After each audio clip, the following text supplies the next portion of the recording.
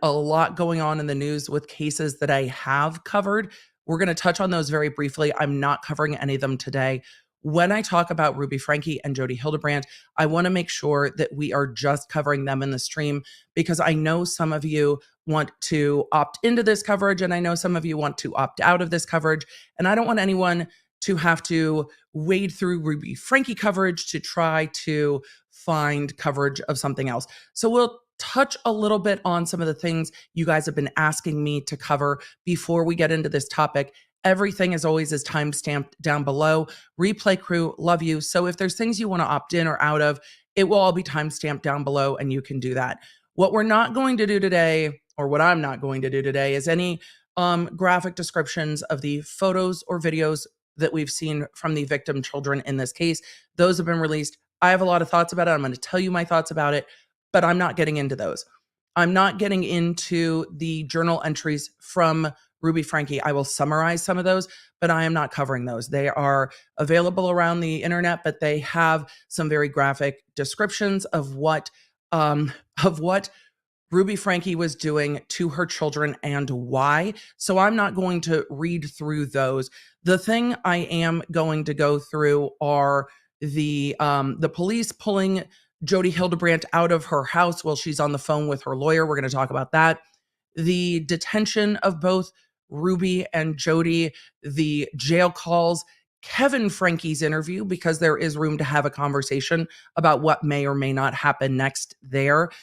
What we are not going to do again is get into any of the home raid footage where they recover any of the victim children, the additional Ring camera footage that shows how absolutely emaciated Ruby's son was when he ran to the neighbors for help. If you want to see all of that, I have absolutely no judgment. I just want to make sure, for those of you that know what you can't unsee, that you don't come across it here. I've seen a lot of DMs and people who are like, oh my God, I was so excited to see you in the 2020 that dropped on Friday. I have not had a chance to see it yet. I have been like elbow deep in trying to cover Baldwin stuff and life stuff. But I do know that they show some of these newly released images of the children and video of the children.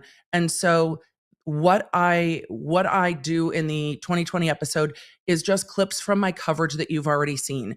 So if you're like, I want to watch it because I want to see you, you've already seen me. It's totally okay. It's totally okay. Do not feel the need to engage with everything in this case. You cannot unsee it. It is a lot of stuff. It is difficult stuff to process, and we are going to talk about that. But you have the right to opt in or opt out, and you can exercise that choice however you see fit. I have no judgment either way. Some of you want to know everything. Totally, totally fine. Some of you are like, yeah, I have my own trauma and I don't need this. Also, totally fine.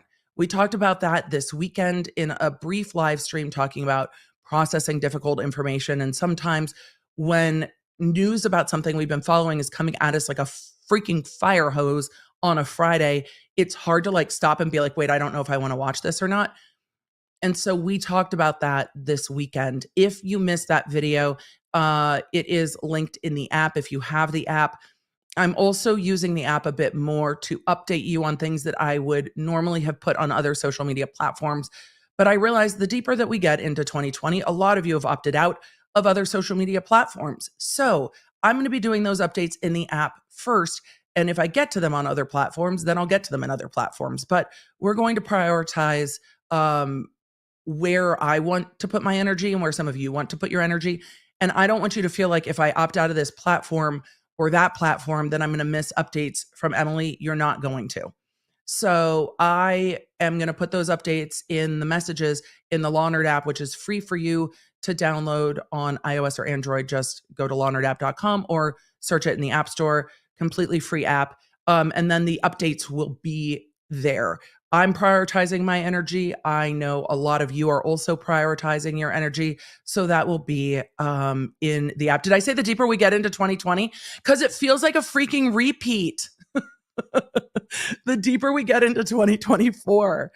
Tell me I'm wrong. It feels like a repeat. So for those of you that are like, I do YouTube and nothing else, and I know there's a lot of you, that stuff's going to be in the app and that stuff's going to be like in the community chat here on YouTube, that is where my energy is going in this next year, and that's where I'm going to be engaging, and we're going to be adding spaces in the app where you can also connect in the app and reply to some of those posts in the app, and that's going to be rolling out. Yes, 2020 2.0 is honestly, it's just how I feel. Is the app worldwide? Yes, it should be, unless for some reason the region you are in limits the app store from either of those. But we have not had any feedback that the app is limited. So with all of that, I'm going to roll the intro. I've told you what we're covering, what we're not covering. I've told you where to find the timestamps down below. What else? Oh, and we're going to do it. It's not even going to be really a quick bits. I'm just going to touch on what we're going to get to later in the week. So with all of that, let's roll, shall we? Shall we roll? Members, some of you, I'm sure, like, Emily, did you record a podcast? Yeah, but it was at like 1 a.m. And I was trying to focus and make it really coherent. So I did not record it with the members. Next week, we will be back to recording it as behind the scenes. My this weekend was a lot. And so recording the pod got pushed and pushed and pushed. And so I was not going to send out a notification at 1 a.m. I know some of you are up, but I wasn't going to do that to you or to myself. So that podcast, looking at Baldwin's motion to dismiss a bit more, looking at the law and the judge's rulings a bit more, not just the lawyers venting about the prosecutors. That's going to be live for you on Wednesday. But it's Tuesday, and we need to get in to the stream. Hey there, I'm Emily D. Baker, the internet's go-to legal analyst, breaking down the legal side of the pop culture and entertainment stories we can't stop talking about. I'm a big fan of the cursey words. I've been a licensed attorney for over 17 years, but this is not legal advice. This is where the law nerds unite to talk about facts, not... Let's get into it. Man, today is going to be part facts, but also like there's so much fuckery happening. It's going to be hard. And today's episode, because of what we are talking about, because of who we are talking about, is like completely member supported. This is not a topic that is particularly platform friendly. And guess what? Don't care. We've got a whole bunch of members and we do what we want. And we do it in our Cartman voice. And this is what we wanted to talk about. So this is what we're talking about today.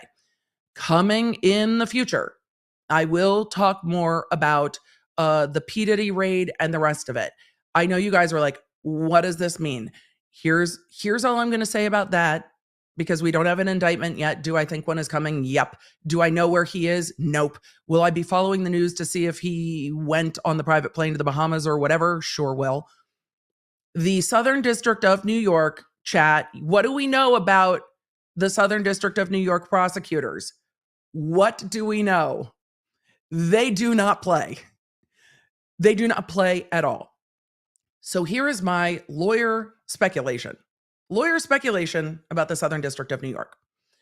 Because there are so many civil lawsuits that identified so many individuals, this would be my lawyer guess. This is the quick version. We'll get to the coverage on this another day.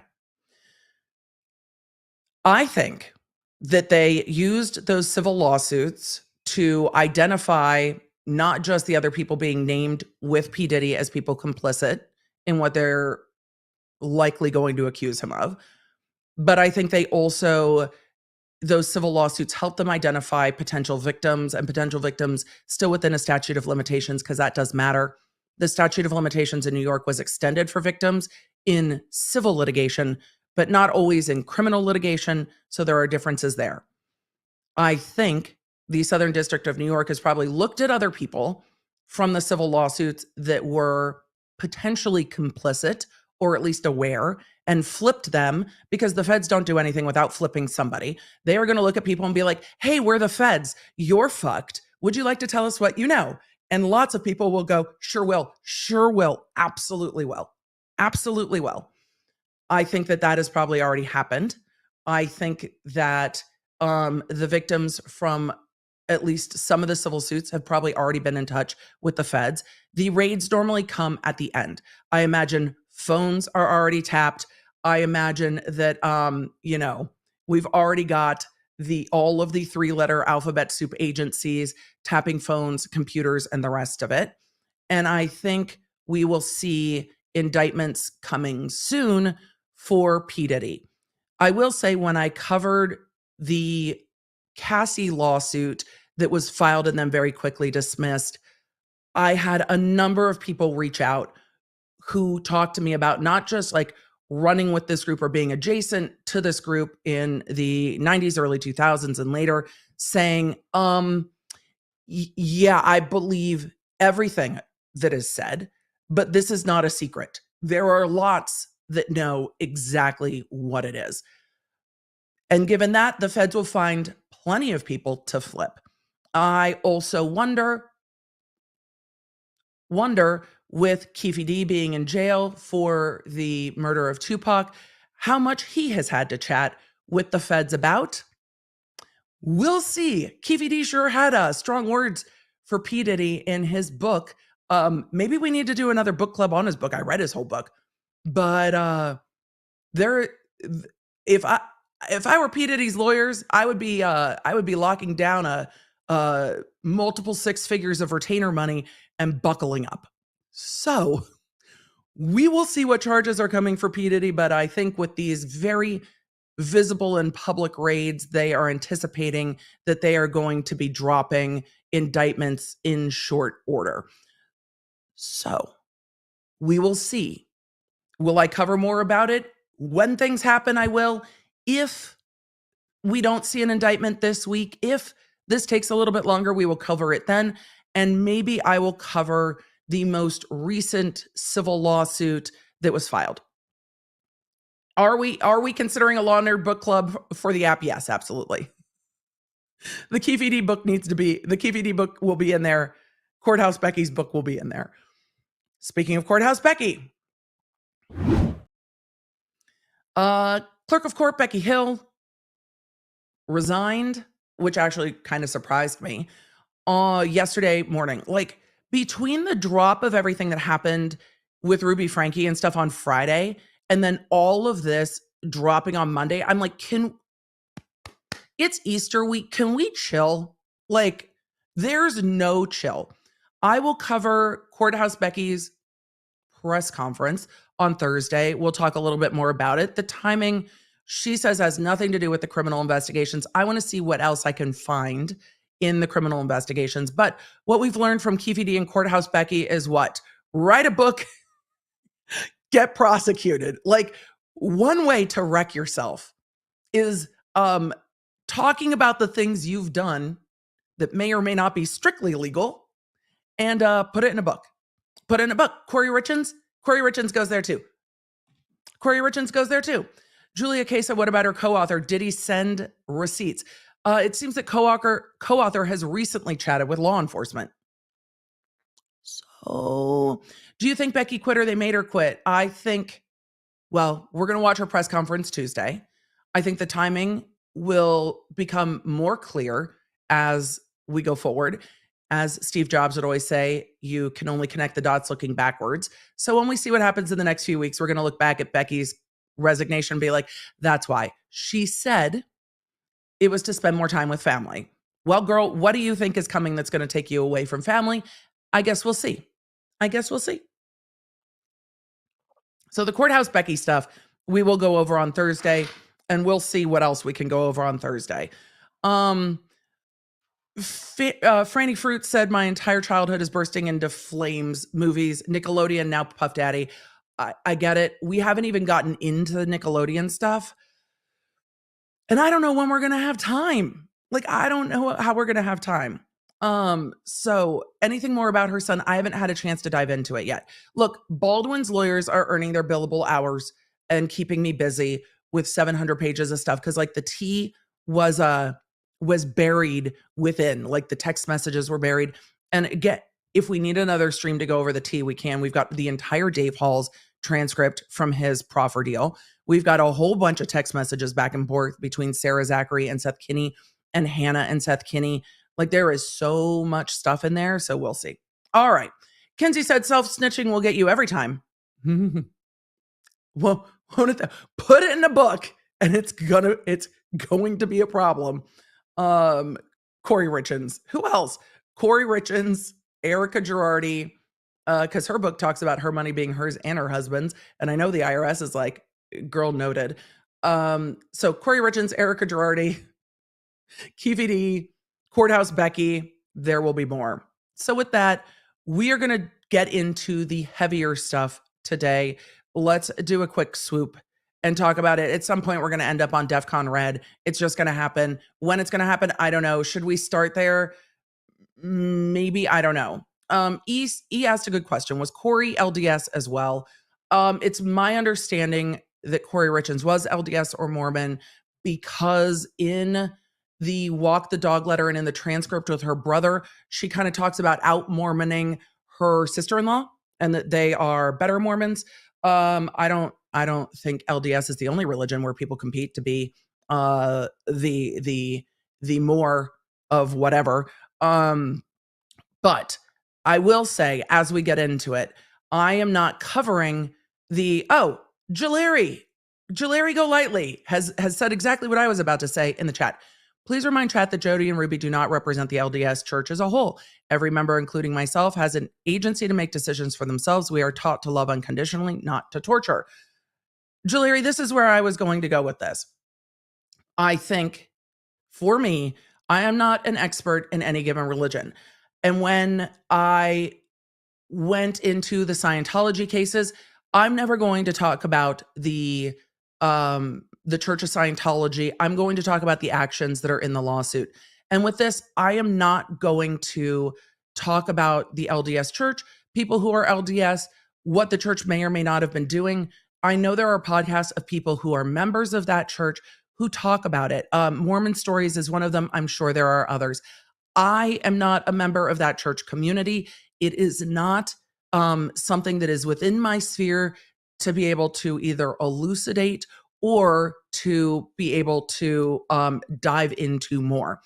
Also, the LDS church, for those of you asking, question, Robbie said LDS and offshoot of Mormon. No, it is the Church of the Latter-day Saints, which is the Mormon church. So same, and synonymous. But I have seen, just as a human and studying history, a wide variety of religions used to cover for or justify awful behavior, atrocities, and more. So I don't think we need a history lesson. I am not the one to do it, but the chat is not going to be name calling people of any particular faith ever. We are not going to be talking about a church as a whole ever. There are lots to have those conversations. We are going to talk about what these women did. I think with every single religion, group, or whatever, you are going to have people that take things way too far. And I think we can all think of examples of that. So that's where we're going to be. And if I need to block the word cult in the chat, I'll just block it, because I know plenty of people in the LDS church who are absolutely lovely. I know people of all religions that are lovely. I don't really know a lot of people that are like Jodi and Ruby. I think it's way fucked. But I also think that Jodi and Ruby are not representative of how most people feel. Most people don't feel that child abuse is okay at all. So with all of that, thank you. I think we all want to be able to engage in what happened in this case in a way that does not name call or alienate anyone else. We really just want to look at what these two did. So, Vanessa in the chat said it was the church who recommended Jodi potentially. I don't have the background on that because it's not within these court documents. And if there is background on that, I think there are probably plenty who can have that conversation. I don't have that background because it's not in the court documents. And I really focus on the court documents. But there are always people who take a religion and twist it. And we've seen it again and again and again. And religious trauma is a very real thing. And people get pulled into it. I think humaning is hard. I think we all try to human well. And I think there are people who are vulnerable to being sucked in and saying, if you do this right, you'll be safe. Because honestly, sometimes humaning is fucking scary. It doesn't excuse anyone's behavior by any means, but people get sucked into things that prey on the fact that they are afraid. And I don't know how we get from that to these women abusing children, but we're not going to name call. We aren't that. We don't do that. And we're going to talk about these women. For those of you who have a background in the LDS church, some of the stuff in her journal rings very true of that strive for perfectionism that we see from Corey Richins and some from Lori Vallow. There are things in the journal that very much echo Lori Vallow, and that is really crazy to see. So let's talk about what these two women did, because it's horrific, and go from there. Shall we? Thank you. And I appreciate you, chat. There are very much room to have those conversations, and I'm not telling you not to have them. I am not the best one to facilitate those conversations, and I'm not the one to dive into the inner workings of a group that I am not a part of and don't have the background in. I am a lawyer. I can do court document things, and I can remind everyone that we want the chat to be a place where we can have discussions about what these women did and why it's wrong and what the law says. There are plenty of channels that have much more background in other things, including psychology, religion, body language, all the makeup, all the things. So with that, thank you, chat, for understanding. I appreciate you. And I appreciate you understanding that this is how we operate around all topics. And it's how we operate around talking about the stuff that Scientology is doing. And that's how we operate around the stuff that these women are doing. We are not talking about the church. The church is not on trial here. In Scientology, that's going to come up more. But the church is not on trial here. These two women have been convicted for what they did. Thank you all. I appreciate it. Wanderlustful said, I appreciate the space to get a legal insight into the case rather than the scope of our religious beliefs. That's what we're here for. I do few things very well, but staying in my lane is one that I always work on because I know my lane well, and I think covering the law is helpful, and that's where I can be the most help. So with that, we are going to go through it. Elizabeth in the chat said, I always wonder what the odds are these women will met each other. Well, they might. Corey Richins and Jodi and and Ruby might all end up meeting each other in custody. I just wonder where the judgment would flow. There's a part of me that feels like Corey would be like, I mean, I'm accused of killing my husband, but who abuses their children? What's wrong with you? That's my own snarky speculation. So, Stina G in the chat said, I don't care what someone believes, just tell me what happened. That could basically be the summary of our channel. We don't talk about people's political parties, religions. We just, if it comes up, it comes up in tangentially to what we're covering. So, this is enough to talk about today. I can already feel my throat getting tight because this is hard stuff to talk about. Tiffany, I see your chat. We're going to get to that for sure. So let's, look at people's actions and have a conversation about their actions. It's a hard one. All right. As a quick road so far, Ruby Franke and Jodi Hildebrandt are and have been sentenced each to 4 to 30 years. Yes, it's a range. 4 to 30 years for 4 counts of aggravated child abuse. They were each charged with 6 counts originally and pled down to 4 counts. Why? Because 6 counts doesn't matter. The second degree felonies in Utah are a max of 30 years. Look, there's things I love about the law in Utah. Utah brought us clandestine chemistry. For that, I will always be thankful, Utah. I think every state in this union should change their laws regarding meth labs to be clandestine chemistry charges. I think that just needs to happen. I mean, I might use my platform for other things and to advocate for other things, but someone will take up the cause of clandestine chemistry. So there are things that I absolutely love. But the fact that the second degree felonies are max 30 years and don't have victim enhancement or multiple victim enhancement is odd to me.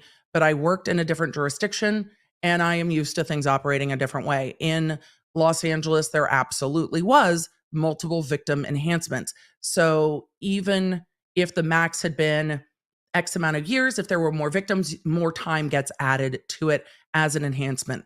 At this point, that does not exist in Utah. Could that exist in the future? Yes, the DA in this case has said that he is interested in making sure that the laws change to accommodate for things. The DA in Utah is also the one who released all the information we're going over today, some of which I disagree with. The DA in Utah is also the one who said this is the worst case of child abuse that he's ever seen. Sadly, this is very much not even ranking at the top of the worst cases I've ever seen, but I worked in a very large jurisdiction and I didn't even work specifically in child abuse. So I think it's important to remember as we go through this that courts look at a sliding scale of criminality and look at truly a range of behavior. The second degree felonies that Jodi and Ruby were charged with account for the things that they did very squarely, including psychological impact that they caused to the children, not feeding the children, physically harming the children. They cover all of that. For some of you, this will be some of the worst stuff that you've ever heard about, and I don't want to pop that bubble, if it were. Because those of you who have worked in fields where you see the awful things humans do to each other, you know that you can't unsee it and can't undo it. And it is hard to process. It's very hard to process people doing this to kids. It is. It's absolutely awful. And there's sometimes that we see crimes and we're like, I mean, you can't crime, but like, I get it, but you can't, like, criming's not the solution. But like, you can logically work yourself around to like, I understand where you're coming from, but you can't do that. This is not one of those crimes. This is one of those crimes where you look at it and you're like, no, just never. No, what the fuck are you doing? No, this is never okay. Stop. What? Like, what? What? So, everything that I have reviewed in this case, nothing changes my mind that this case should have been charged as anything other than what it was charged as. I saw some comments from our chat on the weekend about, if this was anyone other than the parents, would they get a life sentence? No, not in Utah, not anywhere. These cases, what is done to these children is not a life sentence case in any jurisdiction because they survived. I'm glad these children survived. The physical wounds will heal. The psychological wounds are going to take time. The reason I chose to talk about this case in the first place is because of the incredible bravery of the victim R, who saved himself and his siblings. That is the thing that made me want to talk about this case. And I saw B, I saw a lot of misinformation. But I think there's a lot to be said for the courage and resilience of that child in saving himself and his siblings. Should you have to save yourself from your parents? Never. Should it be discussed that he saved himself and his siblings? Absolutely, it should. Do I hate, and I don't use that word often, do I hate the fact that the photos of what his mother and Jodi did to him are on the internet? Yes. Yes, I do. Those will be there forever. And I can't imagine how he will feel about that as he's older, because he didn't get a choice about whether he shared that part of the story. And I do not like that choice is not given to him in whether people see how emaciated he was, the injuries he had, and see him in the ambulance talking to law enforcement. I don't like it. I don't understand why the DA made that choice. It's not a choice I would make. I think the victims deserve to make that choice if they choose to share their story when they are older and share those things. This is a choice that I feel. These are my just gut emotional feelings. I feel that choice should not be taken away from them and that those things should have been sealed. I intend to reach out to the DA and just ask a bit about it, from not a place of I fucking hate this, what are you thinking? It's going to take me a minute to get there and ask what purpose this serves. I understand sharing the raid video, but not recovering the child. I understand sharing the women getting arrested, their jailhouse calls, their interviews. Hell, I want more of the jail calls that we heard Jodi Hildebrandt was making. Want more of that. But they are children. And there are now photos of what was done to them that are always going to exist. Let's focus on the women who are the horrible perpetrators in this. So those are my feelings about it. Could I see an argument that the prosecution is like, I want the laws in Utah to change. I think people need to understand exactly what we're dealing with. I think there's venues for that. I also think, because I've heard from you that the videos and photos that have since been released were also in 2020. I know about the timeline of when that 2020 episode was worked on by ABC. I've loved working with ABC, still love working with ABC, which is why I said go ahead and use the coverage that you're asking to use of mine. Happy to. Always happy to work with ABC. Always have a good experience with ABC. And with ABC's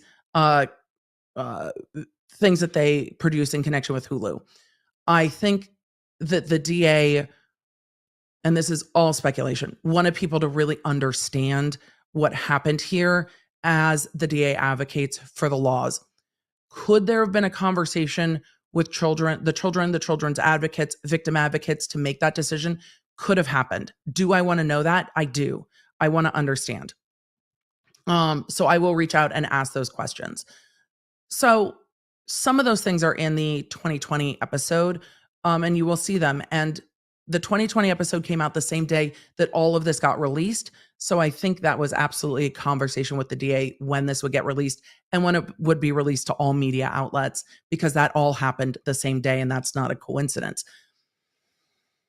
So all of that said, we're not going to go into those photos today. You can, I'm sure, see them everywhere. I hate that in some places they're being used in thumbnails of things. It makes it hard to escape. I have heard, though I am not on the Clock app, I have heard that it is hard, especially on Friday, to go through TikTok and not see those things, which also worries me, because there are very young children and children the age of these victims on TikTok.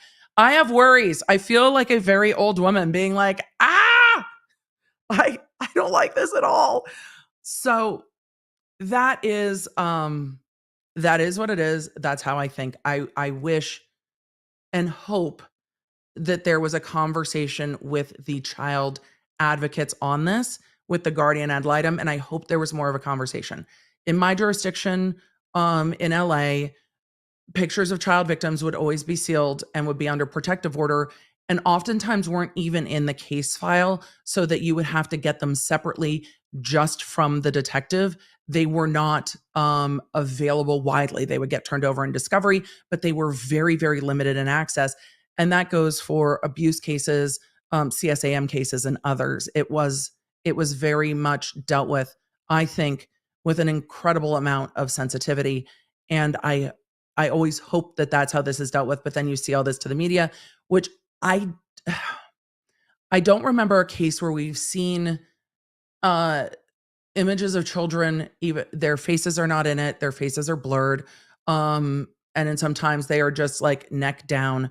But the the thing that bothers me about this case particularly is that because Ruby Franke was a YouTuber, these children can't be kept anonymous because they were known through the YouTube videos. It's different than if these were anonymous children that were maybe known to their local community, but nobody else. You can blur the faces of the children, sure, but everyone already knows who they are. They know their names, they know what they look like, they've watched them on video. Even though most of those videos are down, not all of them are. So it's very easy to connect these victims real world because of them being on YouTube. So it concerns me. I have concerns. So even though their faces are blurred, you can still connect them. And that's concerning too. I don't remember a case where I've seen photos of children or video of children released like this. I recently autopsy photos of a child were released by accident and someone put them up on the internet and stuff. I hated all of that. But the media rightfully called it out. And I think most on this platform that became aware of it called it out. So I don't know. I'm going to ask. I have questions. I have questions about what steps were taken to make sure that a conversation was being had. Susie Q said, I'm surprised YouTube has allowed any of the photos to be shown. It is considered news. I'm not going to show them. Mel, don't you worry. We're not covering any of the kid stuff. We're covering what these women did. We're not covering the journal. We're not covering any of it. That is available. This is all I'm going to talk about it. But it is news. And there are things that happen in the news that are horrific. And so I think there's a balance of news coverage. And these have been released to the news, and they've been released to the news by the district attorney, and that confuses me, but we're going to move on. And talk about what these women did, and then we're going to go through the entirety of Kevin Franke's interview and have a conversation about him, because I've already seen a ton of conversations about Kevin Franke and what comes next for him. I did one episode about it, and we're going to talk about another one about it. So, Rachel Mills said Kobe's crash photos of his kids and body are out there. Yes, and there was a massive lawsuit over it, and the county ended up paying millions of dollars because of it. That was completely illegally done. These were released by the proper authorities. So, SC, what about Kevin? We're going to talk about Kevin. We're going to answer questions after we go through this. Are you using interview and police interrogation synonymously? Yes, it's not really an interrogation at all. And you'll see that. So let's just go to that. We're going to go to all of that now. I'm going to shift my screens around a little bit. And who should we start with, chat? We have smoke for everybody, but who do we start with? I think we're going to start with the Ruby Franke stuff and then go to the Jodi Hildebrandt stuff and then go to Kevin Franke. I think that makes sense to me. Does that make sense to you? Hopefully it does. Let's, we're going to start with, did I say Ruby? Ruby. We're going to start with Ruby's detention video at Jodi's house. Then we're going to go to the jail calls with Kevin. I think that. Let's see. Liz says, EDB, I've been thinking about Baltimore all day because I can't scroll anywhere without seeing the bridge collapse 100 times. Love for Baltimore. I generally on days I stream am not on the news. I've seen a lot of comments, and Miguelina let me know about the bridge collapse. Do I have any more information on that? No. I really bubble on Tuesday mornings, especially when I record the podcast on Wednesday, but absolutely.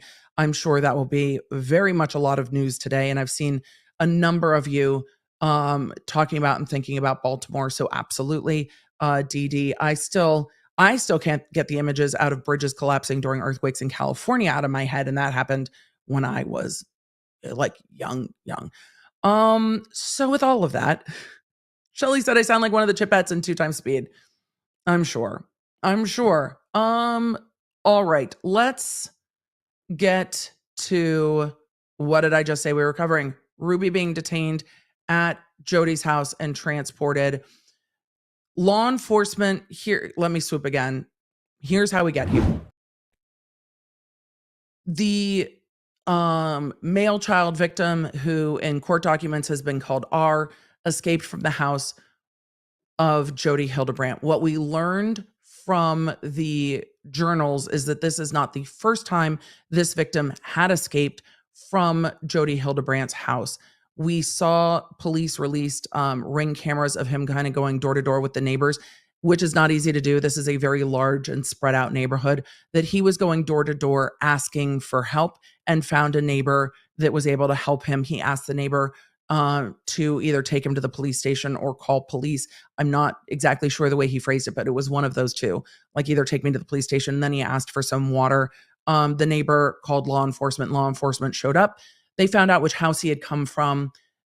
He said that he had a sister, but had not seen her in a month. And in other content, I had gone through the Zillow listing for this house. It is a very large house.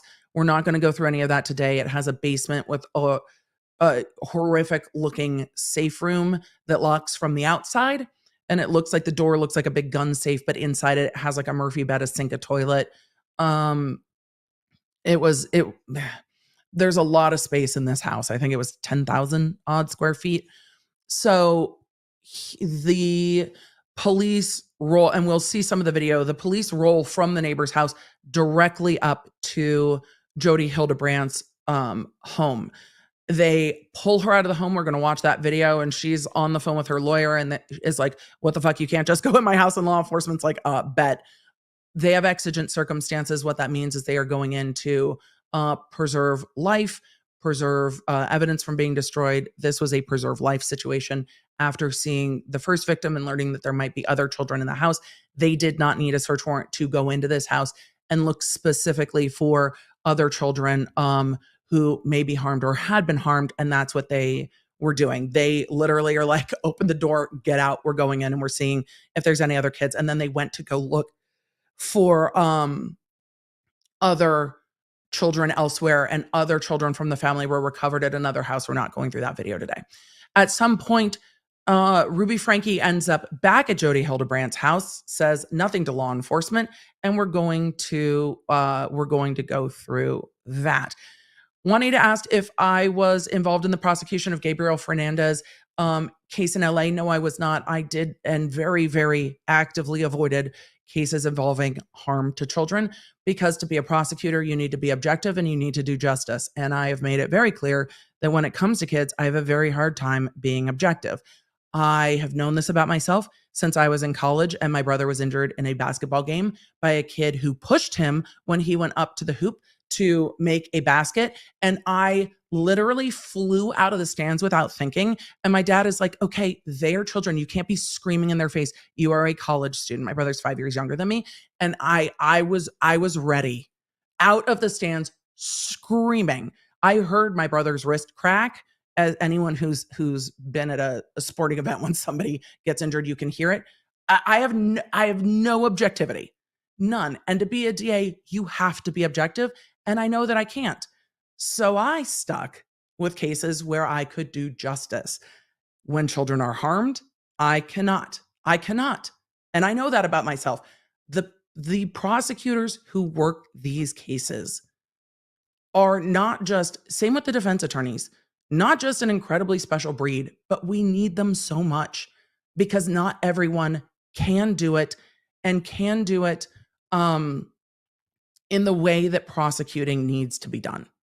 So I know myself, even when I was in juvenile, I struggled, because there were times in juvenile that I handled cases of older juveniles and younger juveniles. And even then I had a hard time. So no, I did not. But one of my training classmates did do the Gabriel Fernandez case and was just running. So you guys are like, EDB still ready to throw hands at that kid who pushed her brother all these years later. Yeah. Oh yeah. And then they went on to like play water polo together and stuff. And I would see him on occasion. I would be like, I never forget. I never forget. But my dad was like, what you can't do. Look, water polo was a good sport for me. I'm just saying.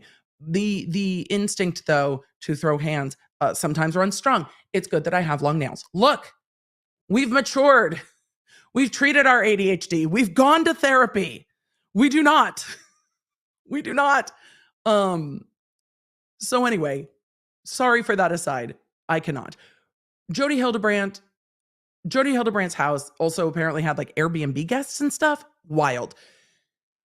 Ruby, but this house is big enough that the Airbnb guests probably had no idea what else was going on. So at some point, Ruby Franke shows back up at Jodi Hildebrandt's house while police are searching the house. I think they probably knew at this point because victim R had escaped in the past. According to the journals, which again, I went through so I would have background for y'all. According to the journals, he had escaped in the past. According to the journals, he had said, I just want to go to jail. Like, I just want to go to jail. Like, just take me to jail. And I can only imagine it's because that child believed he would be safe in custody. And as heartbreaking as it sounds, I had juvenile cases where the kids asked if they could stay in custody longer because it was safe. And it was heartbreaking because there was one particular case. We were sitting there with a defense attorney I very much like. And the judge was explaining to the kid that there was literally no more time on his case and that he couldn't stay in custody. And he's like, but when I'm in custody, I eat and I go to school and it's like safe. This is why I don't tell these stories. Okay. But the defense attorney's sitting there and the juvenile is just like, I mean, what do I have to do to be able to stay in custody? And we're like, we don't have a really good solution for you. And he's like, I mean, how much time would I get if I punched my attorney? And the defense attorney was like, I mean, if it's not in the face, I'm not like mad about it. And so the defense attorney's like, no, I get it. And it's just, those cases were so difficult because you wanted to be able to help in ways that we couldn't always help. But children have a tremendous instinct to find safety. And it just broke my heart reading this journal where he's like, I'll just go to juvie. Like, I'll just go to jail. Like, can I, like, just put me in jail? And it broke my heart reading that because it echoed back to so many kids I did see in juvie that are just like, can I please just stay here? And so this kid was searching for any way to be safe from his mother. And that is something that should never happen. And it was just really, really, really sad. So, sorry, y'all. I don't mean to make you cry. I apologize. I'm trying. Emily Kay said there was a kid who would steal a car every summer and bring it to the station to get a safe, cool place to stay during the summer. I mean, kids will find a way. And I wish we had better ways to do it. Rhonda said, I worked as a nurse at a youth detention facility for a while. We had a boy that was there because he didn't have anywhere to go after it was released. So they were letting him finish school, which is incredible. In California, the law specifically does not allow it. You cannot over detain people, which was hard because there was no way to be like, can he just finish school? Sorry, chat. I'm sorry. Carrie Ann said, I loved Ian the Journal calling out her mom. My mom calls starving me fasting and stuff like that. I can't believe Ruby was writing this in the journal and not connecting to the fact that her kids were saying, I can't believe you're doing this to us, because they said it over and over and over and over again and said how much they were suffering. And their mom is like, no, you have demons in you. This is what we're doing. So I'm ready to switch back into rage because it's a more comfortable emotion sometimes, which is weird, I know. But let's get into, of all the tangents, we have tangented greatly today. I apologize. Let me make this. I think I can do this better. Hold on. Emily, do it better. Yes. There. Full screen. There we go. Let us get into this. All right. This is the arrest of Ruby Franke from Jodi Hildebrandt's house after her son escaped and alerted the neighbors for help. If I need to alter the sound a bit, I will. But we're just going to get into it. This is body cam. You'll get to see the demeanor here of go ahead. Okay. Ruby Franke a bit. I don't know where it's at. As much as you can on body cam. Okay. Yeah, there is one in there. Thank you, sir. I mean, LT. She seems very free to walk around at this point. Not for long, ma'am.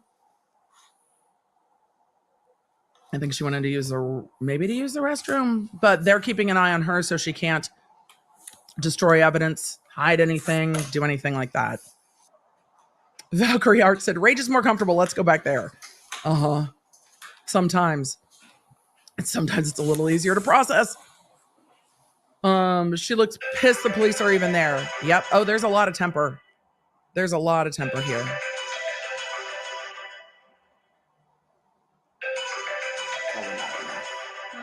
I'm not. That's just really loud. It is real fucking loud. What's that? It's an alarm. Do you want to turn it off? Yeah, where's it at? She told police that they could turn off her phone. It is super freaking loud. Because it's so bright outside, the police camera the body cam does not do a good job of adjusting. And there's not much I can do to adjust for it. So there's just not really a good way to see because it's so bright outside.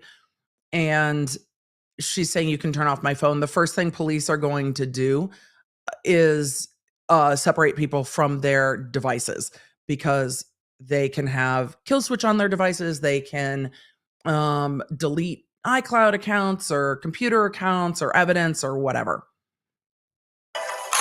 Kathy in the chat asked a great question. Did they go to their houses at the same time? Law enforcement got the call from the neighbor where R ran to and went to Jodi's house immediately to look for other kids. So no, they did not get houses at the same time. This was not an organized effort. This was a wild day at work for all these law enforcement officers. They got a call from a neighbor who's like, this kid showed up here in horrible condition. He's clearly been harmed.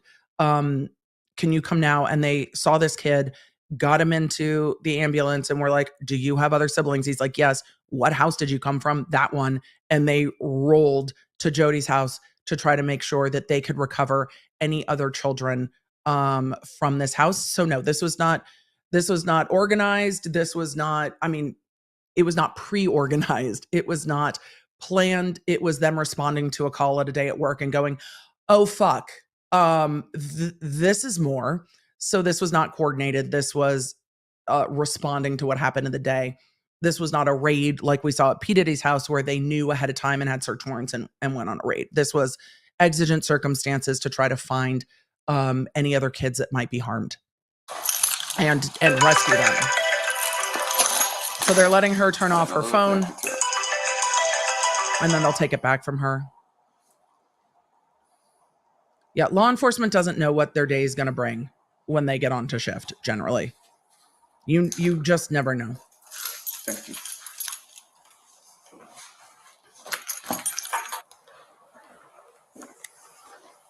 Beautiful view, though. This house, I think, is on the market for like $5 million. You good? Yeah. Okay. Witness, this house is so massive. It has so many rooms and this huge, crazy, like this house is massive. We went through it. You guys, was it on a members only? It might have been on a members only, but it's got like all different kinds of living quarters and like multiple living quarters that had kitchens. I think there were 3 or 4 kitchens. Wow, but the house is on Zillow and we can put the Zillow link down below if you don't want to watch the raid video where they recover one of the children. We can put the Zillow link down below so you guys can go through the Zillow photos of the house without having to go through the raid video of the house. Our incredible mods will make sure that we pull that and that happens and I don't forget. Oh, I'm sorry. I thought you said something. Here you go. I thought she said something too. Let's back up. I was talking. Okay.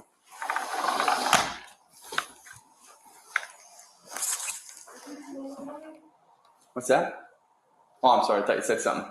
Here you It sounded to me like she said something. I have no idea what it was though. yelling something to him. I apologize.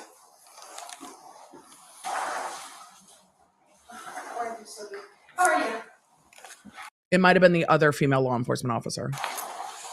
All right. Well, it feels good in here. So, hey, Ruby asked this, and I know that said that you're already detained, but I'm going to be taking you back to the police department.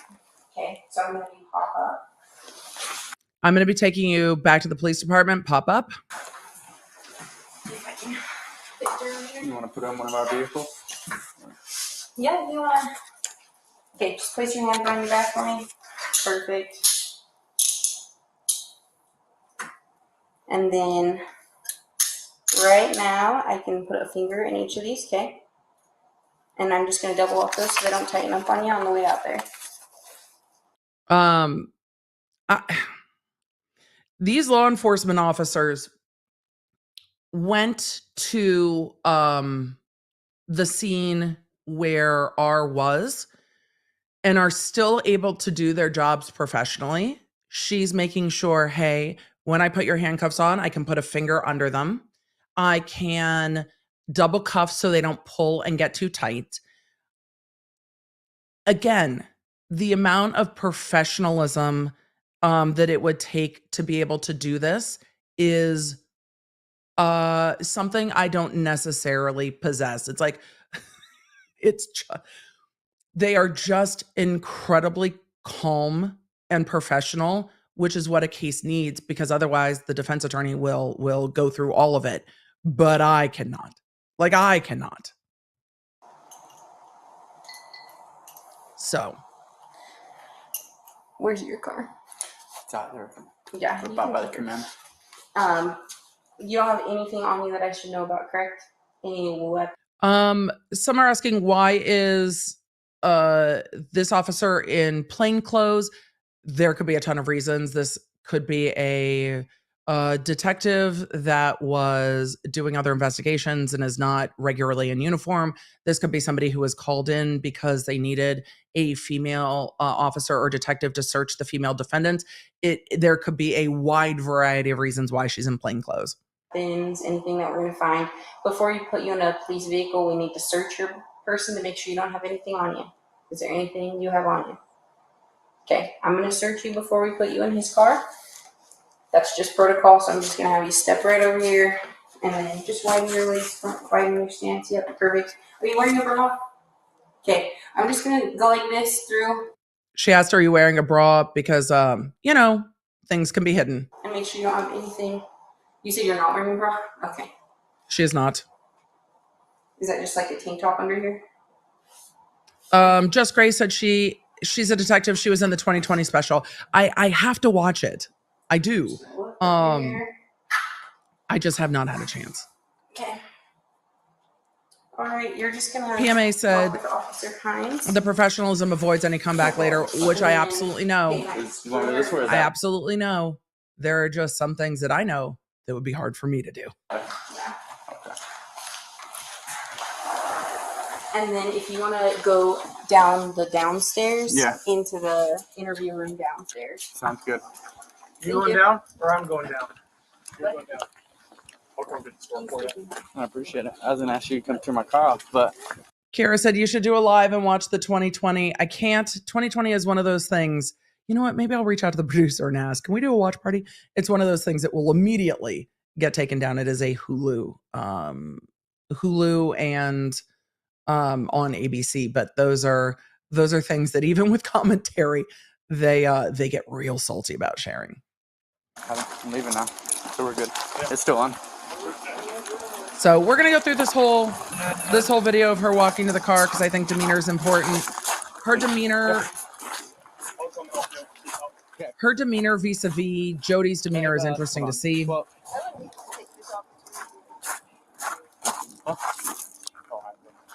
you want to ask, I got you. Just so we can tell them who we're taking down there. He said, basically, can I get your last name so I can tell him who we're taking down there? And she's not answering anyway. Anything. No things, no way. Creekside Casual, I agree with you.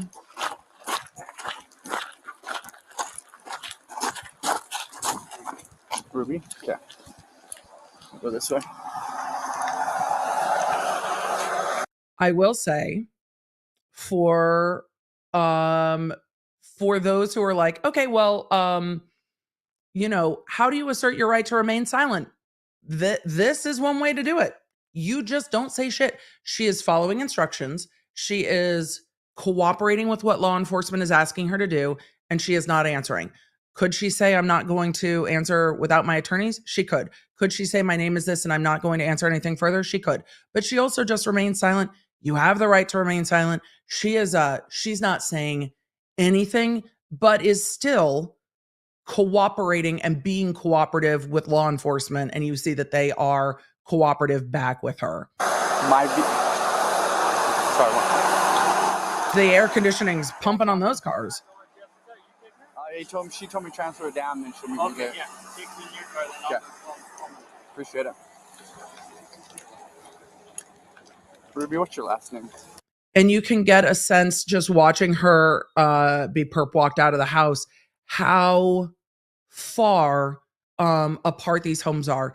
Beautiful area, but for R to escape, he had to go quite a distance. And not only did he have to go quite a distance, but in the journals, she is talking about the fact that they are looking for more remote property in Arizona, and literally says to drop the kids in the desert. Just so I could tell them I'm transferring. Okay. Control Quebec 13.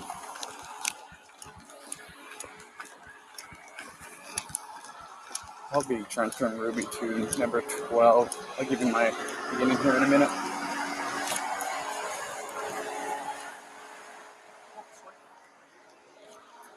I'm just turning down some of that AC noise. My noise sensitivity gets real salty. Something is redacted out of this part, which is, you know, fine.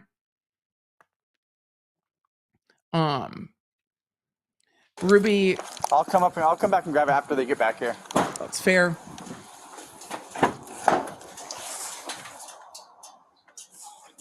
I was going to answer a question real quick. Zena asked in the chat, at this point, did they know that the one boy escaped who told the neighbor? Yes, that's why they're there.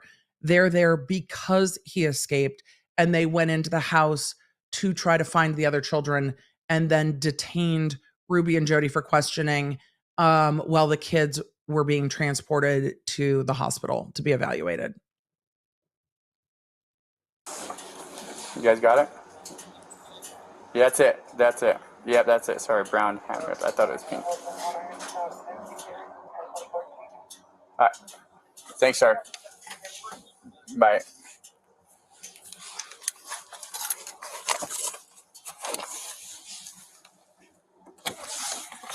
Good.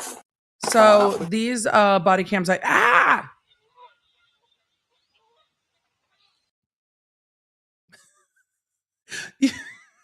YouTube is just like, what we're not going to do is continue watching this video. Do you want to know the last video I watched on YouTube? This one. The Cornell Lab bird feeder watch. There's no hiding what I watch on YouTube from the law nerds. That was me. I was trying to minimize that video again, and it completely clicked into the last video I watched. I'm leaving it up. If we need to go back to the comfort birds, we'll go back to the comfort birds. By the way, the Cornell live bird feeder is kind of epic. I am live streaming is dynamic. There's no two ways about that. We're going to go back to Ruby getting put into this police vehicle and away from the birds for a moment. But that was a miss quick. Maybe we'll just get back to the birds as a palate cleanser at the end for a minute. I think maybe that would work. All right. Let's get back into Ruby being placed in the police car and going forward. I will say that the court, I'll come back and grab it after they get back here. Cornell does have an incredible app to identify birds by song. I'm just saying. Really good.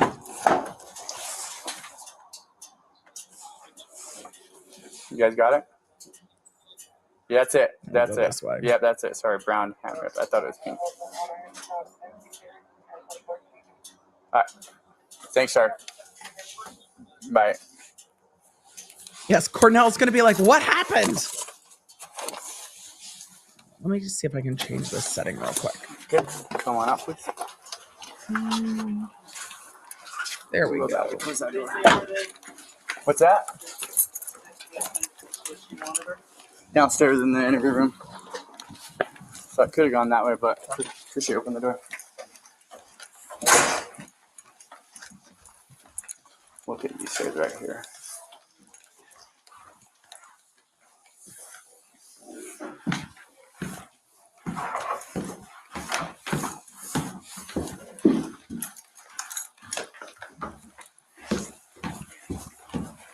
All right. And we'll look down this hall. This next one right here. Right here. So they redacted the video from the entire drive because she didn't say anything. And she is now in the police department detention room. And we'll go ahead and I can remove those cuffs right here. Go to down and remove them. This way, yeah. Oh, you guys, I feel so seen. All of you, you're like, oh yeah, the Merlin app, obviously. Law nerds. You're the best. It is like Pokemon Go for nature. Okay, go ahead and have a seat.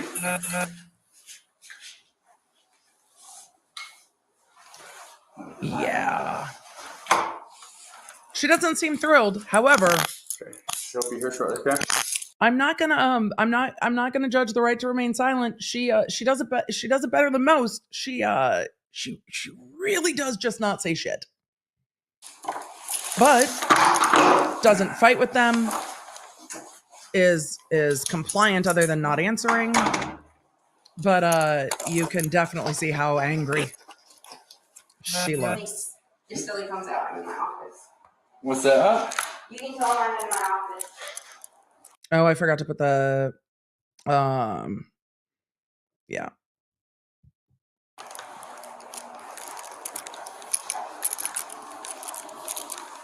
Chad, I would also define that as a stank face. I absolutely agree with you.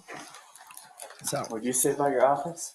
Just tell Sylvia I'm in here when he comes out. If he's, Oh, okay. because he's gonna do interviews with me. Okay. Thank you. You're welcome. You want your cuffs back? She is definitely not a talker. yeah, no, she's definitely not a talker. I wonder if that is the journal that we've seen released on the desk. I wouldn't be surprised if it was the journal. And I saw that too. I saw that oxymoron was what was written on the whiteboard. Absolutely. So it looks like that little bug. I had the windows open this weekend. But I wonder if that is the journal that she's going through. She's not. What is on the back wall? I don't know. But if you ever came into my office as a DA, when I was a DA, there were a mix of a wide variety of things on the walls because mostly people didn't come in there. But that is a wall hanging for sure. Are you gonna ask her a name or just like? Yeah, that looks like they're. Hold on, I'm just gonna back up. That looks like the writing in the journal. You're welcome. You want your cuffs back? She is definitely not a talker. She's not. Are you gonna ask her a name or just like? Then you ask them about things. She looks at me and goes. It is their WOD. Is there CrossFitters? Is there an oxymoron WOD? Is that the WOD of the day? What's that? That's how they know this. Really? Yeah, I'm very curious. I'm gonna have you come sit on this side for me. Thank you. Oh, it could be word of the day. Sorry. Why did my brain immediately went to CrossFit because cops? Sorry to stereotype you, law enforcement. Like immediately. Your water. I'm gonna. It's yours if you want it. We'll say that. How's that? We also have snacks if you need anything to eat. Yeah, she doesn't want snacks. Definitely not interested in snacks. Not gonna eat snacks. So I know I introduced myself to you earlier, but my name's Detective Bates. And this is Sergeant Tobler. We're just here to talk to you about kind of a few things involving your kids. So first, do you live down here or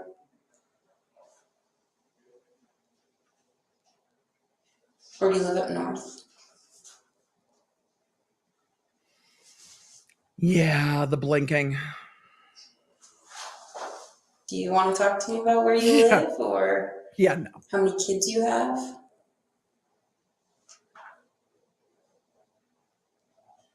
So we just spoke with your husband and he said you guys have 6 kids. And though she is fairly stoic and she is blinking, her breathing is definitely not relaxed and or comfortable. Are those all together? Are those all your kids?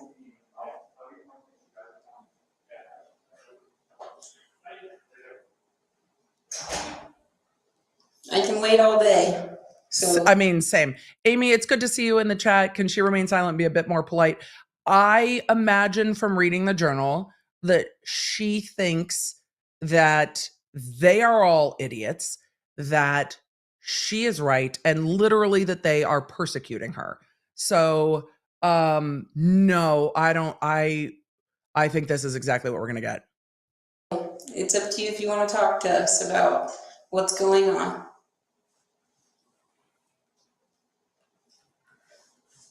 Would you feel more comfortable talking to one of us? Maybe you want me to I can step out if you want. Or if you feel more comfortable talking to him, I can step out. I'll wait till I have a lawyer. Okay. So, And those are the words that generally end the inquiry from law enforcement. I'll wait till I have a lawyer. you don't want to talk to us at all? Nope. So you're not going to talk to us at all? Nope. Nope.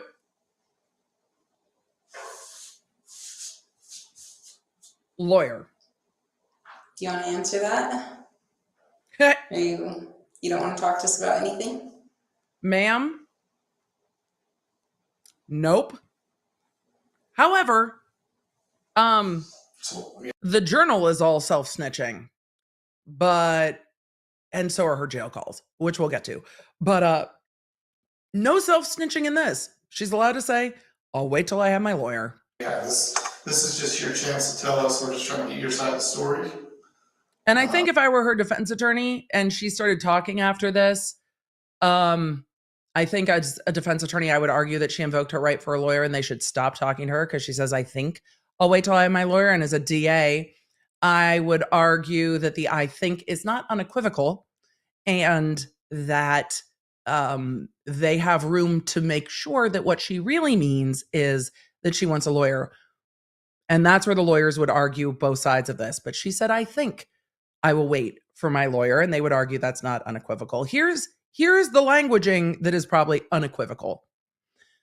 I am not speaking to you without my lawyer present. I have nothing else to say. Unequivocal.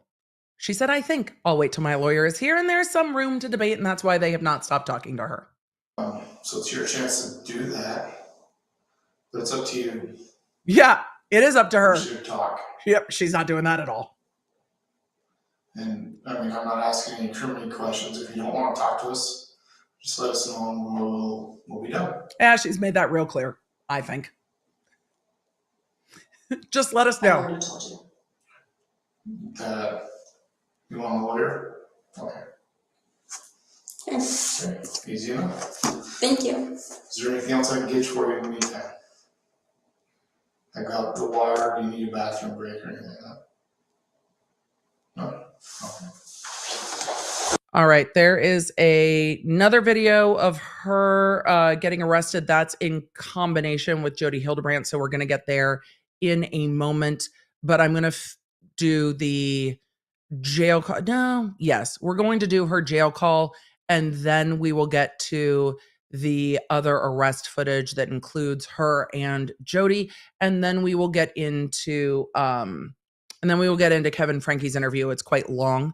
So that's going to be the longest. But what we learned from this interview is police talked to Kevin Franke before they had Jodi, or at least they were in the process of talking to him at that time, because they said, we've already talked to your husband. We know you have 6 kids.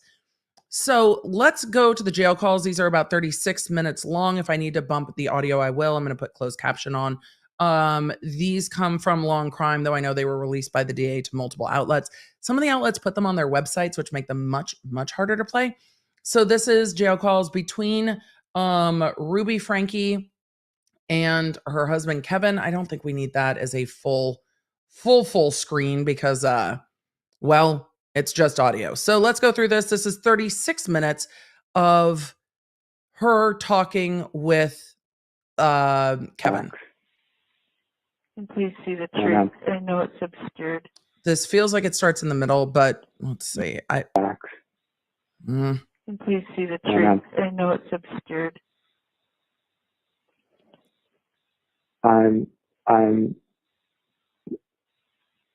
where I see the facts, I see the truth, and that's what I'm gathering. The reason I picked this particular jail call, by the way, is because it goes, some of the other ones they have overlaid off a video of all kinds of things. So I'm not covering those that overlay video of all kinds of things. We're covering the one that just has the static image. What are they charging you with? 2 charges of second-degree felony for child abuse. 2 charges of second-degree felony child abuse. It sounds like Kevin's writing it down. Law enforcement delineated the charges before these files went to the DA, which means she'll be held on the 2 charges of second-degree felony aggravated child abuse. And then once the DA gets the file, they add charges. So those were the law enforcement charges, 1 charge for each victim. And then the DA adds more, but her husband doesn't seem surprised. We will see his interview. This call happens after his interview. Okay. Wow. That's very serious.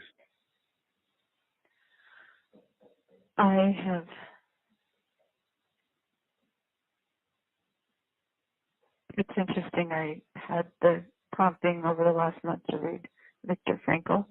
I was reading him, and it was like, it's odd to me. I'm going to turn this up just a little bit, but it's odd to me that she's laughing in her jail call with her husband after she's just told she's been arrested for aggravated child abuse. The worst part was not knowing the end. He said he had an inmate that's man search for meaning, and he was a prisoner. I'm going to bump this up a little bit more. I think we can all handle it. I want to make sure that eardrums aren't an issue. In World War II, and he said the worst part and the greatest bringing of depression was not the lack of food, and it wasn't the weather conditions, it was not knowing how long it would last. So I think I was prepared for this. I do feel strong. I feel calm. You were prepared to be arrested for child abuse? Because for most people, that would be a fucking shock. So she knows that what she's doing is wrong based on this jail call. So I know there's been some conversation because of what she said in her sentencing, that she said that she was brainwashed by Jodi. Here's the thing. She's on her jail calls shortly after her arrest saying, I was prepared for this. So you knew what you were doing to your children was abuse. And you know what? They may. She's incredibly calm. Adults have a really hard time understanding that children can be full of evil and what that takes to fight it. This echoes, and Swoop did a great video on this, and I know others have as well. This echoes to me, and I never watched their channel. Shockingly, I don't watch family vloggers. I have my own family. We just live it IRL. But in Swoop's videos about her, there was a video that I know others have had circulating where she's arguing over why the youngest victim in this case shouldn't be given food at school because her, 5-year-old daughter was supposed to pack her own lunch and forgot it. And so she believed that the consequence of that was, well, then you go hungry. And she approached it the exact same way as this. This was pre-Jodi Hildebrandt, but approached it exact the same way of this, as like, well, her teacher might be uncomfortable with it. And the teacher might be uncomfortable, but that's the teacher's problem. Like, the teacher has to deal with her own discomfort because the child said she packed her lunch and this is the natural consequence. Nella Brown pointed out a good point in the chat. No, she thinks others might see it as abuse, but she thinks it's righteous. That is a very good distinction, Nella. So it's very echoing to me that she feels that, okay, well, you forgot your lunch. This is your consequence. At 5. I mean, no. You've seen what it takes to fight evil. It's not the person you're fighting. And it can look like something it's not. And her journal talks about the fact that she feels like her kids are essentially inhabited by demons and that she is doing the things that she has done to them, including starvation and others, because she is trying to get those demons out of her children, which is very akin to what Lori Vallow believed. I can't see how these children would have survived if R had not escaped, because she thinks that this is what she had to do. And I think she genuinely holds that belief. It's not okay. But I think she genuinely holds that belief that she was going to do anything because she believes her own children are evil. It's wild. you've been there, you know that. And so I don't know any adults who are going to see the truth. So I'm calm about this, and I just pray that you'll hang in there. Spoiler, he doesn't. You have 1 minute remaining for this call. I think I can call back, but Yeah, but just in case, I'm preparing to step up and fight for the children. They've been taken, and there's going to be a hearing in the next couple of days here in Provo. I'm sorry, I signaled to Joe. Will you say that one more time? Yes, I'm prepared to step up and fight for the children. Hey, Kevin, I think a lot of people wish you had stepped up and fought for the children earlier, but we'll keep going. They've been taken into custody. They're in foster care, and there's going to be a hearing within the next 2 or 3 days. What about Abby and Julie? Them too, all 4 were taken. Where did they go to get Abby and Julie? I don't know. They while I was with them, they got Abby, and they were looking. You have for Julie. exceeded the allowable time for this call. Goodbye. Yeah. Yeah, hi. Okay. When E asked a good question in the chat and said, isn't child abandonment illegal? Kevin abandoned his minor children. I don't understand why this competent adult man gets treated with kid gloves like a victim. We're going to go through his interview. I have not gone all the way through it yet, but I did address my legal perspective on this in the other episode where I broke down Kevin Franke. I don't think you can charge him with abandonment when the children are with another parent. I don't think the law would allow for that. So we will look at his interview, but because the children were with the mom and they were separated as a couple, I don't think he could have been charged with that. We're going to go through his interview and see if we have other thoughts, but I did go through that in was it a podcast episode? I think it might've been a podcast episode. I saw how long this separation was lasting, I wanted to think of some ways that I could bring in money or make some money if you didn't ever come back. So that's when I asked if you would co-sign on a loan if I found a house, and maybe I could Airbnb it or rent it out, or I've been playing with numbers in my head and I think I could make something, but I don't want to be dumb. I want to be very conservative. So she's talking about getting a house to Airbnb and have him co-sign a loan so she can bring money in if he, quote, doesn't come back. Though what we heard from Kevin in other interviews and his attorney is that she's the one who told them to leave the marriage. I pulled the money and I have it in a bag. And With you? Do the police have it? well, I don't know. Kevin, where's the money? In a bag? Do the police have the money? Where's the money? Can you tell me where the money is? Your children, all 4 of your 6 children have been taken by the state because they were being abused by their mother. And your question is, where is the bag of money? What the police took. I don't know what the police have. But the bag was at Jodi's house? They can't just take people's money. I mean, that's not right.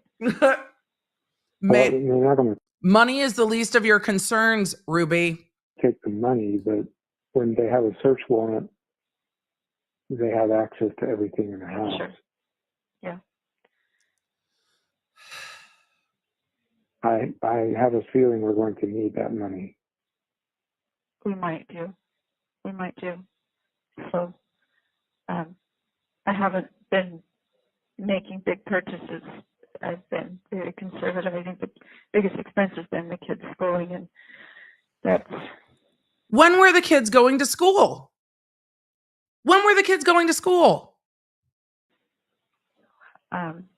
They have enough curriculum to get them for a couple years. So. Oh, the homeschooling curriculum, right? Okay. I just received a text from Ted Dawson out of the blue. Ted Dawson, who I haven't heard from in years. What, he just texted you? That's what he said, Ruby. The story's out. So he said... They've moved on real quick from the fact that she was arrested for child abuse. I mean, does it feel like they've moved on real quick from that? Like, Kevin's not asking any questions about what was happening in Jodi's house. Kevin asks not a single question. Not a single question. What was happening to the children? Why were you arrested? What was going on in Jodi's home? Did you know anything? Moved right on to stories out. Kevin, really?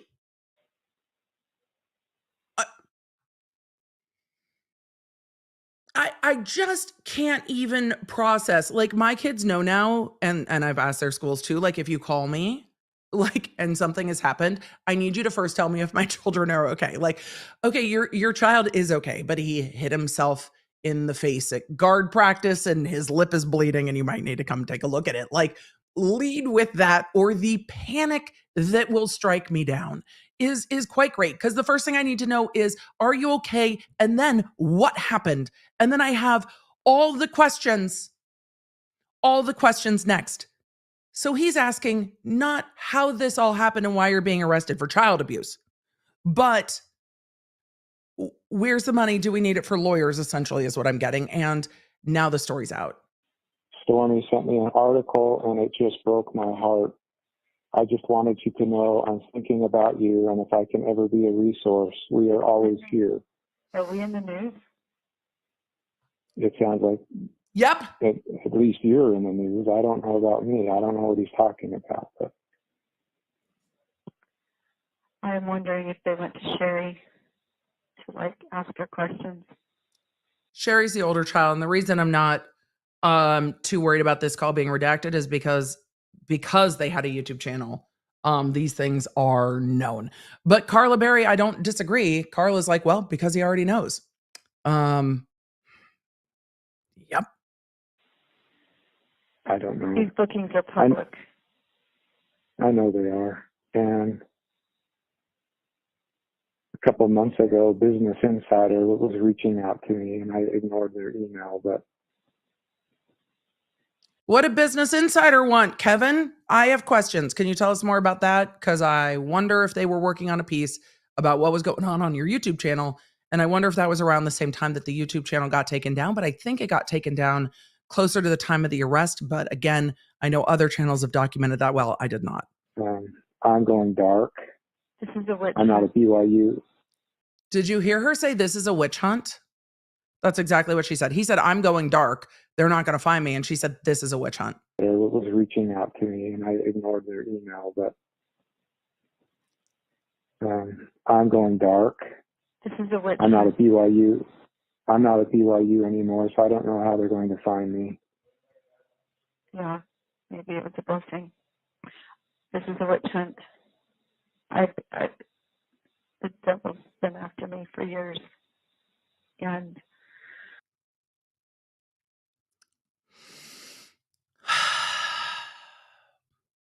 Yeah, no. Leave the witches out of it, ma'am. Your actions are criminal. So no, not a witch hunt. The evil behavior is yours. he's mad as heck. Have you shared that with the detectives? I have not said a word until I have an attorney. Okay. These calls are recorded though. So you have. Well, you know that this phone call is being recorded. Kevin. You have 1 minute remaining for this call. Yes, that will come out. That will come out. Okay. When we were driven to the jail, the detective was putting us in the car, and Jodi said, "I trust you." So they're going to be in the hospital. When they were putting them in the car, Jodi said, it sounds like she says, I trust you, which is a very interesting way to say what you're going to do is shut the fuck up to the police. Hospital for 3 days. So weird. It's just not necessary. That the kids are in the hospital for 3 days. It's not necessary. Detective was putting us in the car, and for those of you that said, I can't believe they were transported in the same car, they didn't look like, and I don't think law enforcement was concerned that they were going to harm each other, but you never know what might get said. And they were both cuffed. You never know what might get said in a vehicle. So it could have been a practical matter. It could have been to see if they say anything and got caught on video or body cam. Jodi said, "I trust you." So they're going to be in the hospital for 3 days. So weird. It's just not necessary. They're trying to exaggerate this. The kids are exaggerating this. I've seen the photos. The kids aren't exaggerating. The kids don't have to say anything for the medical professionals to look at them and say they need a lot of care. Well, they didn't show me. Like the hero. Well, they didn't show me any pictures or anything, but the way they described it, it was very serious. You have exceeded the allowable time for this call. Goodbye. I don't know what you call it. You had to put her in a chair, and it was horrible. It was torturous last night, hearing the screaming and the banging and people. It's like, okay, that's upsetting, but the most this is a call the next day. She's talking about her evening in custody. upsetting thing is that I am completely misunderstood. That is the most horrible feeling. Like my own family misunderstands me. They misinterpret me. And poor Jodi, they misinterpret her. They misunderstand her. She puts her neck out on the line for people, and then they get mad at her. I mean, it is just horrendous. It's horrendous. And you know what? Every Joseph Smith, every wonderful man of God has had to be misunderstood. That's right. No, ma'am. So I'm going to get out of this. Who knows? Maybe in 10 days I'll get out of this. Spoilers. Nope. If I'm, if truth prevails right now, or, who knows, like 20 years? I don't know. I don't know how long. That's probably closer. That's probably a closer bet. But I'm going to step out. I'm going to say I went through everything I have seen. God's children suffer. All the people here, my jail cellmates, have been beautiful women, but they've been hurt. You know, they've been deceived into drugs, and my heart just has so much compassion for them. Ma'am, I think having compassion for those around you and the hardships that they have experienced in their life is wonderful, and you will have lots of eye-opening conversations in prison. However, the compassion for your own children, for your kids, is what I am worried about. And I have compassion for the cops, and I have compassion for myself, and Well, we're glad you have compassion for you. And then to be told that I'm suicidal, I'm like, no, that's not true. In the video where they both get taken into custody, and we will see that video where they get transported from the police station to jail, you will see law enforcement asking her if she's okay. I think law enforcement, because she was so unreactive, was actually very worried about what was going on with her, because she was just blinking at them and kind of breathing. So I'm not surprised that they put her on a watch at all based on her behavior. Not surprised at all. Not surprised at all. They were worried. Yes, I think seeming catatonic is absolutely the correct word. Anyway, if you need to let Sherry, that was either Sherry or one of your siblings. Well, they're all in cahoots. One means all of them, but yes, you're right. In your hearing, I don't know if you've considered this. I don't know if it'd be helpful, but you could have the house. Kevin, you can have the house. Ma'am, you're going to prison. And if all the kids go to the house, you've got room there, and I will gladly stay away and let you guys be. So well, that's I don't good. know if that's helpful. I'm just giving it to you if it is. Thank you. And in the discussions with my attorney, that's the only way that we're going to retain custody of the children. That's fine. He's interesting that he's having the conversation about what he and his lawyer talked about, but saying that in my conversation with the lawyer, the only way that Kevin, can retain custody of the children is if either the two of them divorce or separate and she completely stays away. So they are talking about what the future plan is for him to stay away.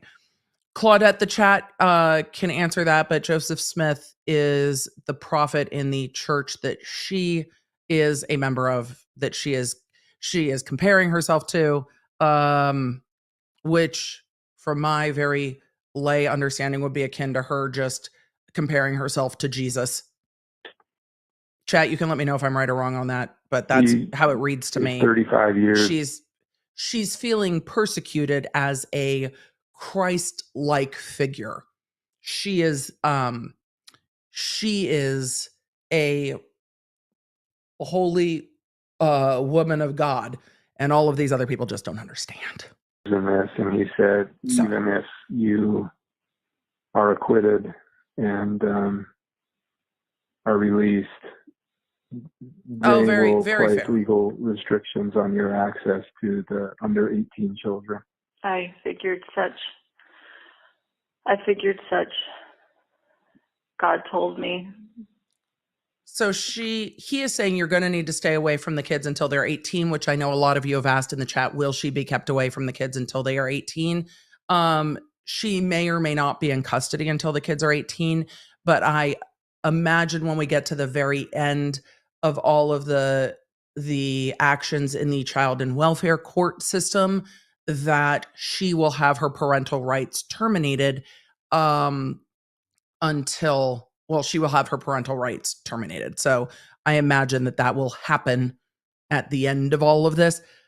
God told me when I was driving before I called you, I didn't have any information. I didn't know anything. And the Spirit said, your children are going to be removed. And I cried out loud. I'm like, no, I'm not done. I'm not ready. It's interesting those realizations come when the handcuffs go around her wrists, and she's like, my children are going to be taken away from you. I think you could also say that is intuition. And yes, you are correct, ma'am. You are correct. And God told me I'm done. And I just, oh. So.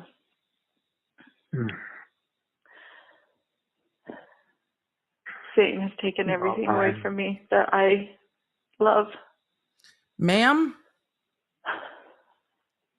And I'm a good woman. I don't do naughty things. I don't do naughty things. So I guess the DA wasn't worried about stumbling across weird phone sex in these jail calls because in LA that was always something that happened. But weird in a different way. We're now at the I don't do naughty things, which is interesting language for an adult woman to use. I have lots of questions about what has happened in this woman's life, but the I am a good woman after I've seen the children is hard for me to reconcile. In my brain, we're never going to get through this if I don't stop. She says I'm a really good woman. Yeah, chat code. Yes. Yes, on the I am a good woman. I don't do naughty things after we have all seen the evidence that she tortured her own children. Yes, I think we don't have a code redder than red, but we need a code redder than red. And I think it's fair to go code red. For those of you who are new, A, do the YouTube things. B, we are going to code red, and it is flashy while the music plays. If you are sensitive to that, the music will stop playing and it will stop being flashy. But we are going to code red in 3, 2, 1.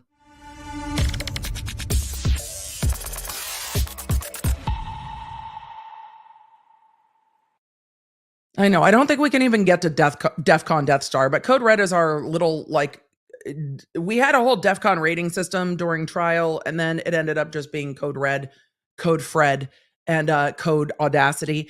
And we're somewhere in between Red and Audacity, I think, but then it ends up just looking like Christmas lights.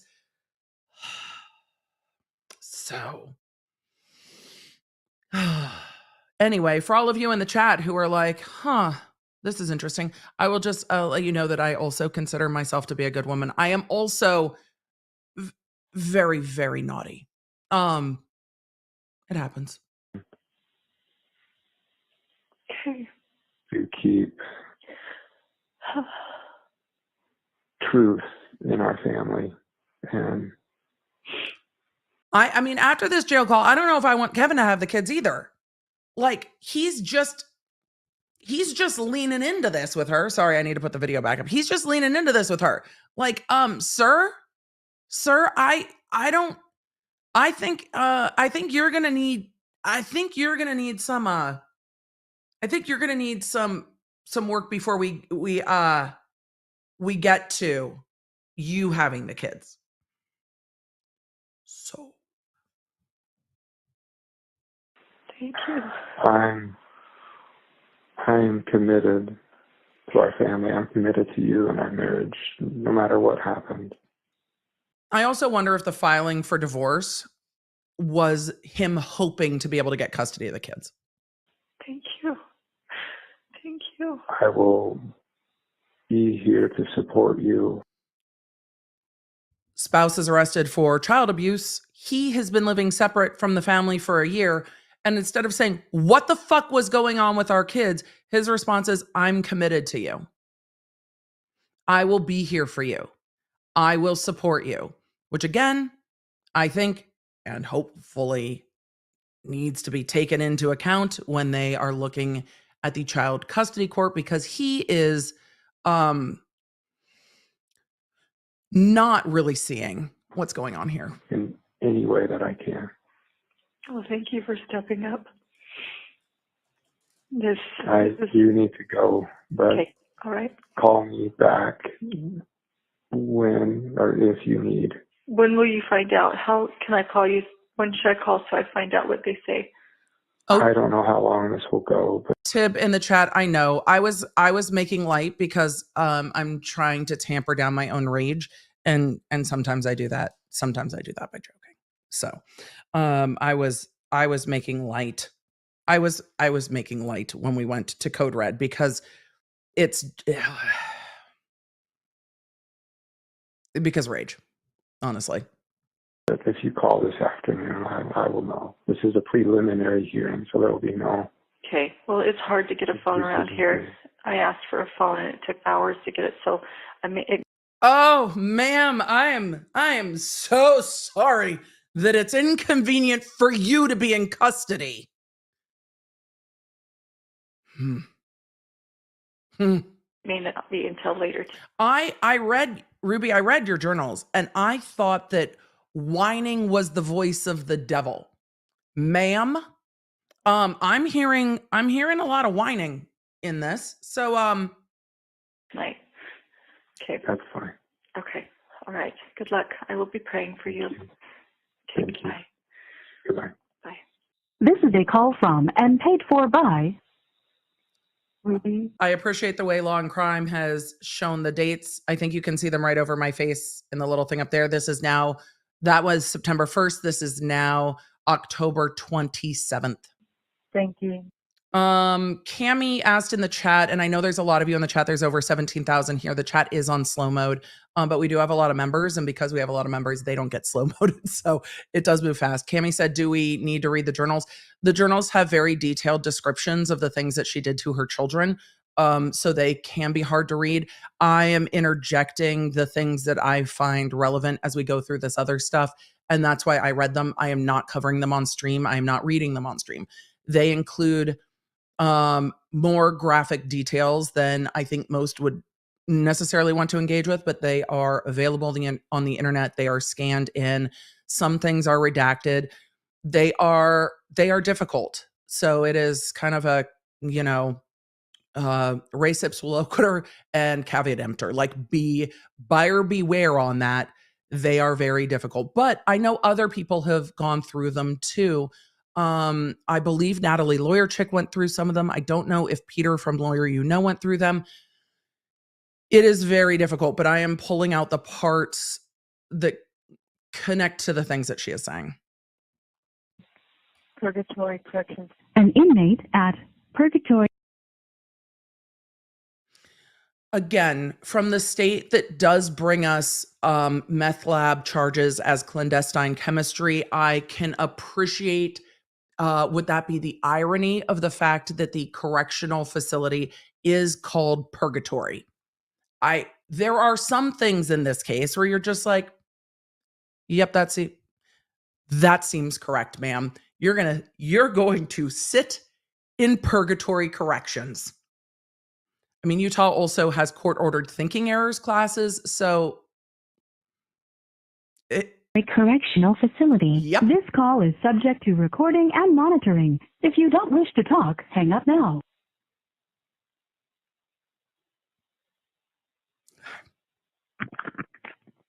Hello?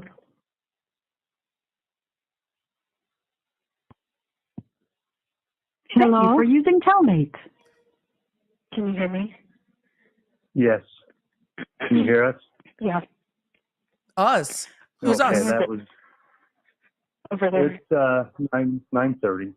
We're good. Okay. Who's That's we? right? Yeah. Uh-huh. Yeah. We're 8 hours ahead. Okay. I'm not sure who she's speaking to in this call because it no longer says Ruby Frankie. Is she? Oh, mom and dad. Thank you. Speaking to her parents, 8 hours ahead. I don't know where 8 hours ahead from Utah is, but London, Hawaii. I'm not sure. I'm glad you could call us back. Yeah. I haven't used the phones very much. They're kind of hard to figure out, but yeah, I think I figured out how to use. I don't think this one will shut me off. I think the one I called you was a free call, and this one will be paid for by my account. Kevin Bo put some money in it. So, but I was saying I can't say everything that I want to say, but I really did feel I really did feel like the arrest was like a rescue. Like I just felt so many. This is a very big change from where she was on the first phone call to now October 27th. And this is starting to be more in line with what we see in her sentencing, where she's saying she felt like the arrest was like a rescue. Whether that is performative, whether that is genuine and sincere, I don't know. You guys can decide what you think, but this is definitely a shift from what we've seen in other calls. Angels around, and it was like a relief. It was just really kind of surreal, kind of strange.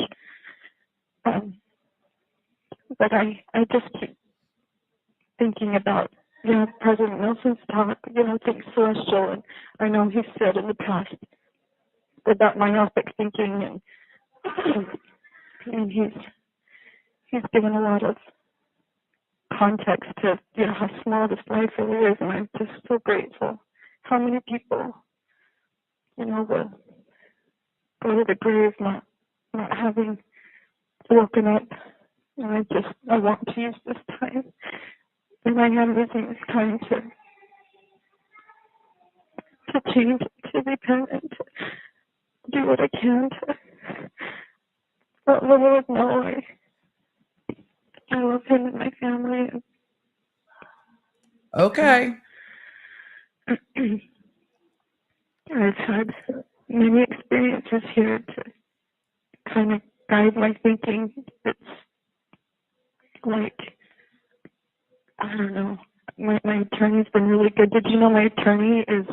I believe that God has a hand in the old Ruby. Oh, they cut out the conversation about her attorney, but she did say her attorney has been really good, but it's clearly redacted in part. It's just difficult when it doesn't have normally you will hear like a swoop or something to indicate that it's been redacted, but as she starts talking about her lawyer, it got redacted. Being kind of set free or whatever you want to call it, that, thing being gone. Yeah, absolutely. Absolutely. I could not come out of this without his grace, without his mercy, without his help. This has been the strangest and the most miraculous intervention. It put everybody where they needed to be. It separated me from Jodi, so I'm not hearing her. And I think just being gone and not hearing her has cleared a lot of things up for me. And this is a different call now on December 2nd. I think she's starting to say they put the kids in a place where they're safe. Hopefully the rest of that is redacted out. I'm sure that it is. You have exceeded the allowable time for this call. Goodbye. We're now at December 28th, 2023. Did you see that Jodi? And they have titled this call, Ruby Franke discusses Jodi Hildebrandt. Interested to hear this. He pled guilty today. I did see that. Yes. Is that a relief for you? Mm-hmm. Yeah. It's a big relief. It's a big relief. I'm not sure. Some of you might know in the chat, I'm not sure who is speaking with Ruby, but she's talking about Jodi Pling being a big relief for her. Kay Alexander said this is Julie, her sister. There would have been positive the other way too. Had she not pled guilty, there's enough evidence that she could have been convicted for life. But no, she couldn't have. She couldn't have been convicted for life. She wasn't going to be convicted for life. So for you guys are like, it sounds like her sister is one of her sisters. I see some of you saying Bonnie, some of you saying Julie. We'll go with sister. No, she wasn't going to be convicted for life. It was always ever 30 years. Yeah. That would have been messy. It would have been really messy. And the kids would have. So, so do you and her get the same outcome no matter what now? Or is there a chance that it would be different? So this is whoever she's talking about to on the phone saying to Ruby, are you and Jodi going to get the same the same thing or the same sentence, which again, Utah brings us things like thinking errors in clandestine chemistry, but also brings us things like indeterminate sentencing where it's unknown. They all got sentenced to 4 to 30 years. How much anybody will serve is an unknown. That's a really good question. That's one that I've asked Lamar. No, we can still have different outcomes. So Ellie asked a little bit about this. I wrote it out in a text to her, but here, I'm so going to the next thing that will happen is, this is Ruby explaining to the sister she's on the phone with what happens next. I'm just going to minimize it and maximize me because, you know, content creator, it's about me. I will fill out, and she will fill out probation and except what Jodi doesn't do is engage with the PSR or the pre-sentencing report or probation. Jodi doesn't talk to them at all. I want to know where all of Jodi's calls are. That's what I want. Maybe I need to ask for them. I'm going to make a note. Probation, and there's another P. Probation and paroles. Paperwork. And basically you go through your history and you tell them your history, which there's no history on me. There's nothing, no criminal history, no mental health history, nothing. I mean, okay. One that you might not, okay. This is Ruby Franke's perception of Ruby Franke. And I'm also hiring Rebecca, I'll take a look for this. Professional to do a mental health evaluation, just to say she's good. Like there's no mental health problems at all. Is that really what you want to do before sentencing? Because you came to sentencing, this was December 2nd. This was after Jodi pled guilty, or Ruby pled guilty, and after Jodi pled guilty. She came to sentencing and said that she was brainwashed. I don't know. I would think she would want to hire a mental health professional to show that she was not dealing with reality and the things that she was dealing with. And then that will go to my probationary board. Jodi, she can lie on her paperwork. She doesn't do shit on her paperwork. She probably will. I don't think she's going to give them her history. But I think in the interview, it's going to be apparent that she's mentally ill. Sabrina, thank you. I'll take a look online for them. I didn't see them last night. So that will affect how long someone, you know, because they're looking how repentant are you? How much responsibility are you taking? How are you aware that what you've done is wrong? And she's not. She's the only reason she pled is because she didn't want to do life. She knew I would testify. It's interesting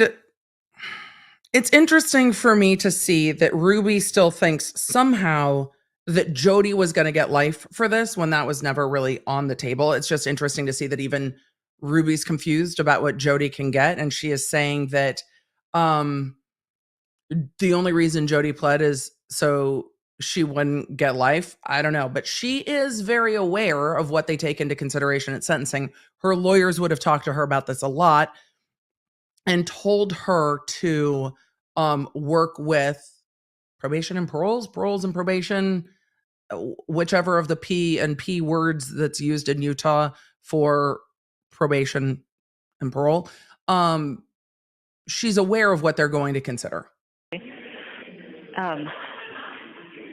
The other thing is on my plea deal, when I come up for probation, the prosecuting attorney can, will often, if they think that you're a danger to society, will talk to the probationary board and or write them a letter saying, I think she needs to stay where she is. That's an accurate recitation. Lyndon, I think it is parole and prisons, parole and pardons. Anyway, I use all of those words synonymously at this point. He's going to stay neutral and not write any letter when my probation comes up, which is a really big deal. But for her, he's not going to stay neutral.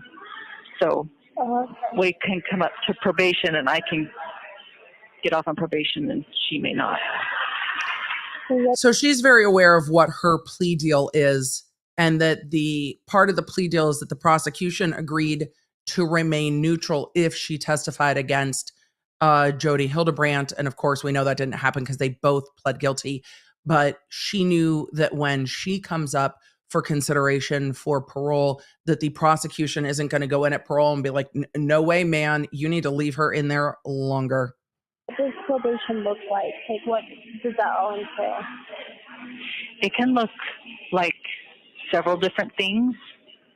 I think I'm still learning about this, and I think I never realized how complicated it is. I always thought you pled guilty and they tell you how long you're in. Yeah. Nope. Not in Utah. In other jurisdictions, it does in fact work like that, but not in Utah. There's a lot of terminology to know. And I did, the day they were sentenced, and in another video, I went over their plea deal paperwork. I also covered their pleas in court and went over their plea deal paperwork. So if you are interested, I did those in other videos. Julia asked, wait, so will they stay neutral or not? The prosecution in the plea deal with regard to Ruby indicated that they would stay neutral when she comes up for parole. That is not part of the plea deal for Jodi Hildebrandt. And I covered all of those documents in that. I think we have a playlist, and if we don't, I'll put one together. I tried to cover this again, without getting into the details of the harm that they did to the children, but I do go over that plea deal, and it talks about it a little bit in the sentencing or in the plea deal documents as a basis for why the plea is appropriate. Yeah. Yeah. And you know, half of the stuff that is said goes over my head, and then I have to go, you know, I come back and I ask the girls here, I'm like, what does this mean?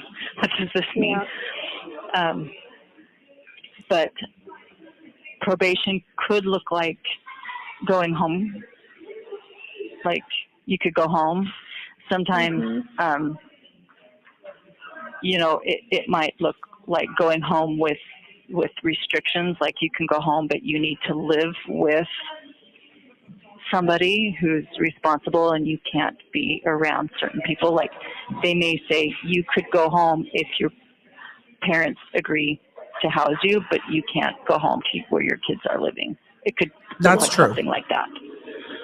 Or it could look like something where I have an ankle monitor. Or it could look like you can go home if you pay a $10,000 fine. Or maybe it could look like instead of serving the rest of your time, we'll give you some good time and you can go home in half the time. Or she's talking about what parole might look like probation down the road. Getting off on probation, I think, looks like there's several different ways that could happen. She's saying probation, but there's a 4-year minimum. She's going to get parole, not probation. Good to know. Yeah. And is that usually after you've already served some time then? Say that one more time. That's after you have served some time? Yeah. Yeah. And I don't know what that is going to be. I don't know if it's...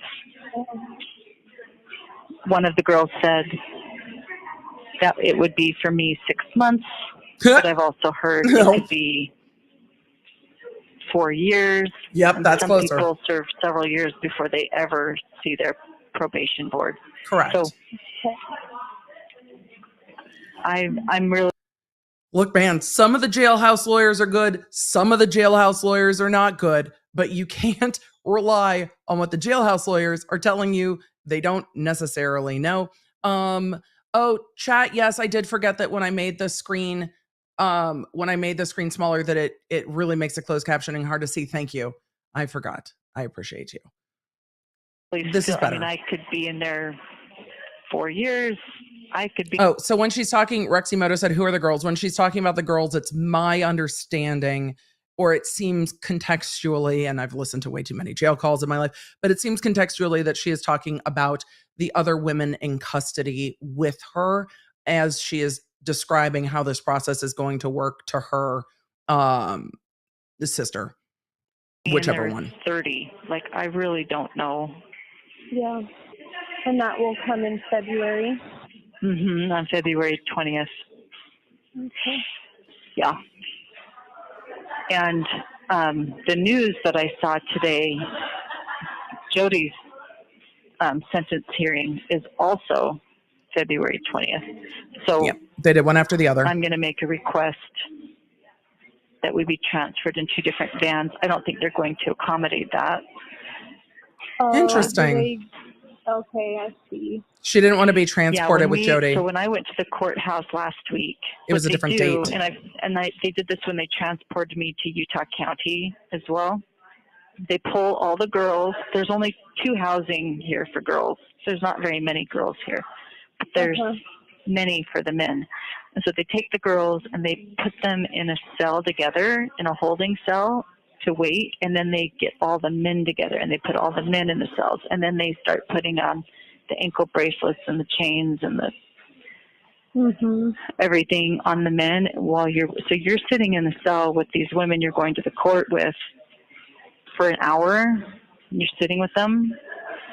And yeah, then it's they a long pull day. The girls out and they line you up. Court days are long days. Put the shackles on you, and then they take the men out to the van, the men's van, and then they take the women out to the women's van, and then you drive to the courthouse together, and then they take you out. How far away is your place from the courthouse there in St. George? 30 minutes, 40 minutes. Okay. And well, if you are curious about how and then you sit in a transportation cell worked at the court, so if someone's hearing, I know a lot of you asked if she was being transported or if she saw Jodi or if they were being housed together. And now we know from Ruby how transportation to court works. Those tend to be very long days on transport days, which we would set new court dates, and people in custody would just be like, can we not set another court date? They're really early days and we missed lunch. Can we just finish it today, please? So we'll see. Hearings at 9. This is what happened to me. There was a girl that went with me, and her hearing was at 9, but mine wasn't until 11. Yeah. So she went in and she had like a 5-minute hearing, and then we sat in the cell and talked for 2 hours until. Yeah, you don't have anywhere to be. Yeah, you sit in the cell and talk for 2. Like, they transport everybody to court at the beginning of the day, and they transfer everybody back from court at the end of the day. You have nowhere else to be. So, yeah. Not much else to do. It was my turn. And then we rode back together. So you pretty much spend several hours together. And she didn't want to spend that time with Jodi. That day with you. Interesting. So that means on February 20th, it would be you and her going together. Yeah. Okay. Yeah. When was the last time you talked to her? Was it that day? It was when we were arrested. Okay. Yeah. I left early in the morning to go to a dentist appointment with Julie. We left at like 3 in the morning. And she calls me. Jodi. In the morning. And so I went back down. But when I got to the house, I mean, it looked like the movies. There was a red fire truck. There was a black van with tinted windows.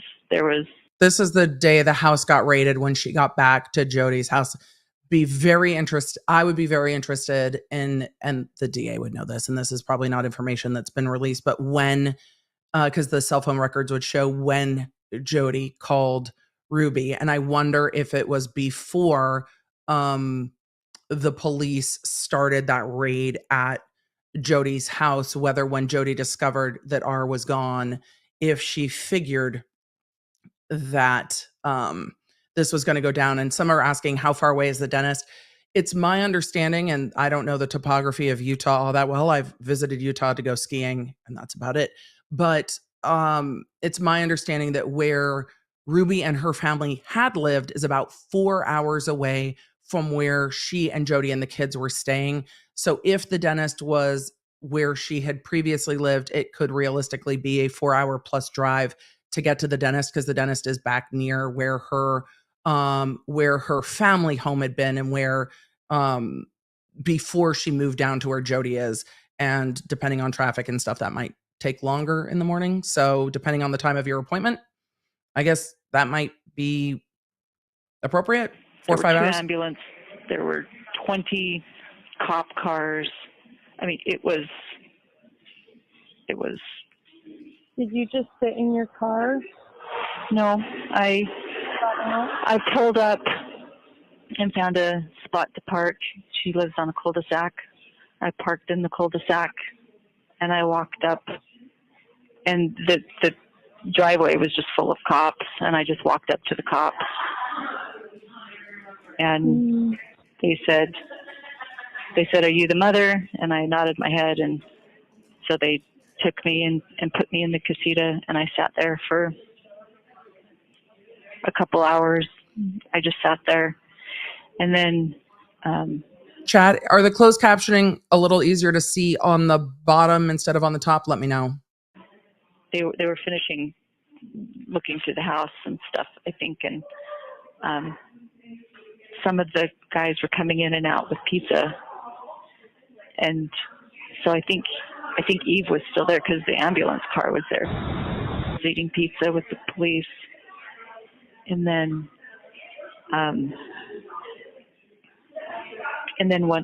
once the kids were taken in the ambulance cars, then the detective came and patted me down and arrested me, and then took me to the courthouse for questioning, which I didn't.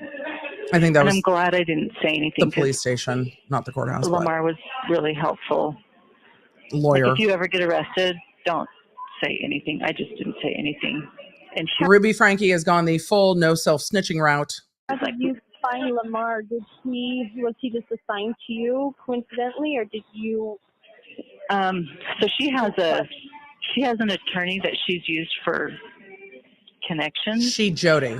And I called him and no one answered, but then she called him and he said, "I only do like business law. I don't do criminal law. But here's a number of 2 people who do that I would highly recommend."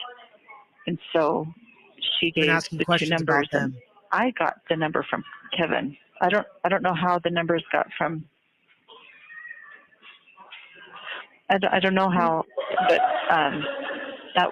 Kevin said, "Here's your attorney, and this is her attorney," and that was the last time I talked to Kevin.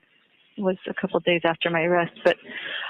So I didn't see Jodi at all when I went to the house to turn my. I have to wonder if the reason that she and Kevin haven't spoken is because Kevin's attorney said you cannot be having, if you're filing for divorce and you need to separate from her to try to get custody of the children, you can't talk to her at all. And I didn't see her. Okay. And I went. They took me to the courthouse, and the detective was like, "I've got all night. We can talk all night." And I didn't say anything. I just said I want an attorney. And then they stopped talking to you. Yep, basically. I could hear Kevin in the hallway talking, and then he left. That's interesting, because that is what I had suspected, is that Kevin was still being interviewed at the police station when Jodi was pulled in. I'm not surprised she could hear him talking. When they took me out of the room, they took me outside and cuffed me and said, again, they cuffed me again, and then they told me, "You're under arrest and then they told me two of the charges, and then they had me get in the patrol car, and that's when I saw Jodi. I saw Jodi was also in the patrol car. We're going to look at that after this. We've got a long stream today. She had Thank surgery you, on her mods. shoulder. She couldn't put her hands behind her back, so then they pulled her out and changed up the way they arrested her so she could drive with her hands in front of her. And then we had about a 45-minute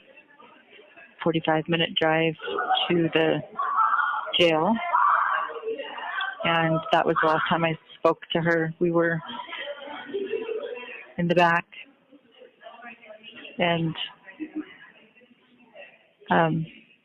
we didn't say a whole lot. I mean, we talked the whole time, but I don't remember really saying a whole lot. We sang a hummed a couple hymns, and she was still justifying the whole time. She's like, don't worry, we'll have our day in court.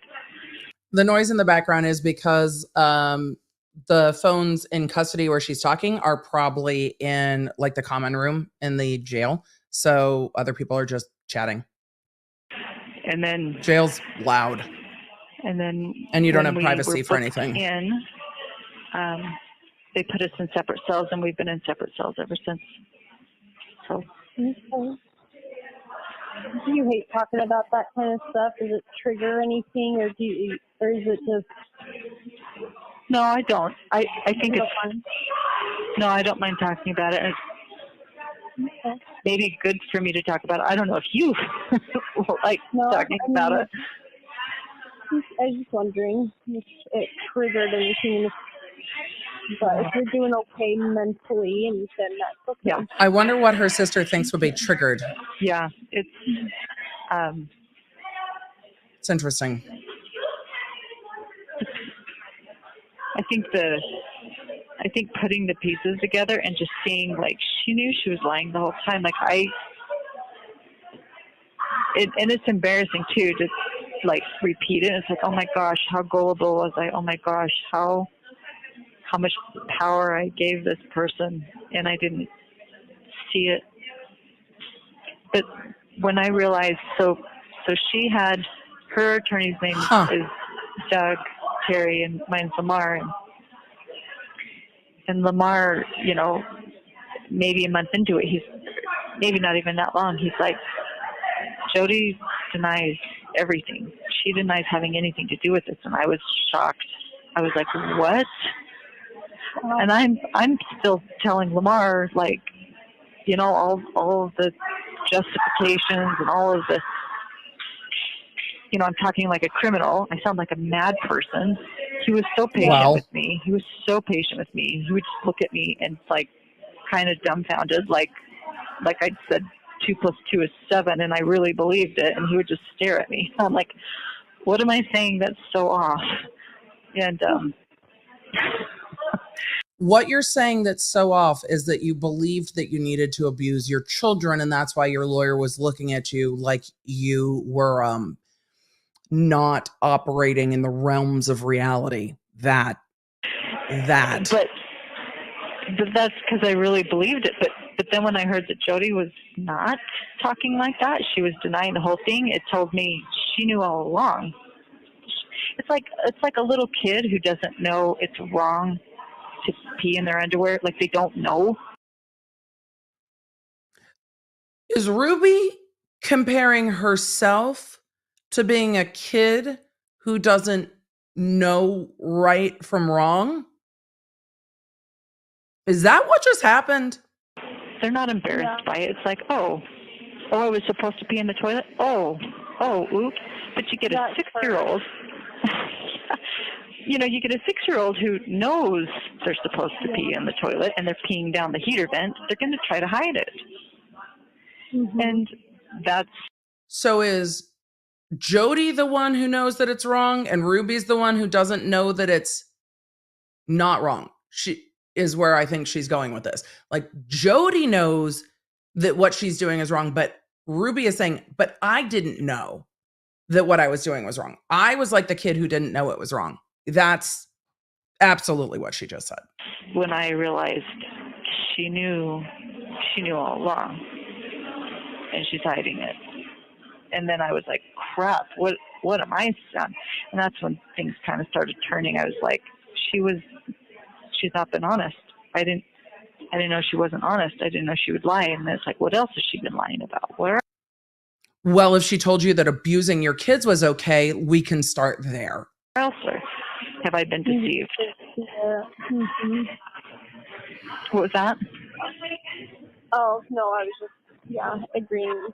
Yeah. You did see it. Yeah. Yeah. And the sister said, I was just agreeing that you, Ruby, didn't see it. Didn't see Jodi's lies. It was just like the little string that started pulling apart this fabric. I'm like, oh my gosh. What have I done? Like what? I can talk about it now. Yeah, go ahead. Lamar was just very, very kind. Lawyer. That day that we met with him. It was very nice time and just visit with us. Oh, like miraculous. Yeah. He and his wife. Yeah, he had a way of like. Okay, the closed captions were off on that, but the sister that she's talking to were saying he and his wife. That's what they were talking about, meeting with the lawyer. He didn't beat around the bush. Like there were sometimes he would say things that were shocking to me. Like things that were shocking, like the evidence against you is all. He would like repeat what I said, but he would say it in a different tone so I could hear myself. And he's like, "Is that really what you think?" And I'm like, "Oh." And he would, but then there were other times that. I wonder if they redacted it as she's getting into more conversations about her lawyer, but it does sound like her lawyer worked with her to help her come to the realization that she needed to plea in this case because her actions were illegal and criminal and wrong. You have 1 minute remaining for We're almost done with these calls. Do you want to end the call or do you want me to call you back? How do you want to? We can end for today and then we can always talk again. So yeah, I'm just really glad that he's there to kind of help you through it and that the lawyer is working through it with her to help her see that. That first night, the mountain of evidence in the jail, I just felt really strongly like I'm sending you help. Help is coming. Yeah. And I just felt like that was Lamar, and he's been very, very helpful. I'm grateful for him. Well, that's what we've all been praying for this whole time. I'm glad she feels supported by her lawyer. So I'm glad that even it's a different kind of help, but I'm glad it's finally here. Me too. I'll take it. Like I hate this, but I'm taking it. Of course. Yeah. All right, that is the end of the jail calls that I have seen for Ruby Franke. We're going to shift, and I'm keeping all of your questions. I know that you guys have a lot of questions. I am keeping them. Unfortunately, there are no birds at the bird feeder at the moment, chat. But we are going to switch to a different interview. We're going to go to Ruby and Jodi being arrested and transported. We're just going to get through all of this today. Christina Ward said Kevin had a second interview. The only interview I've seen is like the 45-minute interview, unless there was a new one released that I missed. But I will look for it while we are watching the other video, because we have a lot to cover today. Okay, so let's go look at the arrest video. We'll come back to the comfort bird cam in a minute, I promise. Let's see, where is before we do that, we're gonna go to Jodi getting removed from the home. Let's see, where is the I think there's a couple videos on this, and we're going to go through them a little bit more quickly. I will not pause as much, I promise. This should be the police rolling up. So what we are going to watch is law enforcement rolling up to Jodi Hildebrandt's home. I should have swooped. The next video we're going to look at is body cam from the police rolling up to raid Jodi Hildebrandt's home. They are doing this on exigent circumstances, meaning after they recovered victim R from the neighbor's home, after law enforcement talked to him, after EMTs started talking to him, they figured out the location of where a sibling may be. He indicated that he had not seen his sibling in over a month. That is enough, based on his condition and what he told police, for them to be able to go into the home and look for and try to recover other children to prevent any further harm, loss of life, or anything like that. They don't need a search warrant to do that. So this is them going into the home and taking Jodi out. She's already on the phone with a lawyer that she identifies as her lawyer. So this is the beginning of that from KUTV. And then we're going to go next to a fuller video from Law and Crime. So let's do that real quick. Let's put closed captioning up and go from there. So this is, police rolling up to raid Jodi's home. And no audio of this, which is fair. We can actually speed this up just a little bit because otherwise we're never going to get through everything. But I also 184. The distance on this is kind of wild. How far that victim must have walked to get help is not insubstantial. Front door's off to the left. And they also have no idea what they are going to find at this house. They only know what they've seen from the other victim. And what they've seen from the other victim is really fucking bad. So they don't know what they're going to get. Ring. No. So they're noting that the Ring doorbell is there on the outside.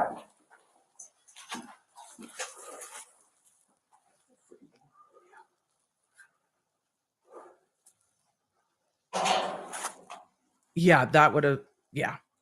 I can understand why the noise on the gate had all of them spinning around. That is a very big door. And this is... Police officers, open up! This is sped up a bit. I'm going to slow this back down because she's going to open the door. Got movement right here. Right there. Contact. Got movement. Open the door!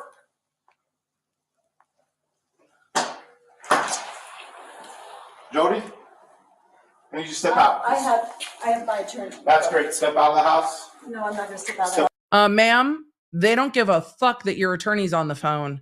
And when they're like, I'm going to need you to step out of the house, they are going to facilitate you stepping out of the house. Step out of the house. Step out of the house. Whoa. We're just going to see. The reason we're going through this video is because,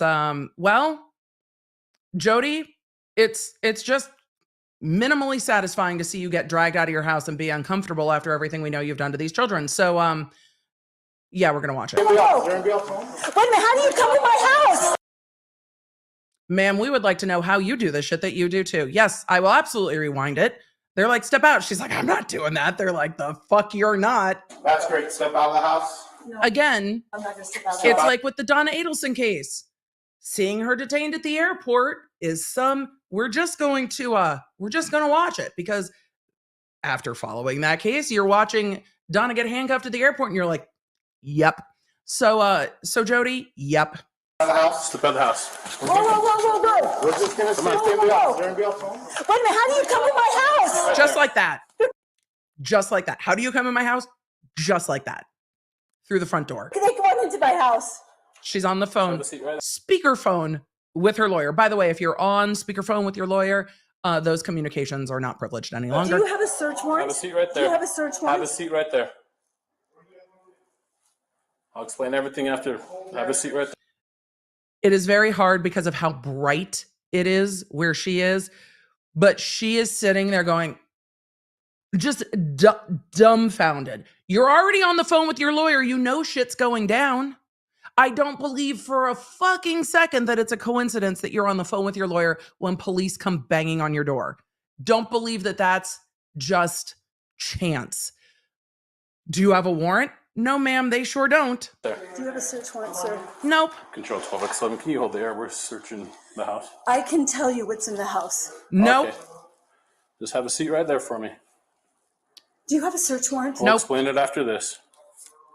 You can't just come into my house without a search warrant. Yeah, the fuck they can. Yeah, in this circumstance, Jodi, yes, the fuck they can. We'll explain everything after this, ma'am.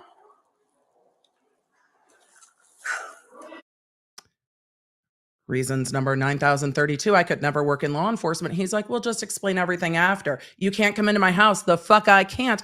Terrible. Would be absolutely terrible. It does look like she's holding an external battery to her phone that's wired to her phone. So, okay. Whatever they just said was redacted. Reasons why we're here. So we'll explain after everything's done. After we. I imagine about the children. Sure everything's fine in But there. why are you coming into my house without a search warrant? We'll explain it after. Because fucked up shit's happening in your house, Jodi. So they can do that. Again, exigent circumstances. We're going to go to another longer video of this where Jodi is outside on the phone with her lawyer. So we're going to switch to that and pick up from the same part. We are not going to go through the raid video of them searching the house, and we're not going to go through all 50 minutes of this video. Those are available on the internet. If you want to go through all of it, you are welcome to. But I do love her realizing that exigent circumstances are a thing. So for that, we're going to go through that part while she is on the phone with her lawyer outside. But I wanted to go to the KUTV footage because it did show the police rolling up and pulling her out of the home, which is, you know, exactly what happened.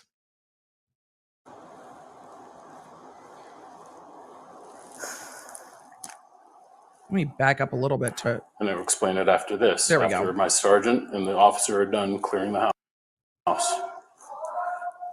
And that's them clearing the house inside.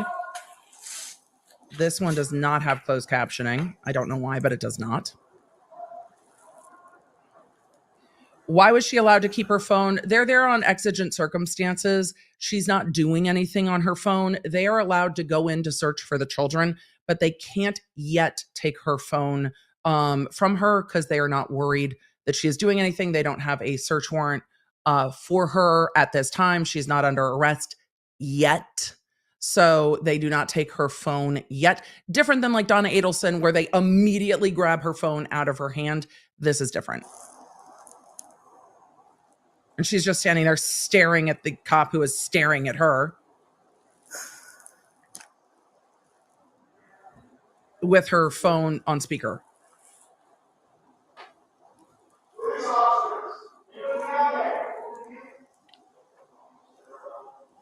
So, is there anybody else in the house? Yes. 2 kids? There's a little girl. Just one? She's right over here. Okay. How old is she? She'll be 10 next week. Okay. One of the things that really absolutely just enraged / broke my heart about reading through Ruby Franke's journal of horrors is that she was talking about her son's 12th birthday and him not knowing it was her birthday because her children had lost track of time and did not know how long they had been out of their home at Jodi's home. And she was almost delighting in the fact that the children were disoriented and did not know what month it was, how much time had passed, and that they did not know it was their birthday. And she's on this side? Mm-hmm. I have Airbnb guests over there. Probably scared me to death. Okay. They must not have seen the children, because if the Airbnb guests had seen the children, they probably would have called the police. But yeah, law enforcement probably scared them to death. They probably didn't know what was happening in the house. I'm sure they're not going to leave a positive review, Jodi.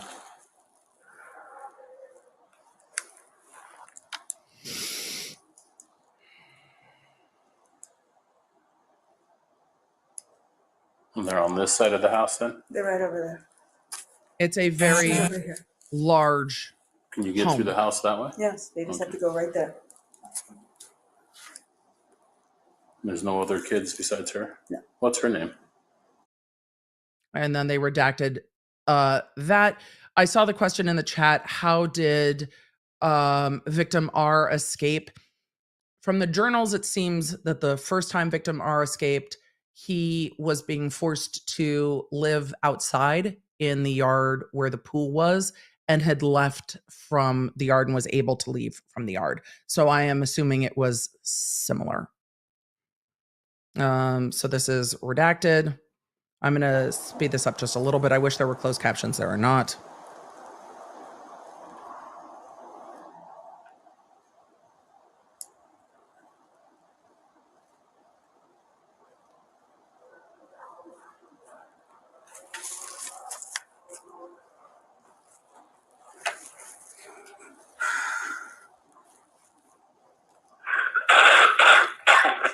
That was loud.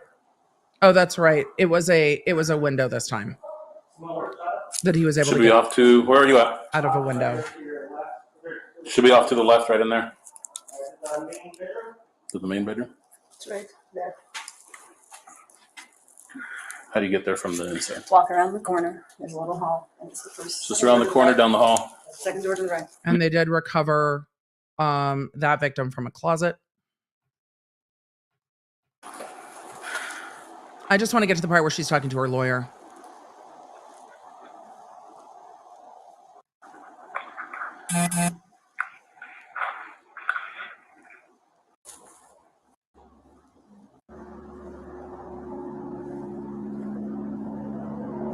Should I have timestamped it? Yeah, should have.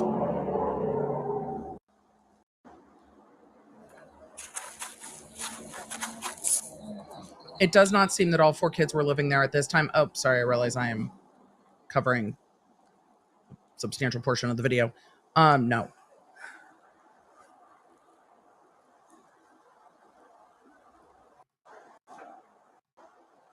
I'm right here, so you're going to be down the hall to the right.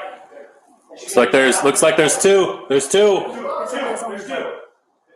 Look like two. There's only one.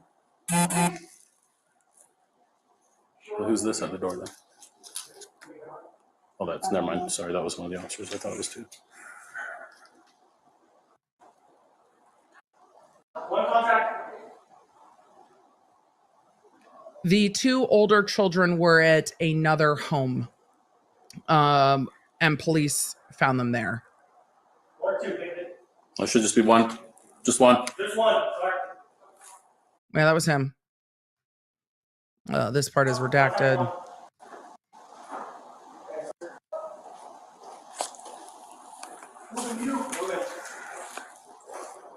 She's still holding her phone like it's on speaker or recording.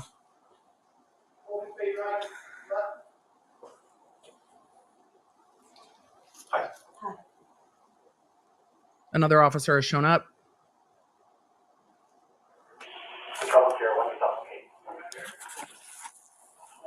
Are you waiting for me to say something? Or? She's just staring at the other officer, but this is a good question.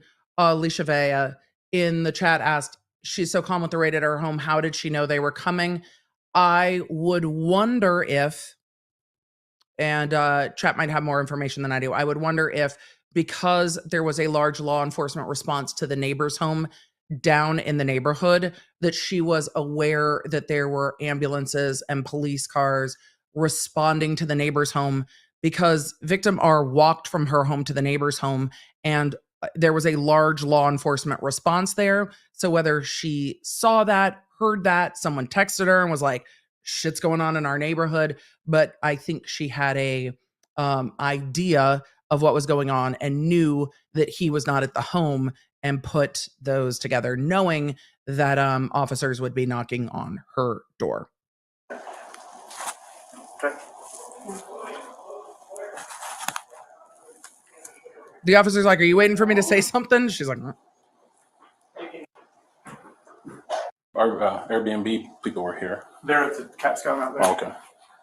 So the Airbnb people were taken out of the home while the law enforcement was clearing the home. What's that? There's only, they're saying there's another person, there's not. Okay. She said they're saying there's another person, there's not. Control 12X11, you're clear open here.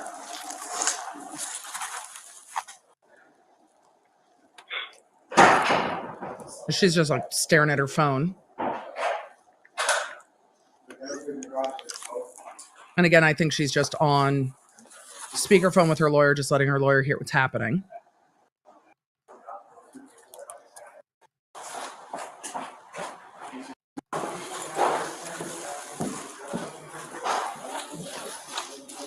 Got more law enforcement responding. Are you the owner of the home? Are you renting a room to somebody? Like an Airbnb? Where's that at? Is it the basement? No. There's just a room on the outside there? Can you access that room from inside here, inside the house? Mm-hmm. Yeah, you can? Okay. Yeah, I have guests there. I assume they're there. You know where they're from? I think they said Salt Lake. Salt Lake? Okay.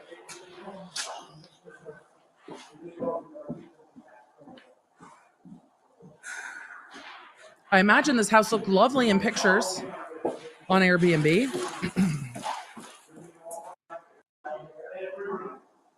And there were detached places on this house.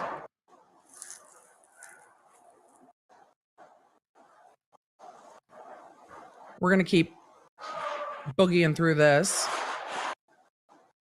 because it is a long raid.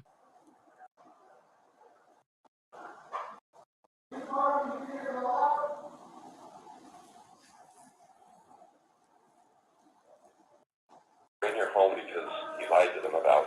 Yeah, I got a police officer. They're just. Adam, I know you have a flight to catch, so. This is her talking to her lawyer. Adam, I know you have a flight to catch, so. They're just. Well, so they're in your home because you lied to them about. Yeah, I got a police officer standing right here. You're on speakerphone. You're on speakerphone with your lawyer, and you're like, I know you've got a flight to catch. And they're like, well, you lied about. Her lawyer is telling her she lied about something. That's not exactly why they're there. So, I don't want you to miss your flight, so. Well, I'm not going to miss my flight. I'm okay for a minute. Okay. She does sound a little rattled. Yeah. I think there's somebody else in the house. There's not.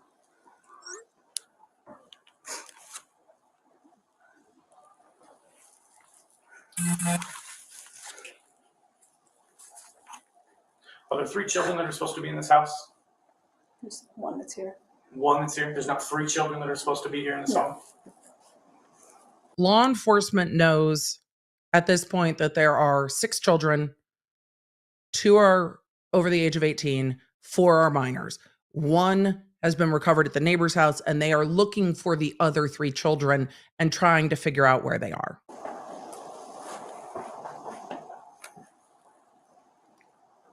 Witchy Jessie said, why does she have her lawyer on speakerphone? No idea. But the lawyer was on speakerphone when law enforcement showed up, and she's left the lawyer on speakerphone and talks with him a bit.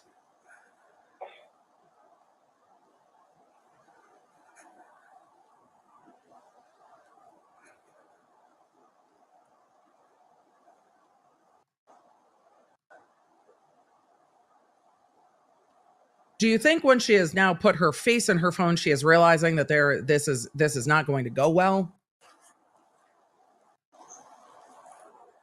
So are they still looking for others? Yeah. I have one officer standing right here with me. There's about 6 of them. You are on speakerphone with your lawyer. Nothing you say is privileged because you are on speakerphone with your lawyer while a law enforcement officer is standing there. And I think she's trying to remind her lawyer, like, nothing we say is private. I don't know where it is. I know they found her. I don't know if they left her there. I don't know. I know they found her talking about the other victim.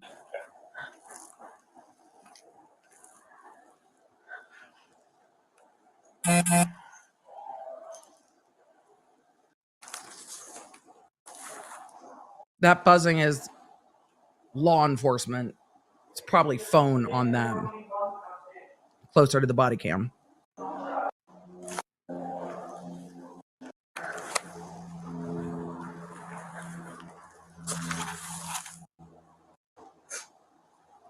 I think the lawyer knows he's on speaker just because he can hear what's going on. This is the business lawyer. This is before she gets a criminal attorney. I would love to know who she's texting. I think she has it on speakerphone so he can hear what law enforcement's doing. So I think that's why.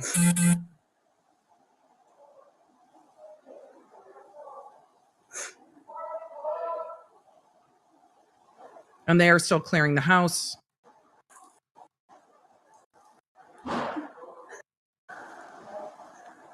At some point, they're going to explain to her that this is exigent circumstances. No, on speaker.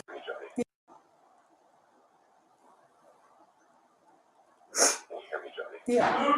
Yeah. No, it's on speaker. Hold on. Okay. Okay.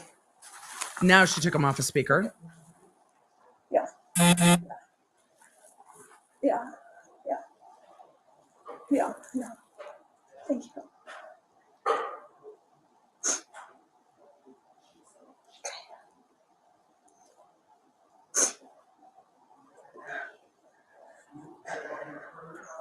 It sounds like she's ending that call. I don't know if she is. I saw the question in the chat, if because she is, the reason she has her phone is because they are going in under exigent circumstances. Yes, they will get a warrant. They will take her phone. They will arrest her. But they're going through the search. I do have this sped up, so law enforcement is not actually running. By the time that Ruby got there, they had a clearer picture of the situation. So they knew that they were going to be placing Ruby under arrest. That's why they took her phone. I don't think they have cause for that yet with Jodi. This is a dynamic situation, and they're sitting there observing her. So there's not much to do.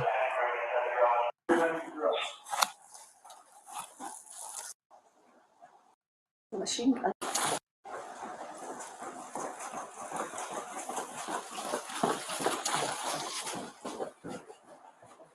You just walked in the house with a machine gun in your hands. I don't think that's actually a machine gun, but that's me being picky. You just walked in the house with a machine gun in your hands. Oh, Jodi, I'm so sorry. Mm-hmm.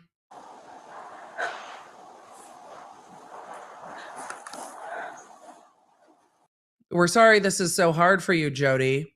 Imagine the terror of the children you are torturing in your home. But yes, the cops being there, so hard for you.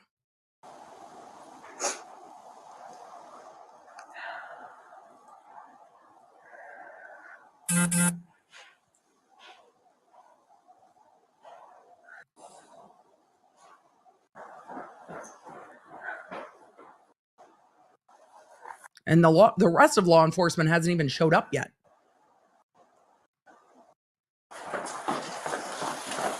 And yes, I do have this sped up.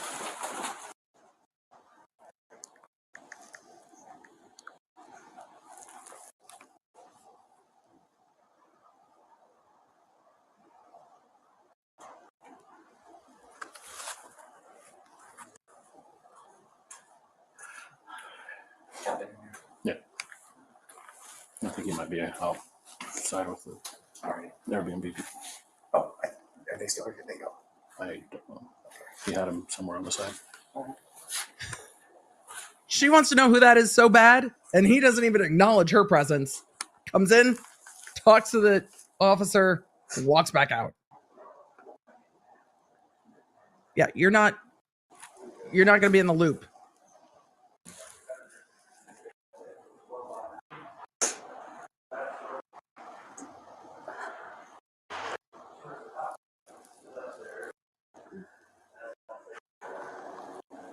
I don't know if there's much more. Yeah, he's standing. I don't know who he is. Yes. Lieutenant. He's lieutenant. I have a question for you. Yeah. You have a room downstairs that has a safe wheel on the front. How do we get access to that to ensure that there's no one else in this home? Adam. So now she's asking her lawyer, this is the part I wanted to get to before we finished. She's asking the lawyer, what do I do? The safe door, and we will link the Zillow listing so you guys can see it, but the safe door is big enough that it could be concealing a room. Under exigent circumstances, law enforcement's allowed to look anywhere there could be a person concealed. So if it was like a little under the bed safe, then they couldn't search it because a person can't fit in there. But the door is large enough that a person could absolutely fit in it. Those, if you watch the full video of them searching, you'll see it's got a bed in it, a toilet, and a sink and stuff, but it locks from the outside. So they're trying to figure out how to get into that. It is a huge door. So that's why they're asking to get into it, because a person could be behind it. You couldn't just search a smaller safe that a person couldn't fit into. They do need to search if there's nobody else, so I think you can give them access to make sure there's nobody in there. The lawyer's like, yeah, that's legit. And then you don't have to tell me the code if you just want to open it. We're going to go in and make sure that nobody's else there, and then we'll sit down and have a conversation after that as far as why we're here. Does that make sense? Yes, it makes sense. And Do you want to open it then? I don't know if I have the code. So they're giving her the opportunity to go open it, to see and make sure that there's nobody else in the home. Does he have the code and he can tell you the code, and that's just between you two? No. That thing has been locked for a couple of years, and I would have to call whatever. Okay. Is that a panic room or a room where? It's a room with a toilet. And she's confirmed that it's a room with a toilet that locks from the outside. I don't know if I believe her that nobody's been in there for years. With a sink. Toilet and a sink, and you don't know the code. I haven't used it. Okay. That's not an answer. You don't know the code. I haven't used it is not an answer. Not an answer. You want to call the safe company? Is that how you have to call? That's right now. This hasn't been at the time. Yeah, if you don't call the safe company, they'll just wait forever and they will cut it out of the wall or something. Like they will find a way into it. Yeah. So the room can lock from the inside, but it also can lock from the outside.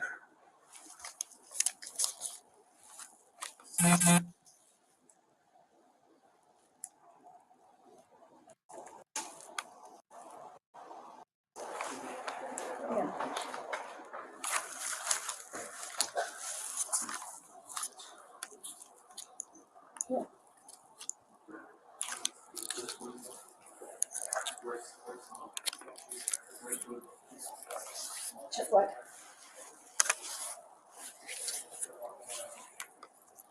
I don't know what that means. Still talking to the lawyer. I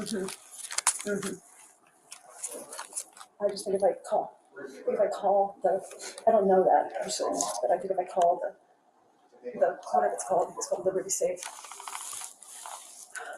But I don't know if they're going to know because I'm the one that said it. I don't know if the safe company's going to know because I'm the one who set the lock on the panic room. 6 years ago.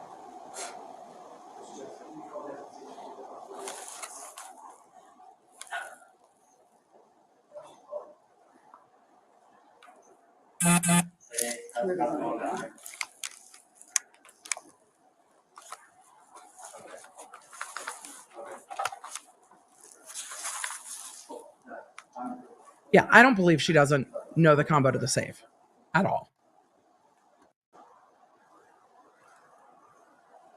Okay, you want to put on speaker? Okay, hold on. I'm going to slow this back down to normal speed. She's putting her lawyer on speaker to talk to law enforcement. Okay, you're on speaker. Officer, so the other individual, I don't know if that was you, mentioned that you would explain the purposes behind what you thought were the exigent circumstances. Can you tell? Excuse me, can you tell me what the exigent circumstances were? The lawyer, okay. What's those now? I can't. You'd have to talk to my sergeant or lieutenant about that. Nope, above my pay grade, not my job. Get them, please. Yeah. Thanks. Can you go get your supervisor to tell me? Let's see.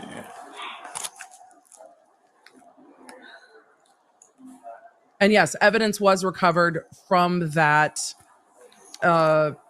panic room, but not until later. They're not there to collect evidence. They can't collect evidence at this time.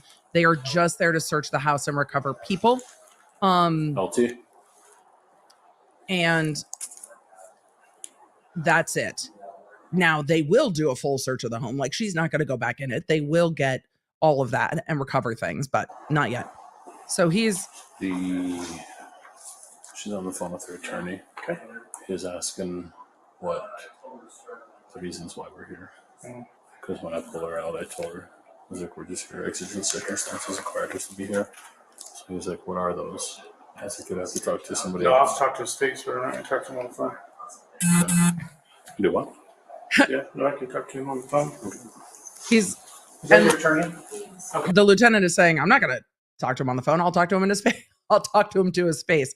So, sir, if you would like to have a conversation with me, you are welcome to come here and have that conversation with me. And I saw somebody in the chat said, Emily is a lawyer. How many times did you ask to speak to somebody's supervisor? Only if something was not going well, but there were definitely times when I'm like, we're going to need to figure out why this hasn't happened, or why you've been subpoenaed for trial and you're in Hawaii when you need to be here in court today. So there were times, but it wasn't often. Hello, sir. Hey, it's Lieutenant Studley. Sir, did you just say that your last name is Studley? Are you Lieutenant Studley? Okay. Hey, so we're not going to have any conversation over the phone. We'll probably do that in person. Is there a time that we could sit down and meet? Well, there is. I'm getting on a plane, so it would need to be Friday. Okay. He's like, yeah, I'll explain it to you Friday. That's fine. But then we'll have a whole search warrant for you to raid. It'll be great. Do Friday? Absolutely. What time Friday works for you?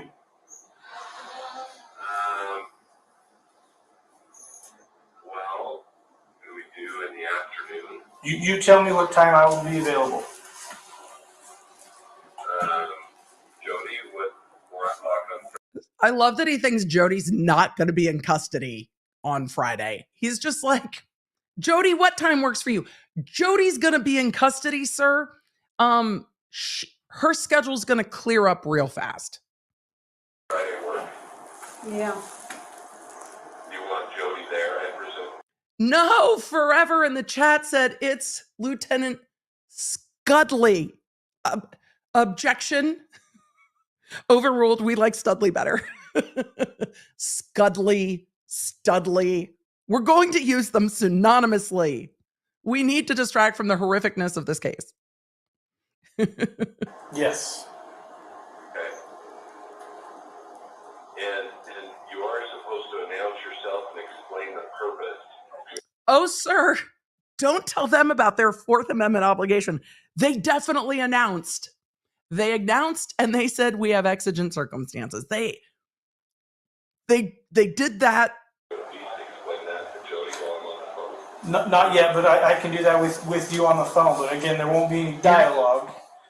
We received a report of an emaciated juvenile that had duct tape around his extremities, that was asking for food and water. And based on that information, there are other people in the home, so we're ensuring that there is nobody else in the same condition. They're ensuring the safety. HC we've entered. They are ensuring the safety and welfare of any other children, and that is it. The home. Thank you, I appreciate that, yeah. Lieutenant. We will plan on Friday at 4. Okay. Yeah, you're. Where Our police department is 55. Oh, ma'am, we're gonna handle that for you. She's like, where would that meeting be? Don't you worry. We're gonna take you there and make sure you don't miss it. Don't. These officers have to be like, does she really think she's not getting arrested at the end of this day? Does she really believe at this point that she hasn't realized that the end of this day is her in handcuffs? 5 North Main Street in Ivins. Okay.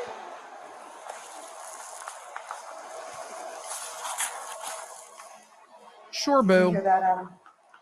I did, yeah. And Jodi,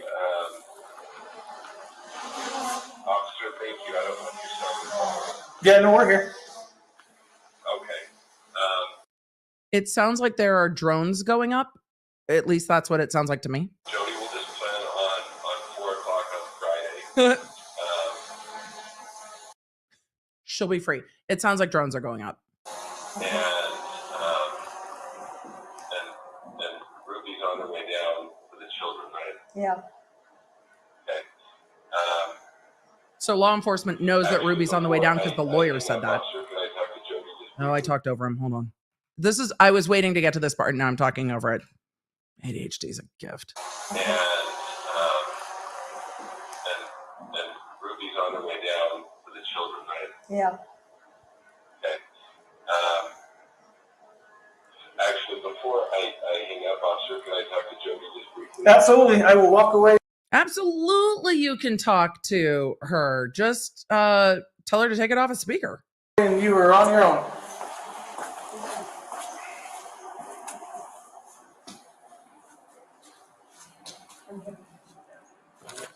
And he takes it off a speaker, and then the officers, keep an eye on her so she doesn't go anywhere, but give her a bit of space.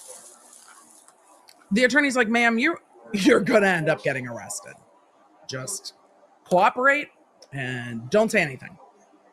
That's kind of where we're at. When Ruby comes and takes her, I think they're going to take her. I think they're talking about the other victim, E. And she's like, I think they're going to take her. Yep. I think they're going to take her.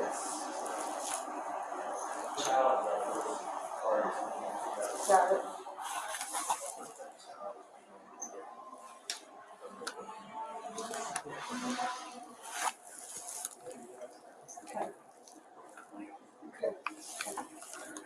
Yeah, the officers at this point know that this is going to end in her being arrested. They just don't know how long that's going to take, but they, I imagine, are prepared for that being the inevitability. So when she's like, what's the location? They're like, don't worry. You'll be transported.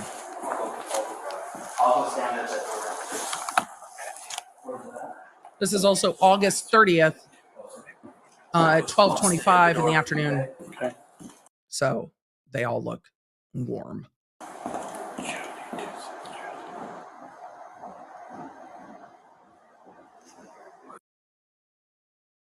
Redacted.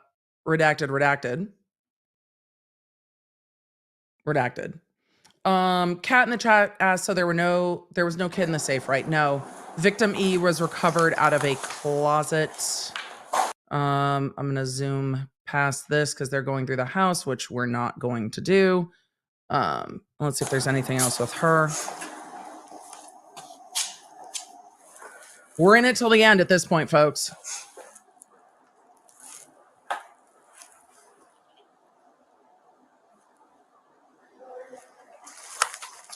Back to 1.25 speed.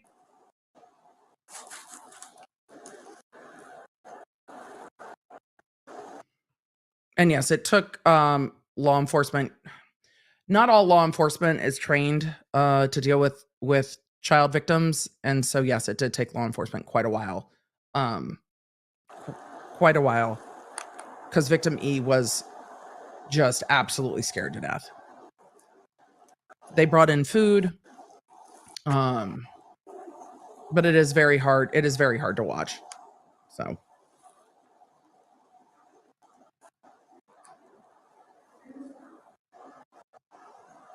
I think we are getting closer to the end of this. Nope. Captain, really, Captain. Yes, really, Captain. He's Captain, can you come back and show us your tattoos? We would like to be distracted, please, sir. Sir, we would like to see your sleep. Captain, really, Captain. Yes, really, Captain. He's Hey, are you still have your attorney on the phone? Okay. I just want to advise you of our intentions. Okay. We're almost to the end of this part. It seems like there's a room we can't get into, and we're getting some conflicting information. We're going to go draft a search warrant, and we'll be right back, okay? We're gonna be back, and we're gonna just take everything. So you're gonna be standing outside until we're done with that. Unlike the children, they let her stand in the shade. So, there's that. What does that mean? Search warrant. What's that? What What bullshit is this, Jodi? What does that mean, a search warrant? The second they showed up and pulled you out of your house, you said, do you have a search warrant? And LT comes in and is like, so there's a room we can't get into. We're going to go draft a search warrant. We'll be back. And she's like, what does that mean? It means you're going to be standing outside for a few more hours, ma'am. What does that mean, a search warrant? What's that? What does he mean, a search warrant? It means we're all going to be here for a minute. You might want to sit down. I'm just going to get a warrant from the judge. You're already here, though. I don't understand what We're going to do more. that means. They'll explain it to you when they give it to you.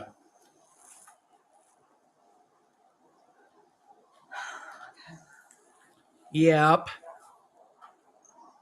Though the emergency search warrants can go pretty quick. I used to work search warrant duty overnight. But law enforcement still has to write them. Law enforcement still has to write them and make sure that they are, sufficient and they have all the information. Did they eventually find any of the kids in her house? They did find, and at this point they have found victim E. They do not know where the other two kids are. So they have found victim E. Victim E won't come out of the closet, but they have found victim E.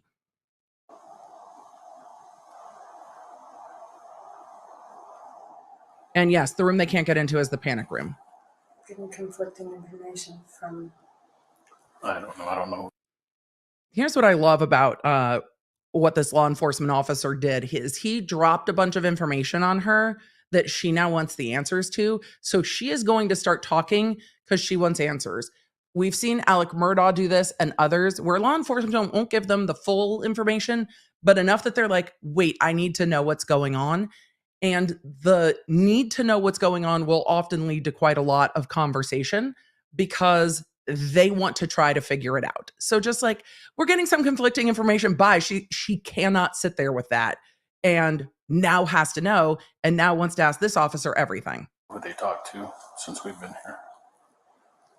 And no children were in the panic room. Like I said, the reason Lieutenant Studley said the reason why we're here is to make sure everybody was okay.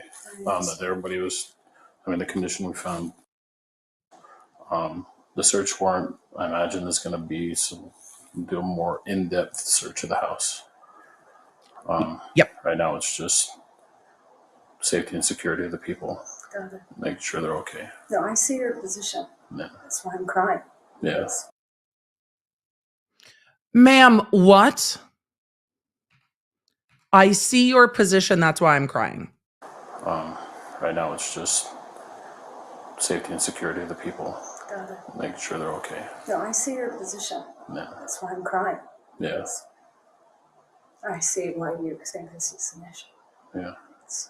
I'm going to turn this up. I think she says, I see why you think this is an issue. Let's boost this volume all the way up because now she's talking. Right now, it's. Nope, I'm going to go. We're just going to go all. Just safety and security of the people. Got it. Make sure they're okay. No, I see your position. Yeah. That's why I'm crying. Yes. I see why you think this is an issue. Yeah. I think she says, I see why you think this is an issue. Mm-hmm. Sad. Yeah. Ma'am.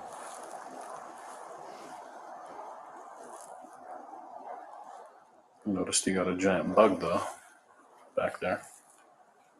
Yeah, it's on my to-do list to sweep that off the front. The guy came and did a Spray. spray, and like 3 days later, I had bugs everywhere. All dead. It worked. Yeah. That one came a couple days later. And I seen that and made sure that it was. You'd also be amazed what getting a little bit of small talk will lead to. It's dead that way. That was a little intimidating. Yeah.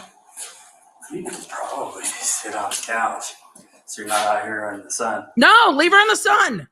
No. Officer, leave her in the sun. I mean, I know that for the officer that has to stand out there with her, that's probably not pleasant. Leave her in the sun. Leave her in the sun.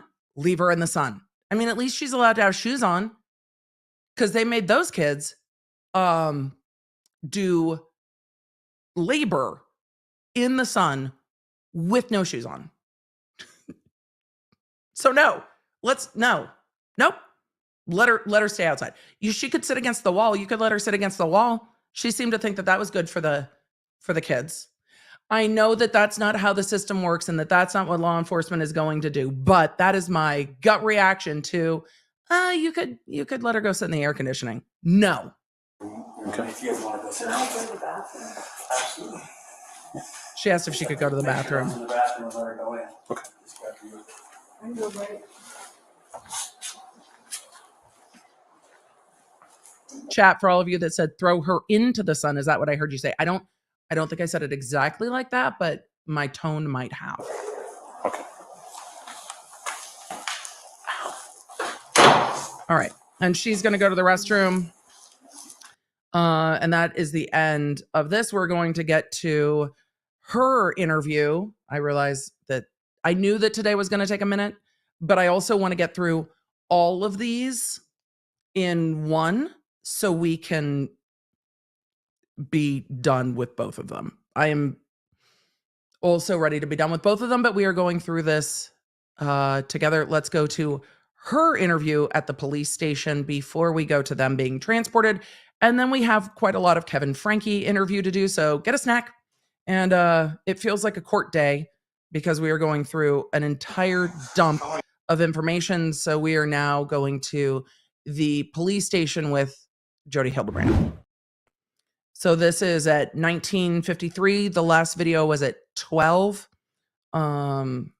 So that's where we're at. Let's see if this one has closed captioning. Yes, it does. And we will put that right on the table. You lived here in Islands? 6 years. 6 years. The same house? Wow. You married?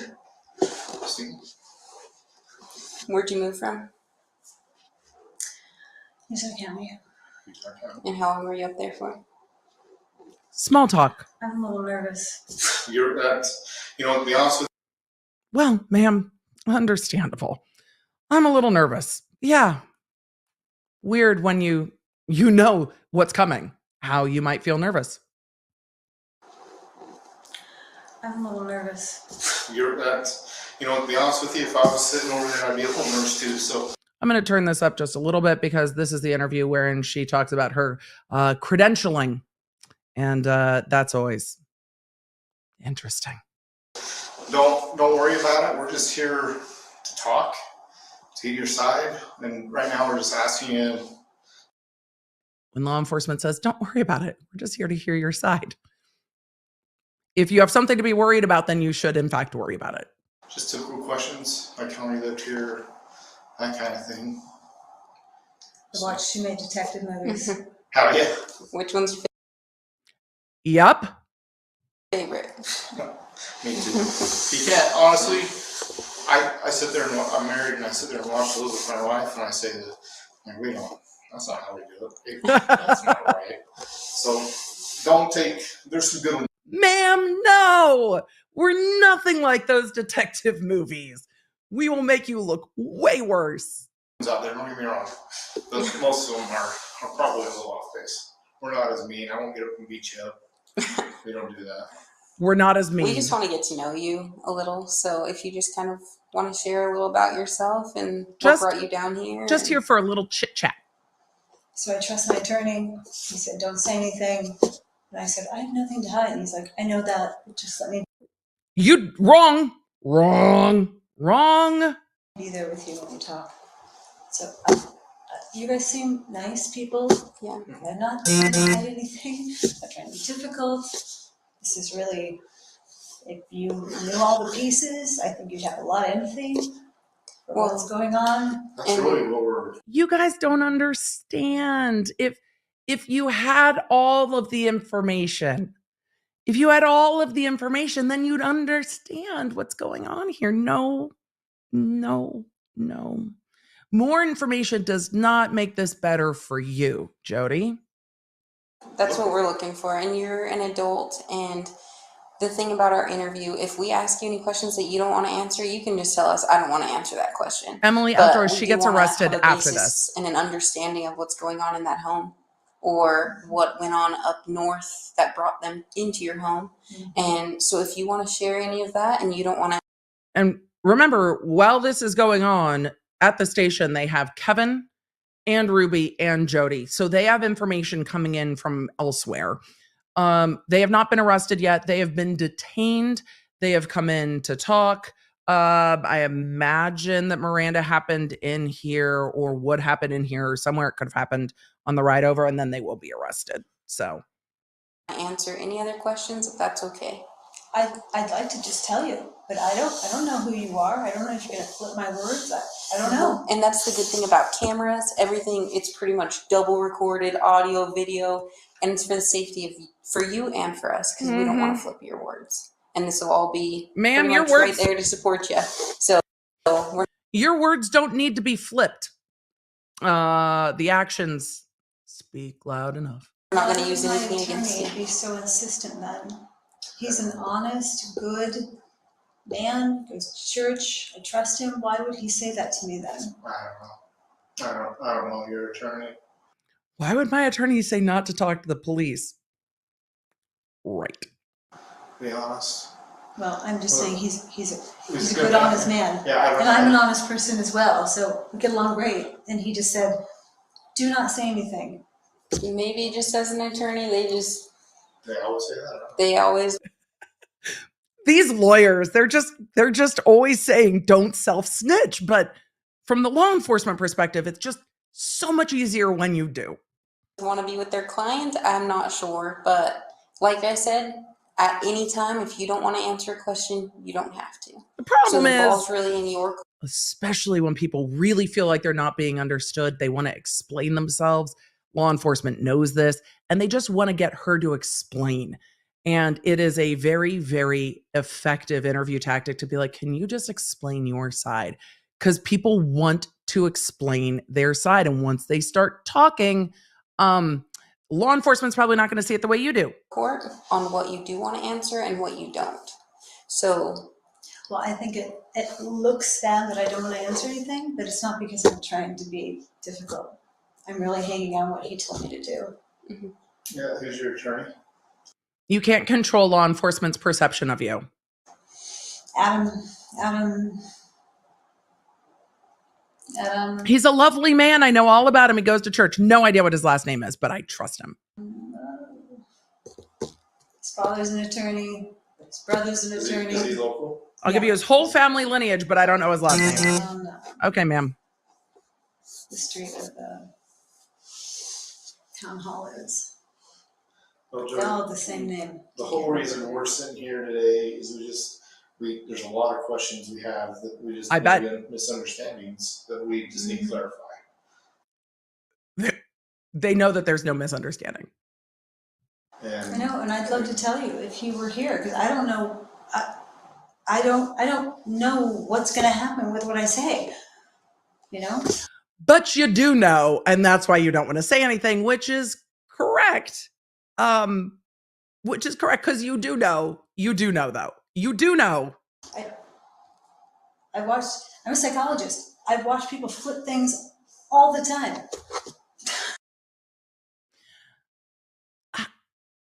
I would love to help you, but I'm a psychologist, and I know that that's not what I should be doing. Mm-hmm. So I get it.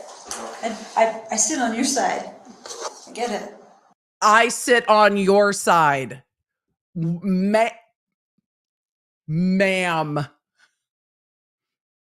I'm not supposed to be over on this side of the table. I am an honest, good person. I'm a psychologist, she says. I am normally on your side.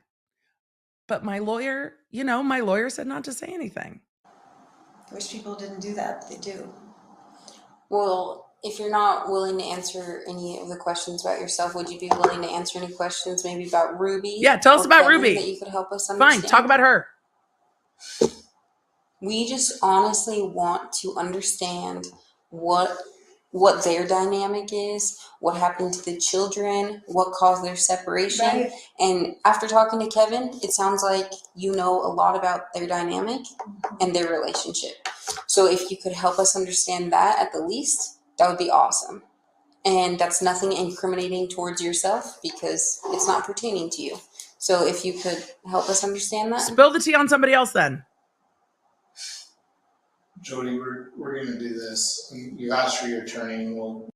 You guys, let her sit in silence for a minute. She will fill the silence. Stop talking.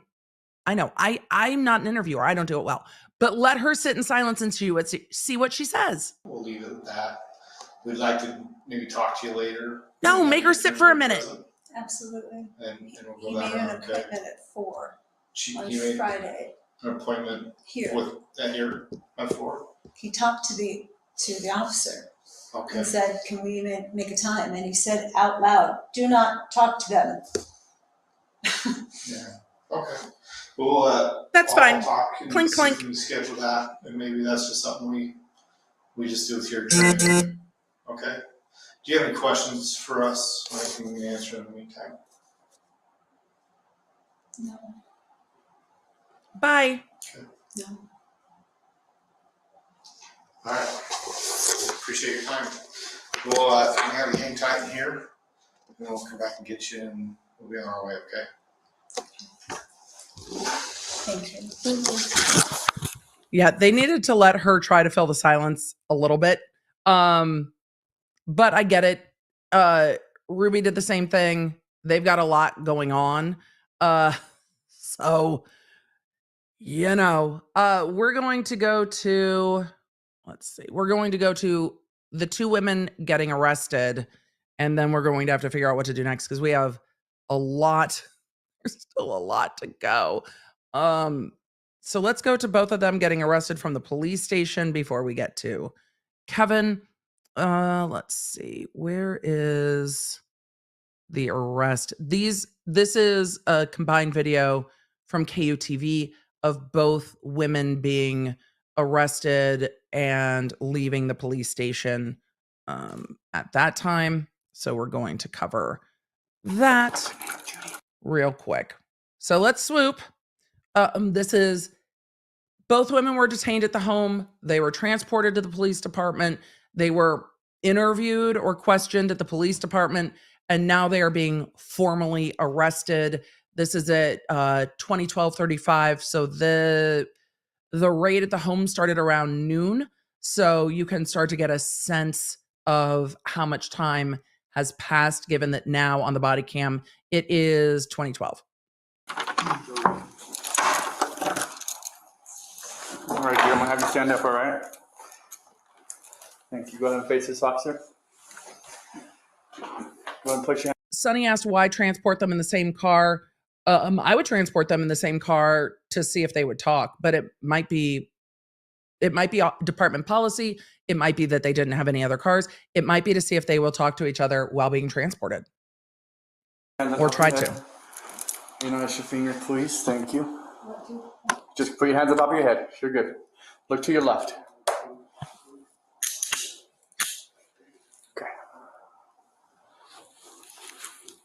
Thank you. So this is Jodi being cuffed in the interview room.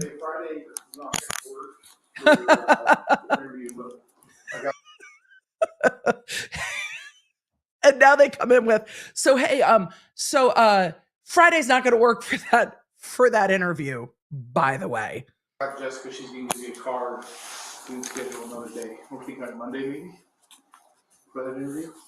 Oh, no. So, on Monday, call it if you want.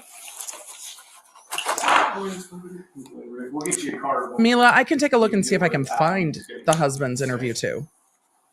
How do I schedule that? If you guys are on the phone. We'll give you a card with the phone number. And then, yeah, you can call Adam and have Adam call us, and we can schedule it, or you can call us and schedule it either way. Okay. Just gonna do another quick check. I love that the lieutenant was like, yeah, anytime you need, just schedule, just whenever. And then they come in, they're like, you're being arrested. And by the way, Friday's not going to work for us. I searched you. Nothing in your pockets? You have nothing on you at all? Okay, let's go ahead. You can go out the front door to my vehicle out there. Zoe B makes a good point that the officers might have still been at the scene with the perimeter. Media was already there because we saw all of this go down that day. We'll put her on the right side. Hey, Jess? Jessica? Hey, I'm calling her. Trying to put her in there. Wait. Yeah, you can. Okay, go ahead. Judy, the right side of the vehicle, please. So this video is only about 16 minutes long.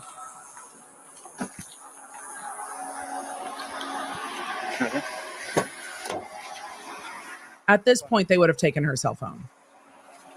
I'll help you if you need. I had a crash on the right side and my shoulder screwed up. Okay. Just be careful then. I'm got you right here as much as I can. Would it feel more comfortable? Cuff? Yeah. Put 2 cuffs on me. Go ahead and step on out. I got you. So she's saying something about having an issue with the right side of her shoulder, so they're going to recuff her because sitting in a police car with your hands cuffed behind your back would not be good if you had a rough shoulder. Come on out, no more. And they're not We're gonna double cuff trying to make her exceedingly uncomfortable. So he's going to take one of your hands out, okay? When he does that, I want you to place that hand on your head for me. I mean, there's one for her.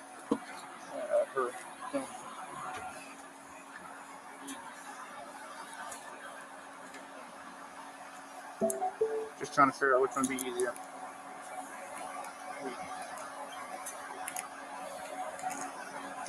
It's really hard for me to have much empathy for Jody's shoulder, though I do have some pretty fucked shoulders, given what the children have been through. So yeah, they're gonna cuff her. I'm sure they're gonna cuff her in front or double cuff her. Hold that one there. I'm gonna just put a different cuff. So it made a little So wider so your arm. you know, it's like, oh, it's uncomfortable for you. That's unfortunate. Okay, go ahead and bring it back down. Bring this one back down. Thank you. So now look how wide that is. Better? Okay. Let me double lock it so it doesn't get any tighter. Okay, go ahead and let's put it back. So with the double cuffs, they just use 2 sets of handcuffs so that your arms are more to your side and not all the way to the back. I got you. As much as I can. So she has a little bit more room, so her arms aren't tightly behind her back. Hey, sorry, let me go to the other side. Yeah. Go back. You go. And you saw it even in the arrest video with Donna Adelson, that with Donna Adelson, law enforcement was like, do you need any water? We've got the air conditioning on. They're just doing their job, treating people like people, which is very hard to do when you know what they've done. We'll be right back there. Okay. You got it? I just have a few more for you. Do you have an extra set of handcuffs? Have some in the truck. You want to grab me one? I love he's like, Thank more you. I'll get back please. to you when I get back. We need more. So this warrant, Officer Times, is going to be property, and that's going to be given to you. So yeah, I'll make sure of that. Yeah, Gina, it's a really hard thing. Yeah, it's a really hard thing. It's needed work, but it's very, very hard work.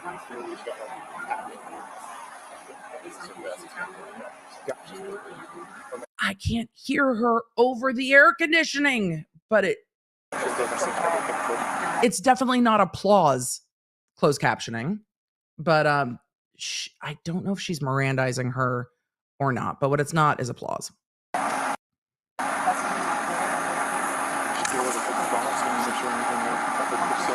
Oh, do you want to give it to her? Yes. How many do they get?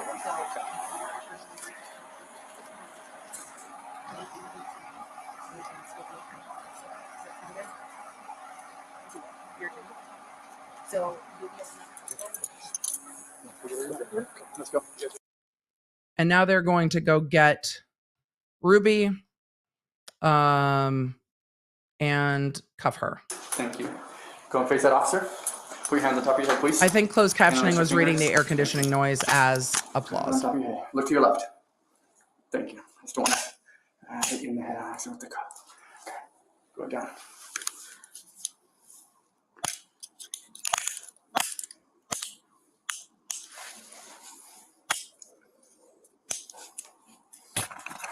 Mark, you ready? The ones that locked on the outside? Oh, yeah, they're Okay, yeah, go on. I know you got searched already. I don't, by base, you don't have anything in your pockets at all, right? You have just these ones only? Okay. Okay. All right, let's go.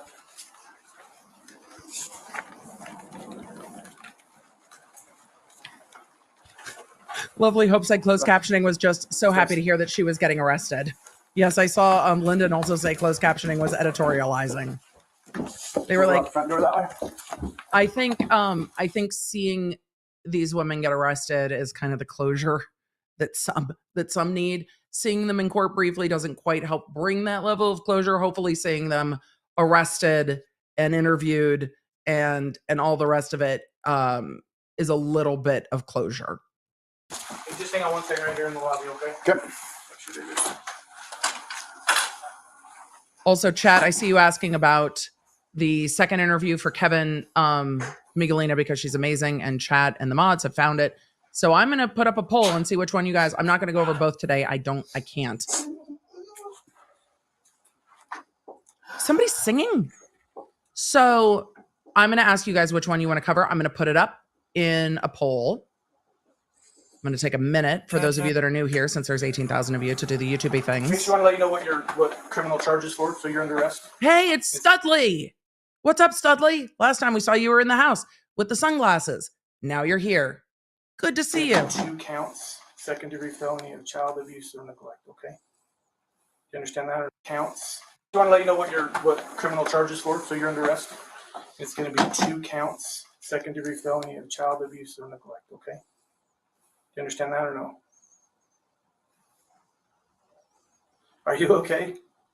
I'm wondering if there's like a medical clearance that needs to, like, do you need medical attention before you go to the jail? Okay. He's like, what is happening? So she gets down here, we'll bring it out. Chad, I'm going to put in an official poll because it's easier for me to see. So don't worry. Have you ever been arrested before? He's like, I'm just concerned about you. I know you don't believe that.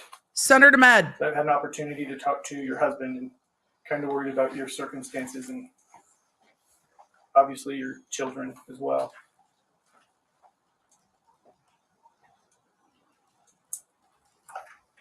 But you're sure you don't need medical attention or anything like that?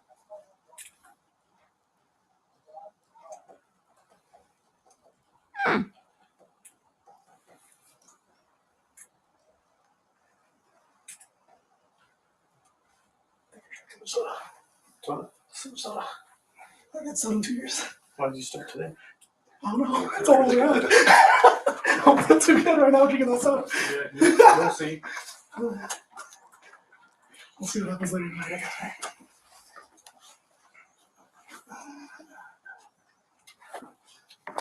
right? It's okay. I will say it works out because I worked up for 2 hours today. So I heard to buy 3 sodas. Yes, you did. And I'm sweating it off. I think he's talking about giving up soda. Since it's so hot downstairs. Oh yeah, she's not thrilled. AC? She's not thrilled that he's talking about working out today and not drinking soda and doing the rest. They're like, I mean, you're not talking. We've had a real long day at work, ma'am. So we're just gonna have a chitty chat. So I turned it down. I'll go there. And she's not pleased about it at all. They probably don't give a shit. I'm leaving this in real time because I imagine she's tremendously uncomfortable just standing there with nobody talking to her. They're like, fine, you're not going to talk to us. We're not going to talk to you either. Great. Yeah, we probably need to do another Sure. content. Yeah. And this is her being put into the car next to Jodi. You're not wearing anything else under this, correct? No, ma'am. Spandex? Nothing? You don't remember what you're in? Okay. I just want to make sure that you don't have anything. Just wipe my hands a little bit for me. Yep. Thank you. I mean, I will say you guys are like, the soda talk is interesting under the circumstances. Sadly for law enforcement, this is a work day. So they're having like work chit chat. There were times we would definitely do that in court. And there were times I was like, oh, wait a second. This is not a normal work day for everybody. Yeah. So, but it is it's a kind of fucked up work day, but it is a work day for them. So are they just chatting? Yep. Yep. Okay, so I just spoke, you can turn to face me. So I just spoke with Jodi, but you both are under arrest right now. She's saying, I just spoke with Jodi. You both are under arrest right now, and she's going to tell them why. Child abuse, and you'll have 2 counts of that, one for Eve and one for Russell. Okay, for the malnourishment, you guys are in direct custody of those kids. Okay, do you have any questions for me at this time? She told her, No questions? she told Ruby what she's being charged with, why, and the children have been taken into essentially state custody. Okay, you can open. You got it. Yep. So if you would as far forward as possible. Again, closed captioning is thrilled this is happening. Closed captioning is like, closed captioning is here for the applause. Applause, applause. They are both sat in the car. The car would have recording on as well. We're looking at body cam from the officer, but the car would also have it. So that's probably happening. We're gonna see if this one has any of the car ride. I don't know if it does. This is redacted, redacted, redacted, redacted. So I don't know if it goes into the car ride or not. It looks like it's not going to. And I have not seen video of the car ride. So if that comes out later, we will get to it. But the very end of this video is the officer getting into the car and indicating that they're both in there. So did they talk in the car at any point? Jamie, in the jail calls that we heard today from Ruby, she says they sang hymns and that Jodi said to Ruby, I trust you. So I don't know if there's anything much else there, but will somebody probably FOIA request that? Probably. Everything else, the DA has released so much information. I can't imagine that upon more requests that more wouldn't happen. So chat, it looks like you guys are wanting to go to the second audio only interview. Here's what we will do. We will go to the second audio only interview. I will put a link in the description to the video interview. And perhaps what I will do is another summary podcast about Kevin Franke and summarize both of those interviews if it's appropriate. But a lot of you who have already seen these, because a lot of it was dropped last week, are like, second interview, audio only. That is what we need to be doing. So chat, you have voted. Second interview has won. Let me pull that up. I believe Lawyer covered that today as well. It is a 50-minute interview. I will see if we can zoom to 1.25 when we get into it. I have not listened to this yet, so it has not been determined. This is the police interview of Kevin Franke from the Hidden True Crime channel is where our moderators pulled this from. So we are going to go ahead and listen to that, but that's where it is coming from. Again, all these things have been released to the public. So let's go to the audio only and see what it is. I know that, again, others have covered this today. I don't know when this came out. When was this posted? 2 days ago? So let's go to the audio of Kevin Franke, and then down the road, maybe we'll summarize his other interview. Shall we? You know what, chat? You know what we need to do? Hold on. Let me rearrange my screens I can't do it. If I put up the audio only, I won't be able to put up the bird. I was going to put up the bird cam to the side of this, which I don't think that I can do. So nope, I will be chatting in the chat along with you as we go through this. Let me adjust the sound, and then we will do this. All right, chat. Let's see how it sounds. Thanks for meeting. Sounds like a police interview recorded on a potato. So we will go to, let's see if I can. I'm still determined to do the bird cam while we are listening to this in the background. I think I can make it work. Hold on. You guys are like, no, the bird cam will distract me. We'll just do it small, but it sounds like a potato mic, but let's go. Otherwise, we're just going to be staring at my face listening to something. I will do bird cam small, I promise. Let's see if it'll work as I rearrange all of my screens to bring you the audio on that. Where did it go? I lost it. Darn it. There it is. All right. Were you there the first? I was there. I don't think I interviewed with you. Okay. Lieutenant Studley was that with time. me the first time. I don't So. remember a lot. I don't blame you. A lot all at once. And Usually long time no see is a good thing when you're dealing with it. Yeah, but I know that both of my kids have mentioned both of you by names, and particularly with you.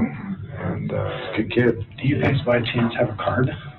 It's hard because law enforcement is a bit louder than he is, but he says, law enforcement says normally when you say it's been a long time, that's a good thing. So that was what they were talking about briefly. So let's do this. I'm gonna put the audio back on and see how it goes. Why do I keep losing it? Me not being a good streamer. I do in the car, but not on. So I'll grab that for you though. Okay. So like I talked to Mr. Kester about, I just want this to be totally ran by you. I won't ask you any questions that are incriminating. We're not looking at you as a suspect or anything like that. We just... Law enforcement's like, so we're not looking at you as a suspect. Okay. Are more curious of the dynamic and Jodi coming into your relationship, your lives. Please explain what the if you fuck kind of just want to walk us through that. Tell us what the fuck. How she came into your lives, and then where things started to Jodi, you mean? Jodi. Jodi. You said Julie, but Jodi. Yeah, Jodi. Yeah. Comfort do birds. that. I'll ask first. Have you found the pen papers? The pen papers. So we found quite a bit of different journals. We believe they're on the computer, and the rest of them are. Kevin asks, have you found the pen papers? Concealed, like they're trying to mail them off, but we do not have a direct copy of it, no. Because my understanding was we had purchased as a Christmas present for Jodi in 2021 a leather folder that 3 inches thick or whatever, and it had engraved on the leather on the outside the pen papers, and Ruby wrote detailed notes of everything, all interactions with Jodi and Pam. Oh, you know what? I can do closed captions on this, so let me change it background. I can do closed captions on it, and I think I can pull those up. So, sorry, friends, the comfort bird feeder is we're going to have to be gone from the bird feeder for a minute because it looks like those will be pretty visible if I do it this way. So let's see. That should get us to the closed captioning, which is going to be helpful for our purposes. August 2021 until I don't know when.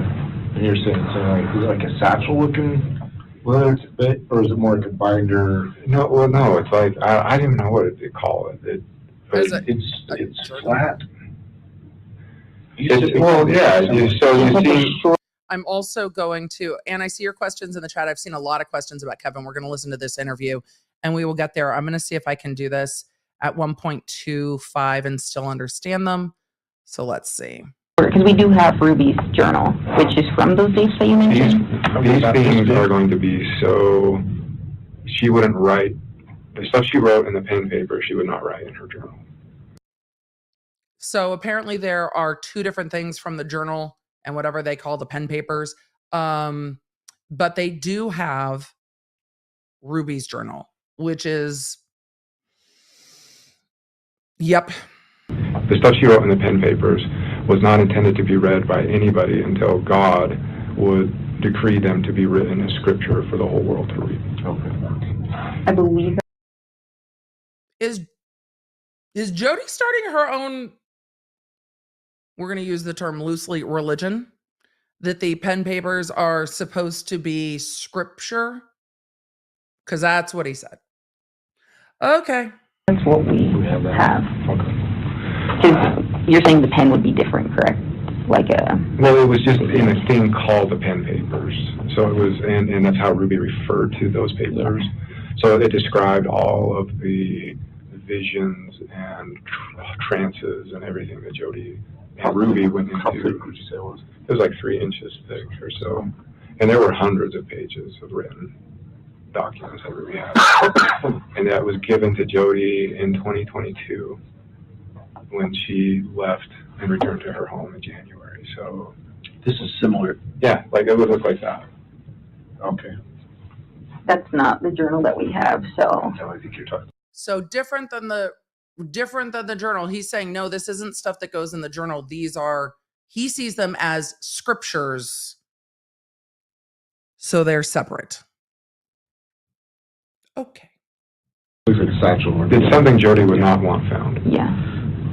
The more we know about this case, the more it sounds like the Vallow case. Yep, chat. Yep. The fact that these children survived is, I truly think, because of the bravery and resilience of victim R escaping. Truly. I don't know if these children would have survived if he hadn't. But she wouldn't want to destroy it. Because we didn't find that in the home. We did find an empty one. I don't remember saying anything. There's an empty thing that there's a full thing, but it was If the empty one says the pen papers on the outside of it, then they emptied it. I did sign it. We'll go back through our photos and see if that's, because everything in the home was photographed. If you're interested in Pam Botcher, that's going to tie Pam Botcher to all of this. What's in those documents? Okay, so Can I just interrupt for a minute? I'm sorry. Sure. So somebody else interrupts. Is it okay to bring the puppies? Yes, we want the puppies, right? Okay. Okay, so why don't you finish here and then call me when you're done? And we'll... Okay. Can you let the bailiff know we're in here so she can bring us a copy of the order? Okay, let me see if I can find it. Okay, thank you. In 2018, we were Redacted. I don't think the pen papers were recovered by law enforcement at all. So to find in today's world. Good luck. Ruby had a very close friend named Paige Hanna, who lives in Mapleton, who was a massive fan of Connections and Jodi Hildebrandt. In fact, the Hannas are on the cover of their book. If you've probably seen them. And so Ruby started to speak with Jodi towards the end of 2018, early 2019, with the intention of having her be the therapist to Jodi. Jodi always had a larger interest in communicating with the parents more than with the actual patient, which I always found curious. But her theory was... He's talking about Ruby reaching out to Jodi as a counselor for one of their kids. And this is what she had said what Ruby had said in her sentencing as well, is that that's how they initially connected. And Kevin is saying, but Jodi wanted to talk to the parents, not the children, which seems consistent with everything we've heard said about how Jodi did things. So if you want to help your child, you have to help yourself first, and then you'll know how to help the child. So she spoke with Ruby frequently, and the frequency of their communications ramped up. And then the first conversation that Jodi had with Chad was in June of 2019 while we were on a trip to the East Coast. All of her visits with Chad were virtual through Zoom. but she would talk with Ruby on the phone or through Zoom quite frequently. So Jodi met with.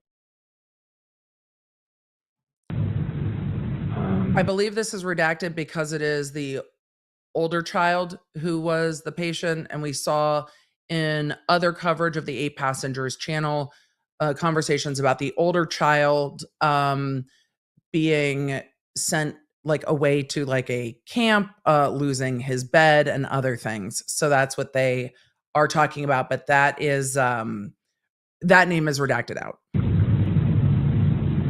Things got really, it got strange around the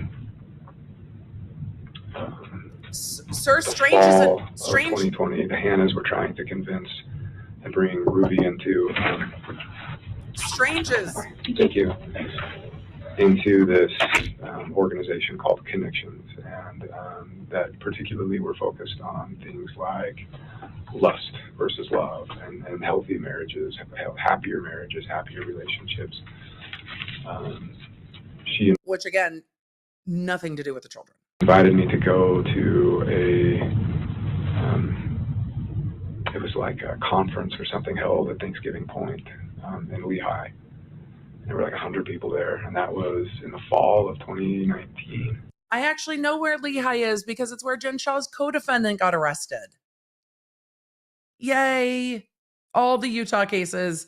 I am starting to learn the geography of Utah better than I did in the past. Maybe late summer 2019. Late summer 2019. And my impression at that time was this is absolute craziness. This is a bunch of man-hating women that are just looking for excuses to tear down their husbands. And I mean, that's what it felt like to me when I was in there. But it was confusing because there were people that I respected a lot that were up on the stage with microphones in hand, giving testimonials of how great this was and how it changed their lives and their marriage, and like the Hannahs were among them, and so yeah, it was confusing. Ruby, then we went on a trip with the Hannahs to the UK in October of 2019, and I swear the whole objective of the trip was to like convince me to get into Connections, because all of them were in it except me, but they made some really eloquent arguments, and I agreed to join a men's group with Jodi in January of 2020, and I would do it for 3 months. So I started that men's group in 2020, and the group, I don't know if you've ever been to like an addiction recovery group, but that's what it was. That's what it felt like. I mean, there were probably 10 men in there. It was on Zoom. All of them were like working through, various stages of like sex addiction, porn addiction. Who diagnosed them with any of these things though? Like, at all? Drug addiction, and it was just it was like a 12-step group, but intended just for general like addiction recovery. And I really was like, what the hell am I doing here? Like, I don't belong here. But everyone's like, no, come here. Like, you can learn to have a better like life and a better marriage. And so I Jodi did. Okay, whatever. I went through my obligatory 3 months, and I was ready to leave. And then I got challenged to.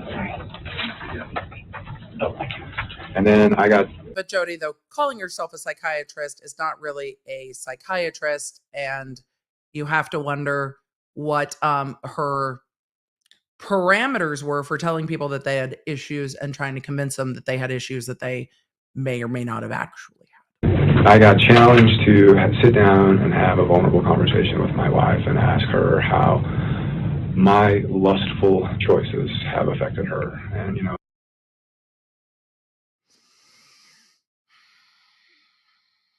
I don't know.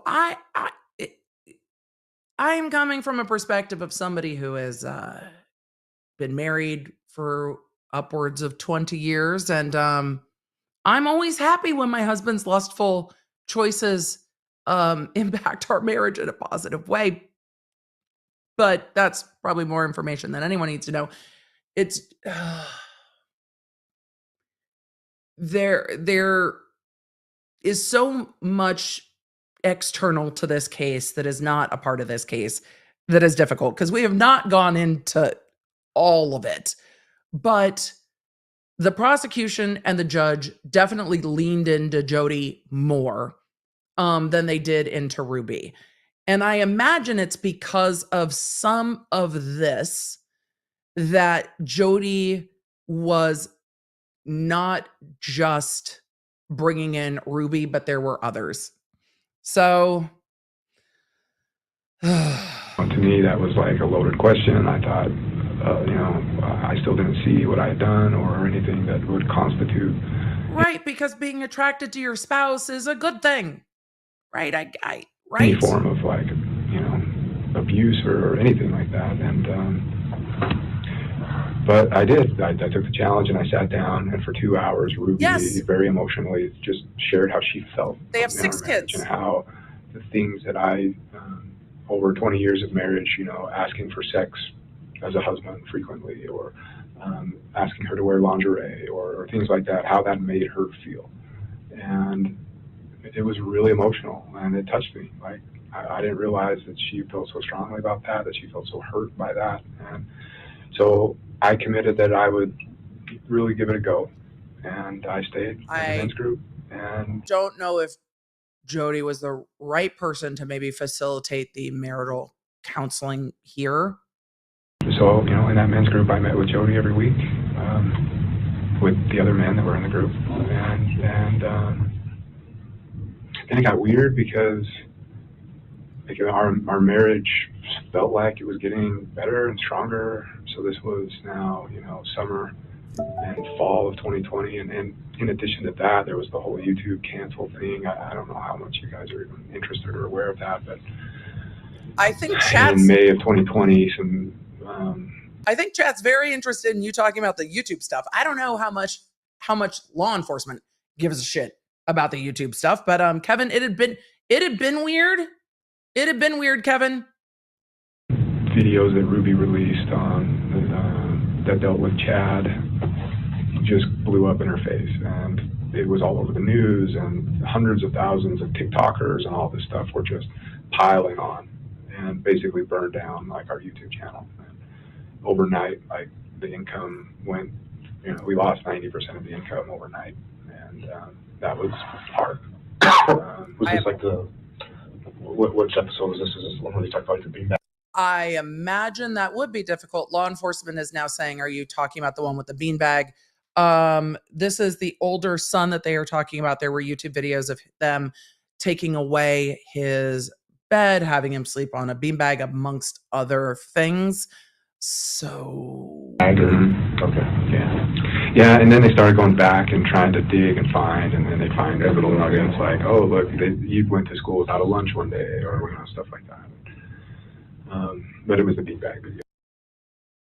And then your children end up in your wife's care, extremely malnourished and starved. So people had concerns. That really set people off, and then they go back from there. So at that time, Ruby was really distraught, and she was looking for support. She was looking for someone who would understand her, who would validate her, and she found that in Jodi. So the YouTube stuff explodes, and Jodi is like, I've got you. And then everything gets substantially worse.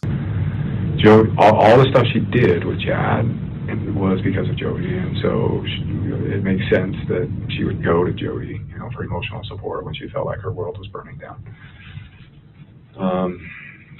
In the meantime, I felt like our marriage was getting stronger. It felt better. Like we didn't fight as much, and even though we were having less sex, it felt more connecting, and it was just. I thought, wow, this is great. Like. This is great. I didn't really know we were going to be talking as much about their sex life, but here we are. And I was happy to be the guy up on the stage. That started sometime in like late 2020. Telling everyone else how great it was. There'd be a conference, and Ruby would say, I thought we were just attending it, but then she'd say, hey, they wanted us to get up and tell our story, and I'm like, oh, okay, sure.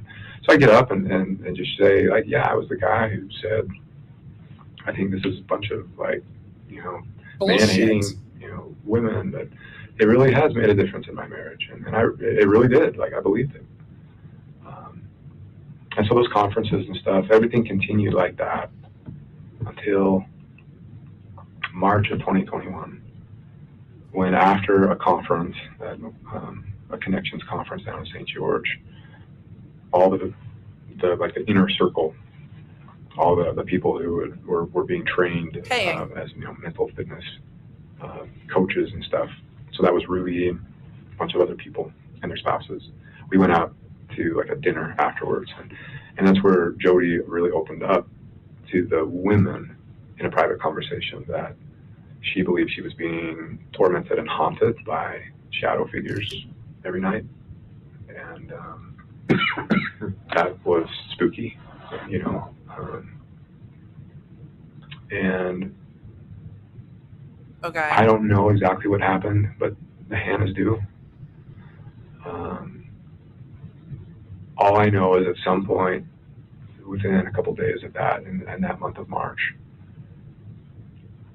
the Hannahs drove down from Mapleton. This is another and family. picked Jodi up and brought her back to their home in Mapleton, and she lived for 6 weeks in that home in Mapleton. And this is where, like, I don't know what happened, but I do know that there's two different sides of stories. They tried to introduce her to a new cult lady that the Hannahs were getting into, so they wanted to merge their cults into one, apparently. And we referred to it as a cult at the time. Oh no, no one in a cult says I'm in a cult. Right. He said law enforcement, they referred to it as a cult at that time, and he goes, no, nobody in a cult refers to it as a cult. He's referring to it that way. From your perspective, it looks like two cult leaders merging together. From where I stand now, absolutely.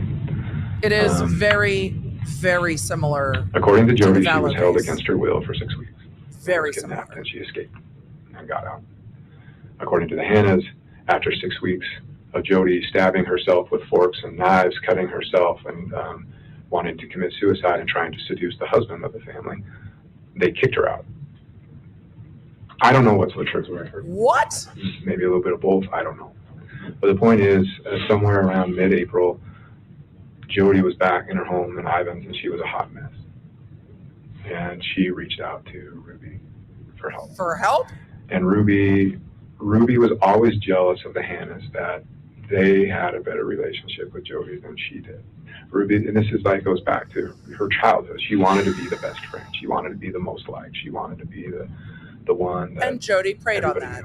And, it seems. And so it hurt her that she felt like she was being excluded from what was going on at the Hannah's house. And then she'd say, why so many secrets? And the Hannahs would say, it's not secret, it's sacred. And when the time's right, you can know too. You know.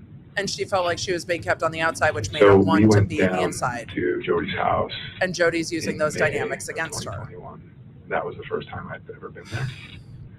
And it blew my mind, as I'm sure you have walked in there and gone, how does a therapist look like this? Like, it didn't make sense to me. But we were there, and she opened up and talked about, you know, her struggles and what was going on. And I gotta say, like, I'm a smart guy. I'm an engineer. I've designed and helped build some really big stuff. I'm a college professor. I can't explain some of the stuff that happened while we were there. Like crashes in the basement while we were talking upstairs, and plates like in the kitchen just flying off by themselves, like full speed, smashing on the wall and falling to the floor like, by themselves. I can't explain it, but I saw it with my own eyes, and I don't have any way to explain it other than there's some crazy shit going on. It definitely sounds like there's some crazy shit going on. However, how do we get to the point where your children are living in this environment? Ruby was convinced that we could intervene and help Jodi.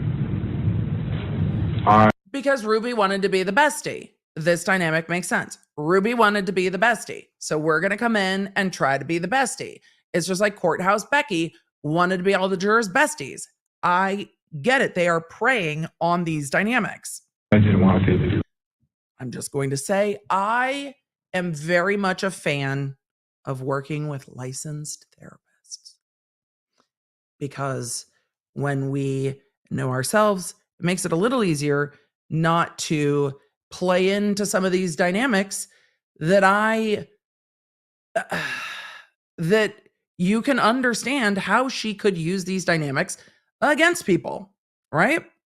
I tried to like get the bishop involved and say, hey, go to like the priesthood and the church and all that. Jodi had been go licensed. to your support network, but Jodi lost her license.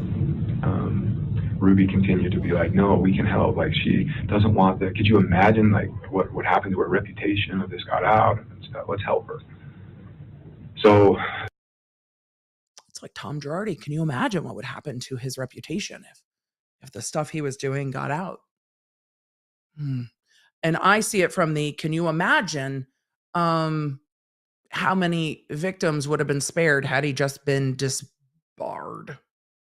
We went down like a couple more times between May and August, but it reached the point where in August, her bishop at the time, a guy who's down there in Kayenta named Scott Galbraith. I'm sure everyone named in this interview very much wishes that they were not, but here we are. Our bishop anymore, but I mean, he was going over there like every night, and he'd be there for like 4 hours, and he'd be like, I'm fighting evil spirits, I'm casting demons out, I'm crazy stuff going on, and finally he got to the point where he's like, I can't do this anymore. Like, there needs to be some sort of resolution. It was at that point that they said, why don't you take her up to your house? And I was like, oh, hell no. I don't want this in my house. But I wouldn't want her in my house either. I was beaten over the head with it. Like, that's really insensitive. You know, she's done so much to help our family, and you're being selfish, and she has. So the wife has now turned on him and said, no. We need to help her. What's wrong with you? Needs, and come on, like, it won't be for long. And so I relented, and I was like, okay. Actually, you know, this could kind of be fun. Let's just make it fun, and we'll, like, she needs a vacation, so we'll just go take drives up the canyon and stuff like that. And it turned into just like, as someone who gets motion sick, none of that sounds fun to me, but all right. Crazy house. The moment she showed up at my house, just the weirdest crap started happening. Lights turning on and off, sounds of people walking in walls, and like sounds like footprints going up walls and across the ceiling, and then like stuff floating around, and it was weird, and I hated it. And I became the resident exorcist. That was the title I came up with myself. I thought it was kind of funny, but it was my job to like go and give her blessings whenever she started to like go into a trance and go into possession, which started to be a lot. And Ruby would go up and check on her.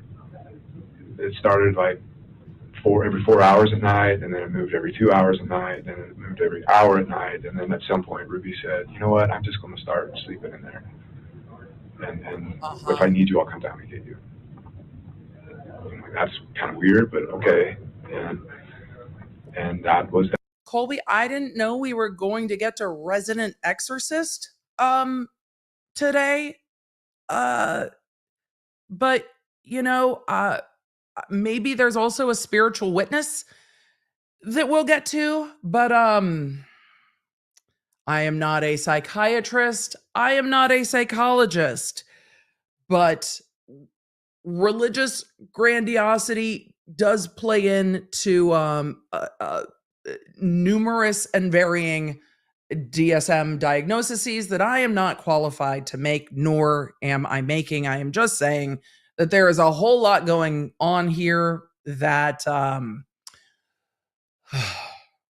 others probably needed to be dealing with.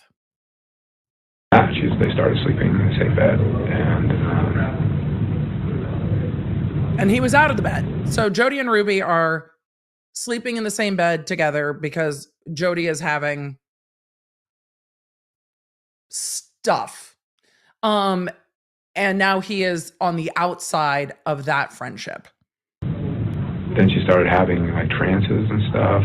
I would say probably September, where she believed that she was going to heaven and seeing God and Jesus and talking with him.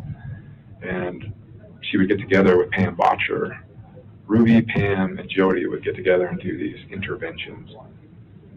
That's what they call them. And so they just go up and lock themselves in a room for 4 or 5 hours, and then they'd come out and they'd all just be on cloud nine. And Ruby would share with me like she had. There's a lot going on here. But I did see Lyndon in the chat, who is the quickest wit on any side of a keyboard, talking about Resident Exorcist. I think they need to play with clandestine chemistry. I think that needs to happen.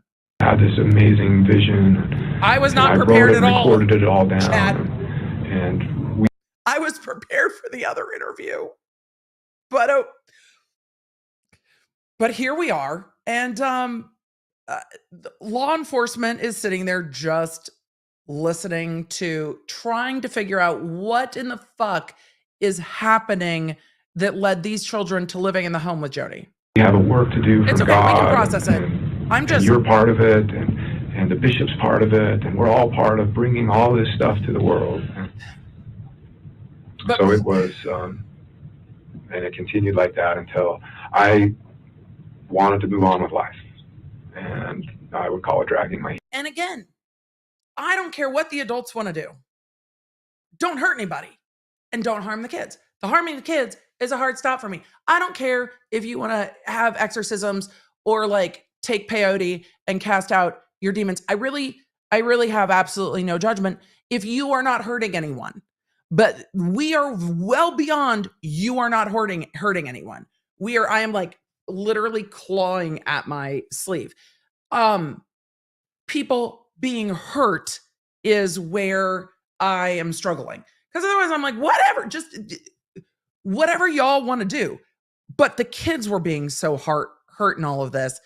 It's very difficult to just listen to him saying, yeah, this was all that was going on. And then my kids went to go live there with him. It's frustrating. So that was around October. Very frustrating. No, don't apologize, Jodi Chad. out because we would have gotten here eventually. Chad was in the backyard with a bunch of friends, and it was my job to keep all the kids contained in the basement watching movies or playing video games. And I took the dog on a walk. By contained, do you mean restricted to the basement? The kids restricted to the basement? But yes, for all of you that are like, the similarities in the Vallow Daybell case make me uncomfortable. Yes, it is. But again, I think we're here now. We're going. We're in it now. So we're going to finish this. Maybe we will talk about it, but it's uncomfortable knowing Kevin saw all of this going on and then separated himself from the kids for a year. It is making that worse, not better. And I thought they were done, but they weren't done. And Chad had all his high school friends over in the backyard. Jodi. I mean, God bless the fact that this kid was able to still have friends over in the backyard. I hope that the older kids have a friend group that they are able to heal with. It's going to take the younger kids longer. Flipped out. She was ready to come back to Ivan's on her own that night, and Ruby and Pam talked her into staying. But that was the first night where Ruby said, I want a separation from you. And it was an in-home separation. And so it was hard. Basically, there were all these rules now placed on me. Like, I could leave when I wanted, but I couldn't come back until Ruby gave me permission. I couldn't come into the kitchen to eat until Ruby gave me. So an in-home separation. So they just went to full like Tom and Ariana and were mediating through somebody else. Permission. And the upstairs where Jodi roamed was completely off limits. I couldn't go upstairs anymore in my own house. And there would be, Ruby would dictate all of the terms of how our interactions would be when we would talk. And all of this happened before he gets on the jail calls with her after she's been arrested for aggravated child abuse and says to her, I'm going to stand by you. I'm here for you. All of this happens first. All of this happens first. And then gets on the jail call and is like, yeah, babe, I'm here. I'm so glad we listened to this last. And that was hard. Truly. And it was during that time that I really became, I would say, dependent upon Ruby. Like, if she said a kind word to me, like, my whole day was made, right? Oh, I saw some of you in the chat saying this interview happened after the jail calls, but this behavior happened before the arrest. That's the behavior happened before the arrest. He's explaining it later, but the behavior happened before she was ever arrested. This behavior is going on before she moved down to Ivan's with Jodi. So this is the behavior leading up to him allowing the kids to go live with Jodi down in Ivan's. So that separation continued all the way up behavior until first, interview later. the holidays, maybe the last week of December, first week of January, and then Ruby ended that separation. Jodi went home the second week of January, but by that time, like, Ruby, Pam, and Jodi were completely the women determined to do this work that they felt God had for them, and I thought it was crazy. Like, I thought it was just batshit crazy. Like, Ruby, you have a reputation. And yet, when she took your children, what happened? You have a multi-million-dollar business. You have a brand, and you are just giving it away. She wanted to legally, like, work with Jodi's attorney to basically give Jodi 8 passengers. And interesting. And become. Did she wanted to give it to Jodi, or did Jodi convince her she wanted to give it to Jodi? Because it's interesting that Jodi wants to pull in the 8 passengers brand, isn't it? An employee of Connections. So basically the contract was Ruby gives Jodi everything and Ruby gets nothing in return. Our manager. And then she would become completely financially dependent on Jodi, and financial abuse is a whole separate conversation in power struggles. Our YouTube manager at the time was like, red flags. Like, I don't know how to tell you she is scamming you. Ruby I'm glad there was a YouTube manager being like, what the fuck is happening? fired him. Maybe somebody else should have been. And I was like, I believe our manager. I think he's right. And Ruby started threatening me with another separation. And just like, this isn't about money. This is about doing God's work. Back down. So we continued in that dynamic for the next 6 or 7 months until she went on a trip with Jodi and Pam down to Arizona.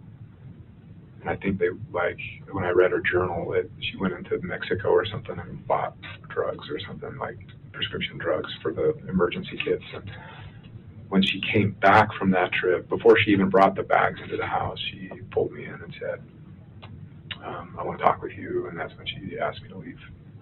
And that was July 20th, 2022. So.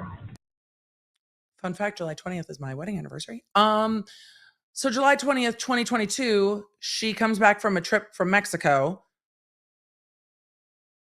Is this in Corey Richards' book too? But comes back from a trip from Mexico and then says, you need to go. So goes on a trip with Jodi and comes back and is like, you need to leave. My interactions with Jodi at that point became one of contention. Jodi, I was still in the men's groups, but the dynamic changed. Instead of being like one of the top people that helped run groups and helped support, all of a sudden I felt like I got knocked to the bottom. Now you're the failure. And Jodi was just piling on me every week in the men's groups. And the other men just do whatever Jodi does. If Jodi piles on somebody, they all pile on. If Jodi praises. It seems that, and this is what we've seen in some of the other court filings, and this is what we've heard from Kevin's attorneys too, which doesn't surprise me. It's consistent with what Kevin is saying here. But Kevin was saying that people were going along with what Jodi, because the wives were listening to Jodi and the wives were telling the husbands, like, look, if you do not go along with Jodi, you're going to end up separated from your spouse.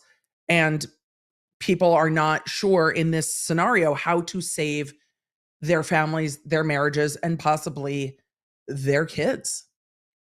But letting them all go is tough. Somebody they all praise, and so it really felt like a pack of dogs, and Jodi was the alpha, and whoever she sicked the dogs on, they would go. Whoever she praised, the dogs would just lick them up and down, and that's how these groups went. And so once I was in separation, every week was just shitting on you, psychological hell. But then your children. And Jodi was running it. Everything was on Zoom. And I knew that the only way I would ever get back into my house was I had to get Jodi's approval. If I didn't get Jodi's approval, I would never get Ruby's approval. But it felt like... I have not looked at the family law in Utah. I am frustrated with all of this. I can see that Kevin might have had the perception that if he was to file for divorce at this point, the court would side with his wife. Family courts can be heavily skewed towards the mother versus the father. And I imagine if he went to lawyers to talk about, well, if I leave, can I get my kids? That they were saying what's not going to happen is you're going to be able to leave and get your kids. So I don't know what's going on here, but I can understand that him taking measures that might seem like, okay, get divorced, fight for your kids, might not have gone well while this is all going on. I don't love that the kids are just moving down, but if mom's taking the kids, I don't know what more he could have done, especially given the context that the older children had called CPS and nothing had happened. Yes, also divorce is I mean, I don't know any religion that divorce is okay. And I mean, maybe the Church of England, well, they were like, literally, we're going to like separate so we can get divorced. But yes, also it is a very, within the religious culture, it is a no, and you would lose your entire group of support. So impossible task, because no matter what I did, no matter how much I also think him getting divorced after she's been arrested for child abuse definitely changes the probability that he might get custody of his kids, but there needs to be room for that. And I don't know if Kevin's ready for that. Try to track better, be, truthful and not be selfish. Every week it was like, you're being manipulative, you're being selfish, you're lying, you're hiding something, you're still hiding stuff. And I really started to question my sanity, honestly. After a while, that you're talking about. And so that continued for an entire year. And again, two things can be true at once, because they could be absolutely gaslighting Kevin. Absolutely. And again, there are a lot of complexities here. Kevin has not been charged. I don't know if Kevin is in a place to help these kids recover at this point until he recovers truly. Because I imagine if he's realizing how bad this was, that he is going to need help to unwind his part in all of this too. But it became more and more and more and more and more isolated. And once people are isolated, the psychological Jodi abuse had is an wild. approved list of men that I could make phone calls to, and it was basically 3 men. But 2 of those, well, no, all 3 of those 3 men were like, we don't want to do phone calls with you anymore because you're being manipulative. And I'm like, well, who told you that? Well, Jodi did. So I was completely cut off. And I, if I went to my church leaders, I was seeking enablement. And again, being isolated allows him to be more easily gaslit. So I went to my my family, I was seeking enablement. If I went to anybody, I was seeking enablement. Truly why people who are abusive isolate the people they are abusing from their communities where they have support, because other people will raise red flags. Like when you're hearing all of this, you're just like, red flag, red flag, red flag, red flag. But he has no one in his circle to support him in the red flags, because everything he does to try to seek support, they're telling him is bad. So there is a lot here. And so it felt like a no-win. I felt trapped. And that's where I was all the way up until the last week of July, when Jodi called me one day out of the blue and just said, I don't understand why you're not getting it. You're not changing. I don't get it. So I've been asking God what to do. And God told me that you need just to have complete, what's the word they would use? Solitude with God. Become a monk. Yeah. And I was like, what do you mean? And she's like, I don't want you to come to men's group anymore. And I don't want you to do phone calls with any of the men. And I'm like, well, then who am I going to talk with? No one. Who's You're not going to allowed to support talk me? to anyone. God will. You Right. need to learn to go to God. You're not allowed to talk to anybody. Right. And so I'm just like, there's nobody. You're just, you're not going to be completely cut off. And she's like, no, you'll have God. So that was the last week of July, and that was my last interaction and contact with Jodi. Last week of July, what year? Because these arrests went down in August. But it was strange because at that time, around that time, things with Ruby started like picking up, and I didn't understand why, but like Ruby wanted to meet in a parking lot and wanted me to sign over titles of documents. Like the two of our cars wanted me to sign them over to her name. Red flag, red flag, red flag, red flag. But I was like, okay, I'm just not, I'm in total compliance mode at this point. Just like, I'm a good husband, you see, you can trust me. And so whatever she asked, like, sign over the cars to me, no questions, just okay. And then another thing, she was like, I might want to do an investment, but I will need your signature. Do you trust me enough that I could get your signature if I wanted to pursue my own investment?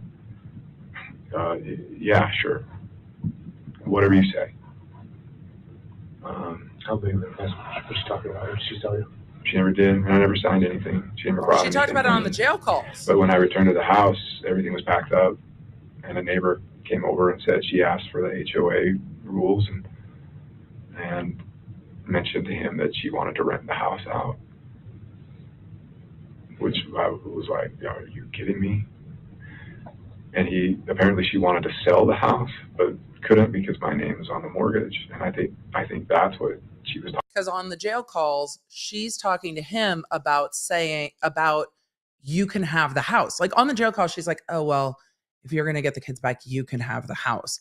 But the house was in his name, so she wouldn't have been able to sell it, which is probably best down the road for this family. But two things can be true at once, y'all. I don't love that he left his kids for a year either, but I don't doubt how isolated he became. And there are other people who have been victimized by Jodi that have come forward and said that. If you watch the sentencing, one of them kind of grabs the mic from the media and has a lot to say about Jodi and how she isolates people, and that this is her pattern. We also saw the DA saying Jodi is more culpable. We saw the judge saying Jodi is more culpable. And we have seen that over and over again. People saying Jodi is more culpable. So while it doesn't, like one thing doesn't excuse another, I think there's room to hear what Kevin is saying and try to look at the fact that he felt he had no one to go to, no one to talk to, and no way to get his kids back, and no way to get his wife back. So you can understand that might be incredibly disorienting. Talking about will you sign something if I just put it in front of you? Tinsley, same. And you know what? I probably would have. Tinsley said, that's how messed up I was. This is not where I thought this case was going. Same. that would have been disastrous. But I can't describe to you what torture and hell it was to live an entire, it was more than a month. Kevin, I am sure it was difficult for you, but there's no way it was as difficult for you as it was for your children. Really, in complete isolation, believing that I was like evil. And I mean, I also want to share my perspective on some of this. Is I worked with a lot of victims of financial crime, and I don't know if we'll get to a point where Kevin sues Jodi. It'd be interesting. But I worked with a lot of victims of financial crime, and the place most of them had gotten to is that they felt in too deep to get out, and they had been manipulated, and then were embarrassed because they saw it, but not all the way. But by the time they saw it, they were in so deep of a hole that they didn't know what to do or who to talk to, because there is a tremendous amount of shame, and people who are abusive and who will take advantage of others will use shame to silence and isolation to silence.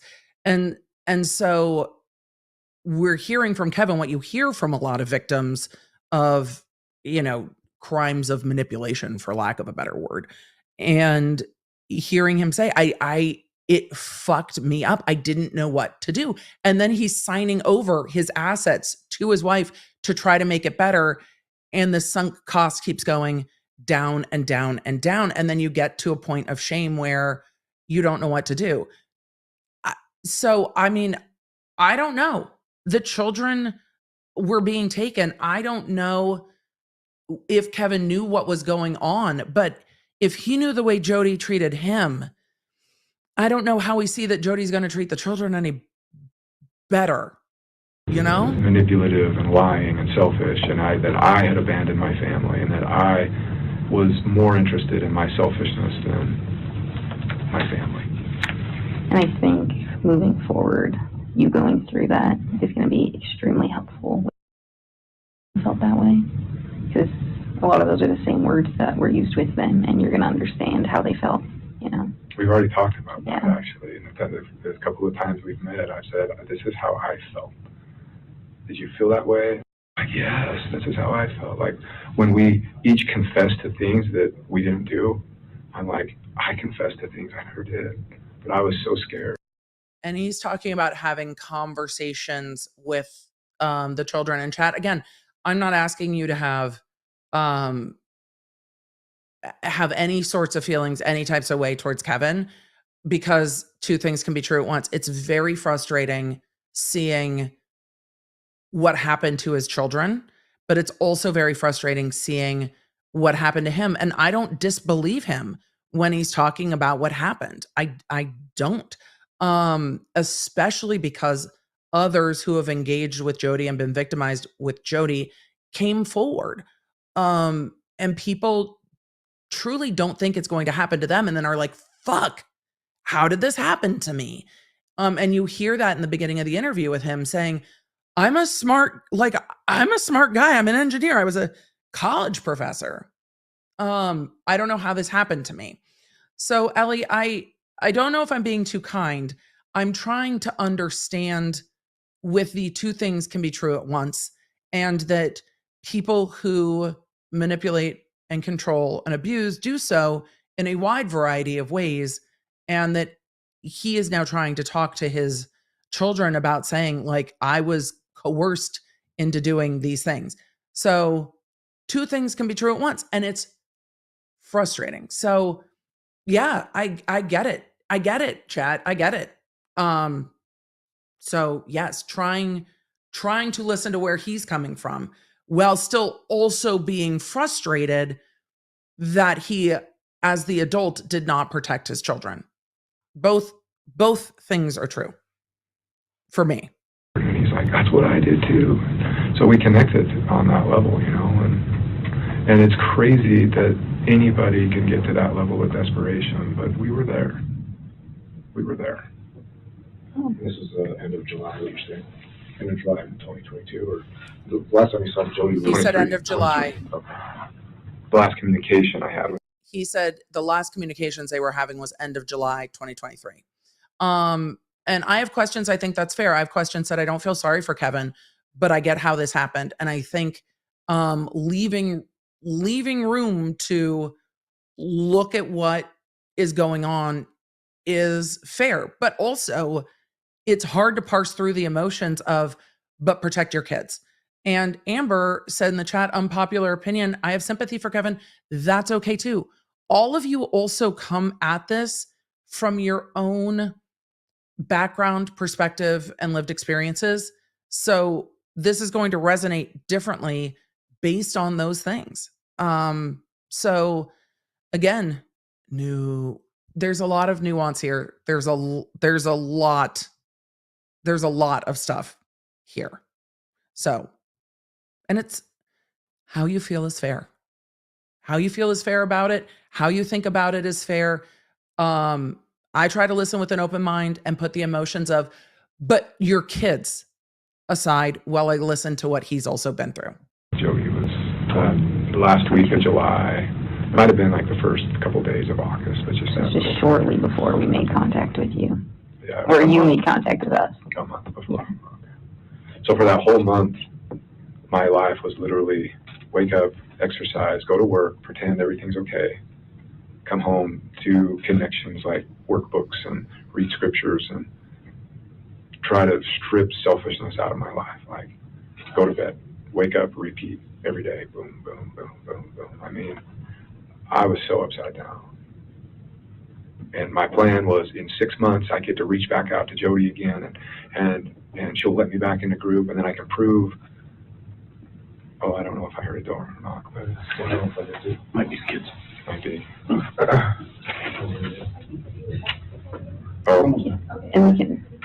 Lyndon, as always, I appreciate you saying exercise or exorcise. Within an hour.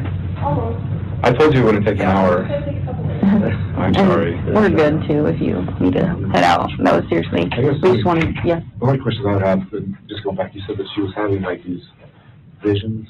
Like, did we ever privy enough to understand or be told what those visions were? A couple of them. What were the two that she would tell you about? So, like one of them, she was walking along the beach with Jesus, and Tinsley said, and a lot of you have said in the chat, the thing is, you don't know you're being manipulated until you're out of the situation and actually realize you've been manipulated. And a lot of you have echoed that in the chat as well. And I think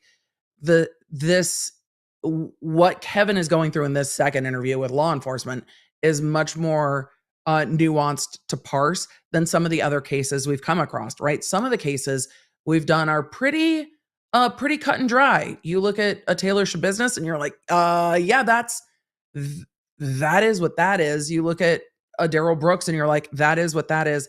This case has much more nuance in it and a lot more to parse. Jesus challenged her to go walk on the water, and it was a whole lesson on walking on the water. Another, she would walk with Who sings Heavenly Walk on the Father Water? and It's a great song. It's not Big Head Todd. You guys know what I'm talking about. Heavenly Mother, and she had a pet lion in heaven named Charles. I don't know why I never forgot that name, but it was like this. I mean, I could get down for a pet lion in heaven, but I realized that I have a penchant for cats. Toad the Wet Sprocket, thank you, Chad. And Heavenly Mother, and she had a pet lion in heaven named Charles. I don't know why I never forgot that name, but it was like this massive lion, and she got to ride the lion and learned that, all about who she was and this pet lion and all. There was another one where there was a lot of satanic ones where maybe it's because what Ruby was doing to her children is evil, but that is just me. When she would go into possession mode, she would talk in like different voices. It was really creepy. But the voices would say, she's ours, we're not letting go. She is Satan's bride. She's mine. I'm going to marry. Are we sure they haven't done psychological evaluations on Ruby and Jodi, I feel like maybe that's needed. RVV in the chat said, Charles the Lion, if not friend, why friend shaped? Yeah. Murder Mittens is always friend shaped. Marry her. So if she was faking it, she believed that she was trying to, or Satan wanted her as her bride. When you said, just clarifying, so the last time you saw the kids was when you separated that in July? Law enforcement is like, we're going to leave Bride of Satan and Charles the Lion in heaven to the side. Can you tell me when you stopped living with the children? The 2022. Do you have any questions for us? No, I'm just really interested in the pen papers. Like, for my own curiosity, I want to know what was going on and all of those. So could you get all of Jodi's weird fucking writings? Because I want to know. Like, if you guys got that, he's like, I'm gonna want that. Little interventions. And I'll look back through the photos because, like I said, we documented everything in the home, whether we took it or if we didn't. And then I'll reach out to you, Mr. Kester, and let you know. I have a couple of observations when you're done. Yeah, go for it. So I always thought it was interesting, now that you mentioned that she was riding a lion. Kevin told me that when they were having these group meetings, she would never show up. She would show up on the WebEx, but in place of her person would just be this X for the connection. So it's like this Wizard of Oz thing going on. she never showed her face. I don't know why closed captioning is struggling with the Wizard of Oz thing, but it sure was. She always covered herself. Yeah. Like, even in the hottest of summer, she would wear these hoodies. She would smell so bad. Yeah. She would never bathe. And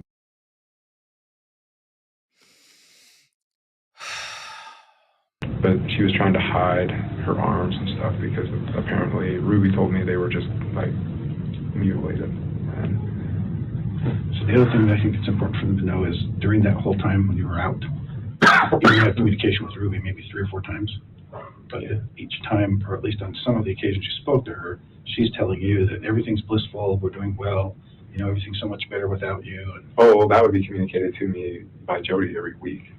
And the men's groups too. And it was just like, law enforcement is trying to now get to a timeline. Like, they've let him do the full like emotional dump of what he wanted to say. And they have patiently sat through the emotional dump of what he wanted to say to now try to get to the timeline. So law enforcement has allowed the like, I just need to tell you the whole story to now start to get to the timeline that they're the most interested in. Abandoning your family. And it always hurts so bad because it's like, I want to be with my family so bad. What do you mean I'm abandoning them? If you wanted to be with your family, you would change. You would stop being selfish. But you keep being selfish, so you want it. And it was just felt like, well, how do I stop wanting it then? It's like, then you must change. Well, how do I change? Well, you got to want it. Well, what? You know, so how do I want it? He was being told it was circular. It's just like perpetual cycle. Yeah, and there's no, I tried to find my way into that cycle. And it felt like, have you ever had a dream where there's like a problem you're trying to solve, but you can't solve it, and how frustrating you feel? That's what my life felt like. And as I'm looking back and I'm realizing there was no solution. You either had Jodi's approval or you didn't. I wasn't doing anything different than the other men in the group. But they got her approval, so they were praised and they were repenting and they were doing everything right. I, on the other hand, was manipulative and selfish and enabling and all blah, blah, blah, blah, blah. And she became like the arbiter of truth, the arbiter of forgiveness. It seemed like she was the arbiter of everything. It was just messed up. Well, I'm glad that you're seeing clearly, you know, and kind of came out of it. Yeah, so. Yeah. One last discussion. So in the home, when the warrant was issued, there was a bag with $85,000 cash in it. I'm so glad we listened to the jail calls before this, because now we're getting back to the bag with the $85,000 of cash. I had no idea it was going to circle back to the bag with the $85,000 of cash, but we heard about it in the jail calls because he was telling Ruby, we're going to need that money. Chat, you didn't tell me it finally loops around back to the bag of money. We have gotten through all of the all to get back to the bag of cash. And I understand her lawyer, Ruby's lawyer, has all that. I'm not. Which home are we talking about? Ivan. In Ivan? In Ivan's home. We don't know. The money was left where it was left. We didn't take it. They heard it on the jail The house call. was secured when we left. That's why they're We're asking. assuming that Lamar Windward Yeah, was he able has. to retrieve it, but we don't. I couldn't tell you. Yeah. What it is. So They're assuming that Jody's lawyer has the bag of cash. here's kind of the issue. That money, she cleaned out their bank accounts. The kids' savings account. Yes. And Katie, you are absolutely right. You are absolutely right. I do always say no spoilers. It's fair. I've done it to myself. Cleaned out the kids' bank accounts. Okay. Ruby would have done that. Maybe at the approval of Jodi or direction of Jodi, or maybe not. But Ruby would have done that. your joint account cleaned out. Talking about Ivan. In Ivan? In Ivan's home. We don't know. The money was left where it was left. We didn't take it when it was secured. The house was secured when we left. We're assuming that Lamar Windward Yeah, was he able has. to retrieve it, but we don't. I couldn't tell you. Yeah. What it is. So here's kind of the issue. That money, she cleaned out their bank accounts. The kids' savings account. Yes, and yours too, your joint account. Yeah. And that's where that money came from. Mm-hmm. So I don't know if you can have, or if I need to have a discussion with the county attorney. Kevin would kind of like his kids' money back. Yeah. So it would be. It should go in trust for the kids. It should absolutely go back into trust for the kids. To police, so I would go address that. I love that the female officer's like, yeah, it would be civil. That's a civil matter.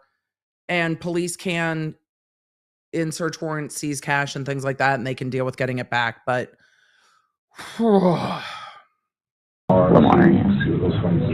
I don't think he wants to give them up. And I wouldn't either if I were here. Yeah. I think he's using them for attorney fees. Yeah. the attorney's using the money for attorney's fees? Well, the civil cases, if there are any, will be interesting. I don't know if the county attorney is going to be able to separate that out. No, you're going to need your own lawyer to do that, big guy. Even the county attorney's going to look at it and go, Yeah, no, the county attorneys let's hold your guys' money in some aren't sense. going to do that. But if you The judge would have to divide that up to where it goes. We can do that. At least the county attorney will. If you could go civil, though, I feel like that would be your fastest route to. It's just dirty what she did. Yeah. She stole money. She stole money from my 18-year-old son out there. What's wrong? Well, the other thing that you did, that I don't know, I mean, there's a lot there, but I think they need to know that while Jodi was living in your home, she was also purportedly giving therapy to Chad, and Chad was paying her. He's like, At that time, we 15, were 16? paying her. Oh, okay. It wasn't until Chad moved out that part of his therapy was he needed to pay for his own therapy. So at age 17, he was paying her $900 a month to get brainwashed. The 17-year-old was paying Jodi $900 a month for her to do what now?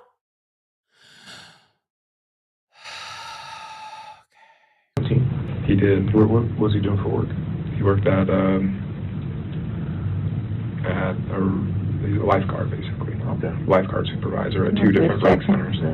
So it was He's working 2 jobs to pay for the therapy that I think his parents made him get. Okay. I'm bummed we followed the money at the end, but I'm going to have to go digging for civil lawsuits. like the majority of his check was going to Jodi. he was paying her more than he was paying rent, wasn't he? So, 3 times as much. that's crazy. I mean, obviously, you've seen her house, and what she has, she's making, there's a lot of money going around. Maybe there's a lot of money. I don't know if we can. Sorry. Yeah, there's a lot of money. We've seen the house. I'm not sure if we know where that money came from or where it went. Like, it doesn't seem like she's had income within the past little bit, so. Did her book sales, were her book sales? I can't imagine. I can't imagine they were. Anyway, I need to get my kids. Yeah, well, I'm we have to go. Thank you so much for your time. I appreciate I it. want to cooperate, though, on anything related to Jodi and Ruby. Maybe if I can help. I bet he wants to cooperate. We appreciate We'll that. reach out to your attorney if that's okay. If you have any questions. And they said, we will reach out to your attorney if we have any other questions at the end of that. We did not go through the other police interview. We can, but not today. Because I don't know how we started streaming for like 5 hours on Tuesday, but here we are streaming for 5 hours on Tuesday. Just wow. Oh, Lyndon said, oh, Jody's books. I bet everyone in her group had to read them. Yeah, absolutely had to read them. Julie in the chat said, Emily, you're actually making comments during Kevin's interview is really helpful. This is triggering. You forget that, you forget to put it in context of Kevin trying to appease Ruby always. It is a lot. It's a lot. Like it's a lot. Wow. That was much. I don't know what else to say about that. That was a lot. I'm going to go to Q&A. We've got lots and lots of questions. So I'm going to get to our lots and lots of questions. Look at that red-bellied woodpecker. We're going to get to lots and lots of questions with our palate cleansing birds. We're just leaving them up. The palate cleansing birds are just what's happening. Sloth in the chat asked if I read the journal. I did. I'm not reading it on stream though. I'm not reading it on stream. We went through all the interviews I intended to go to. Intended to go through. I don't know if I will go through. I might go through Kevin's other interview for context and summarize it if we need to. It is my intention that this is our last stream on this topic, unless there are civil lawsuits that we need to cover. But it is my intention that this is the last stream on this because they have been sentenced and it should be done. Like it should be done. So I'm hoping that we are done. But if there are civil lawsuits, will we look at those? Yes, we will look at those. But for now, on the criminal case, I think what we need is a case closed. I think we just need a case closed on the Ruby Franke Jodi Hildebrandt case. And I am hoping that this is one that stays closed. And then we'll go to questions.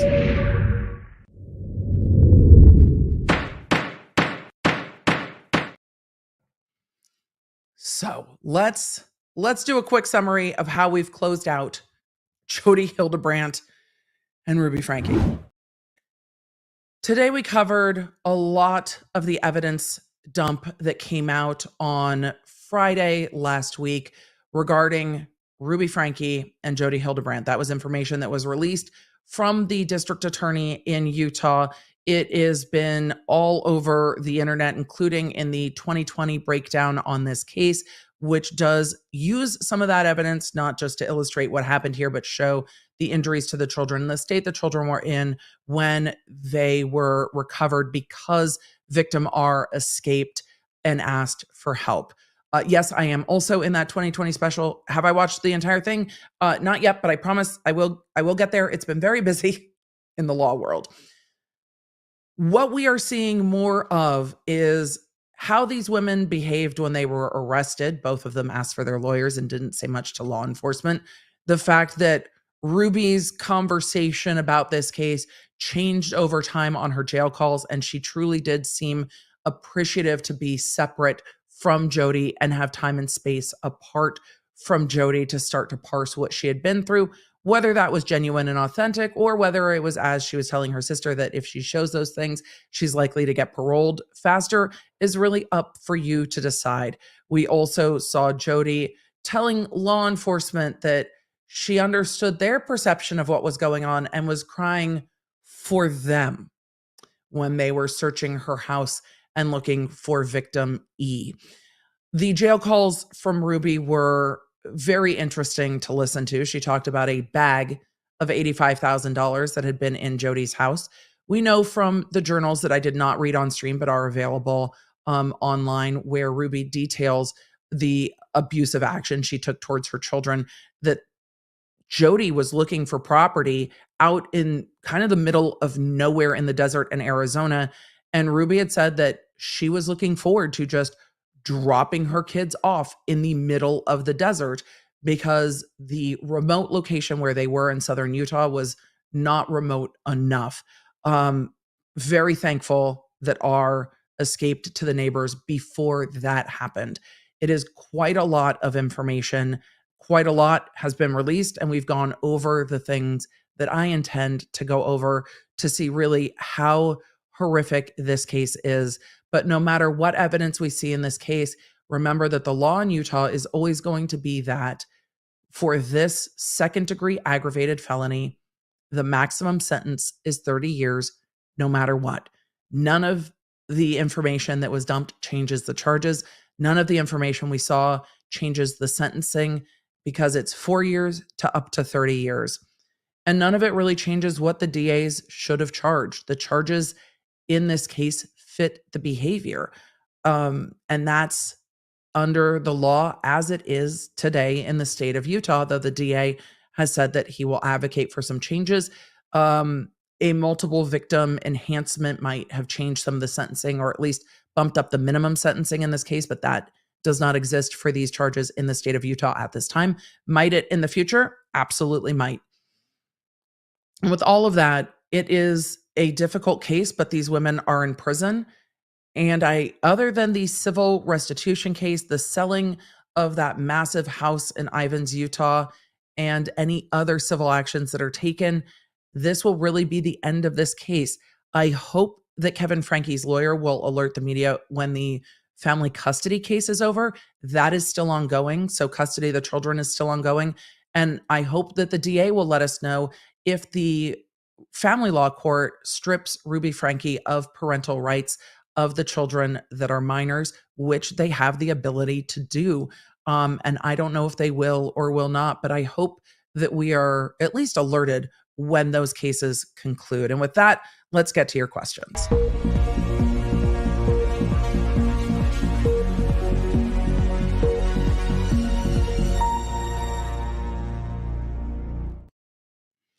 All right, let us get to not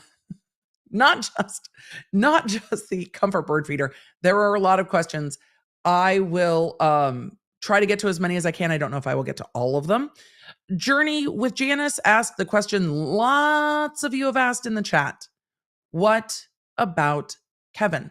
Why wasn't Kevin charged? Why isn't Kevin charged? Why isn't Kevin charged with abandoning his children? Why isn't Kevin's behavior illegal? I have not seen his other interview all the way through yet. But from what we have seen, Kevin released the children to the other parent who he was separated from and was following what Ruby was asking him to do. So the children were with the other biological parent, the other parent who has legal custody of the children. And he wasn't there when these actions of abuse that were charged were taking place. So I don't see what law enforcement could charge him for.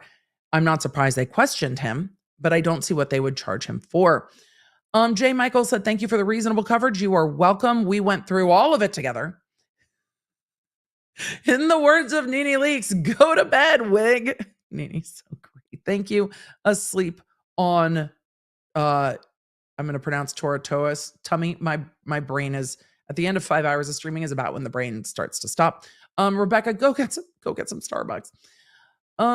Silently Me said, thank you, Emily, for getting me through the flu today. I mean, I've just hung out with you guys through your work days. The Tuesday, Thursday streams that are non-court days were never intended to be full streams, and we're going to be streaming on Friday too. Beach Rando said Kevin is suing Jodi. I saw the filing over the restitution, about getting restitution from the kids when the house is sold. I have not seen any other civil lawsuits, but I will go look for them. Priya, good to see you. Priya Patel said, so glad to finally not just be a lurker. Good to see you.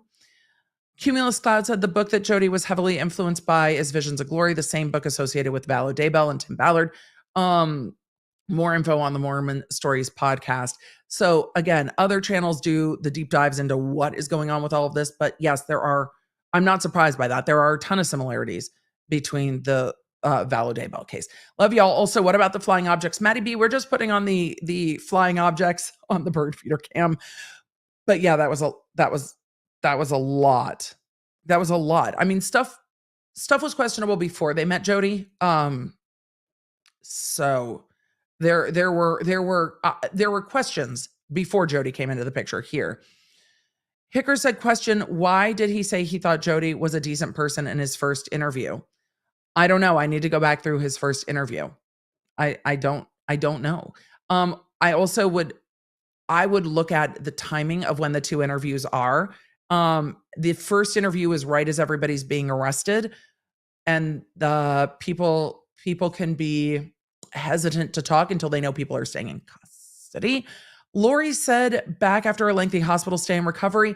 Take care of yourself, Lori. Glad that you are back in the chat and hope you are recovering well. Good to see all of you guys. Janice said, good morning, all. I thought the 2020 was well done. It's insane to me as a mother that she thought this was okay. It's very, very difficult. It's difficult to wrap your head around. It really is difficult to wrap your head around.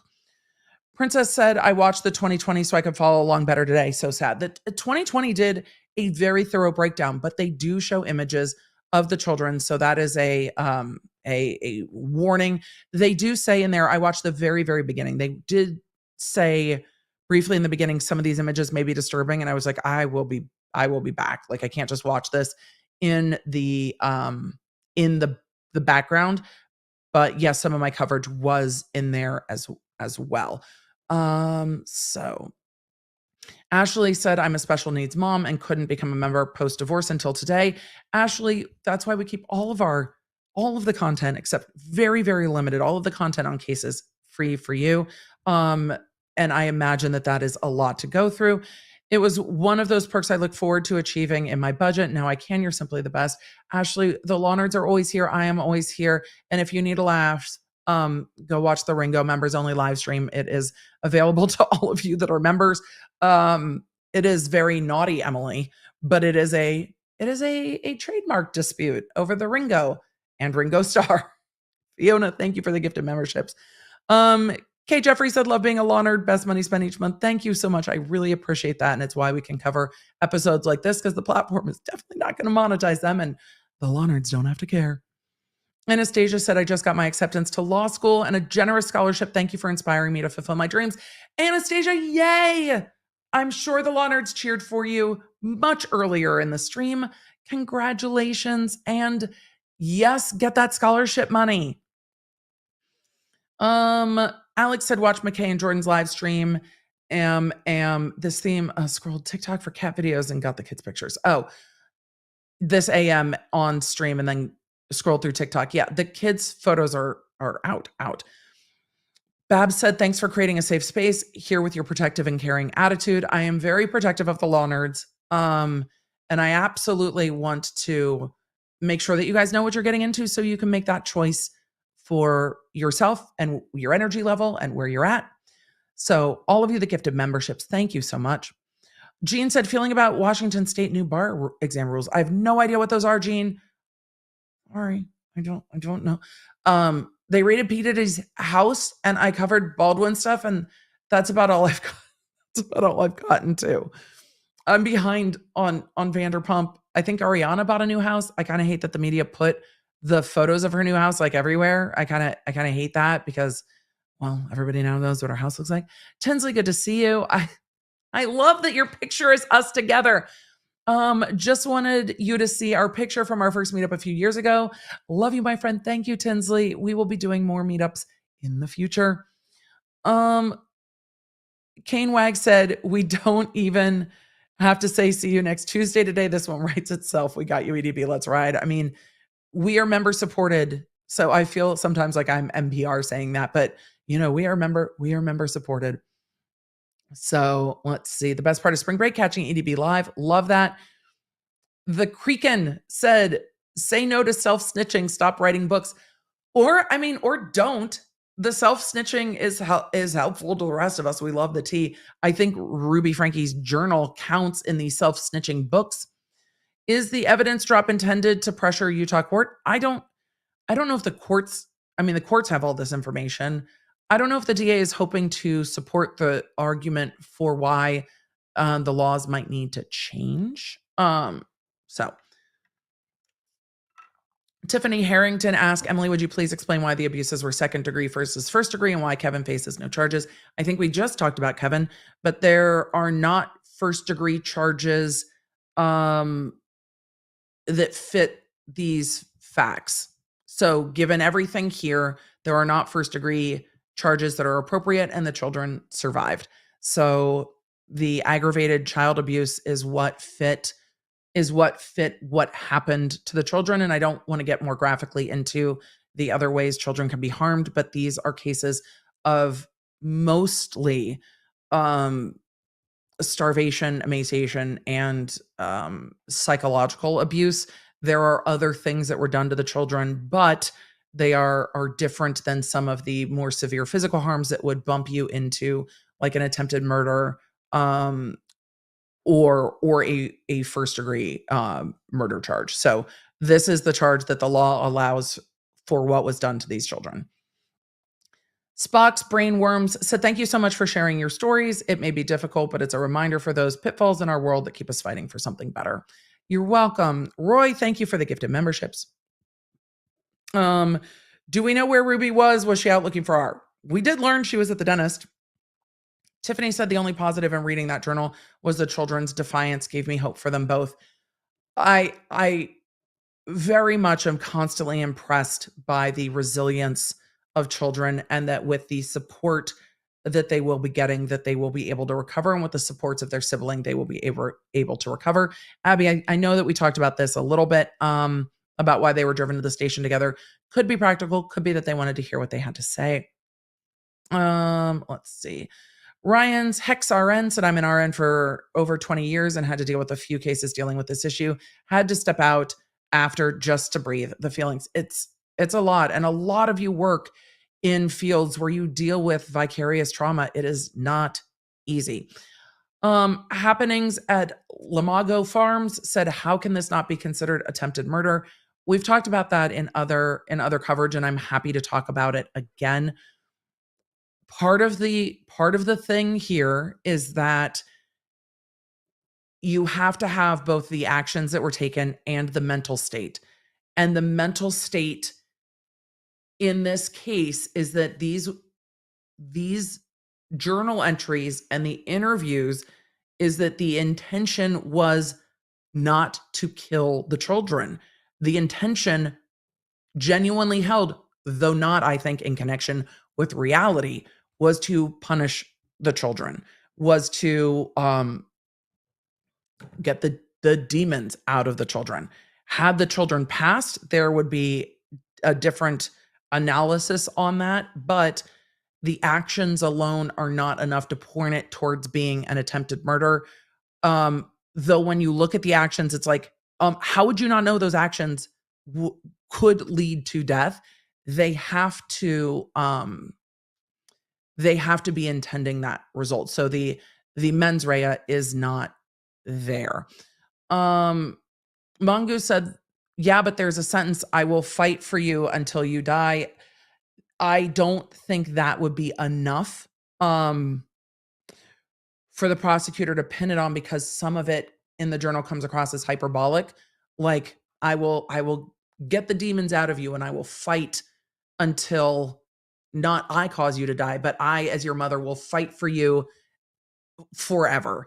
So I think it is difficult to prove that. And I don't think the DA would have had an easy time charging it that way. And I think that this was the proper and appropriate charges in this case based on everything we've seen from Utah law. It's the Carla, the torture aspect of it goes under the second degree aggravated child abuse. The language, that exact language is in that statute. If you go back and watch the earliest, my earliest coverage on this. Jesse rah said, I've heard laws are changing in Utah. What about YouTube? Do you think this will make YouTube look into family vloggers more, especially with the kids having their money stolen? I don't know, and I don't really ask what the platform will do. Kids aren't allowed to have accounts till they're 13, but what about accounts where kids are shown? I don't know how the platform navigates that and how they will choose to navigate that. Is there absolutely room for conversations about it? Yes. Do some states have laws regarding child actors and where their monies go and the types of accounts they need to be put into? Yes. Does that apply to kids who appear on YouTube channels? No. Can those things be changed? Yes, but I don't know if they will. However, a lot of those channels, if they focus primarily on kids, can't have chat on if they determine the videos are made for kids, can't have comments on. Some of them can't be monetized. So I think there's a balance there, but I can't really speak to it much more because it's not something I've looked into heavily on the platform at all. But is it something people do look into? Yes. I just haven't. So let's see. Money Ruby and Kevin earn from the kids' livelihood. If the kids have nothing left from being on YouTube for years, it would be very, very unfortunate. Not uncommon, but unfortunate. Kevin said Jodi was living with them for a while prior to the demise of 8 passengers, maybe associated with the no lunch thing. Their association goes back years. With Jodi, I think that's what he said in this. Emily said, what exactly will this parole board see? They have access to everything. So they have access to everything. All the interviews, all the video, all the pictures, all the reports, everything. Stina G said Morgan Freeman voice. She did not get out of this. The timing on that was perfect. So let me see. We're going to get through some more of the questions. Tiffany said we were licensed foster parents for 3 years. My heart couldn't take more. Parents like these two that say the right words in court but mean none of it. Thank you for the work that you do. I imagine it would be tremendously difficult. Kathleen said, my first time actually watching one of your lives. Well, it's live rather than afterwards. I appreciate how you approach these cases. Helps me process it without triggering my own trauma. Kathleen, that is always the goal, to be able to help everyone engage in the legal sides of these cases without leaning heavily in to the details that we can talk around, and B, are really more triggering than helpful. So that is always my goal, especially when dealing with hard topics. Jen in the chat said, my best friend Anastasia deserves extra double bonus congrats from EDB for getting accepted to law school inspired by you and getting an amazing scholarship. Hold on. Where is the applause hands?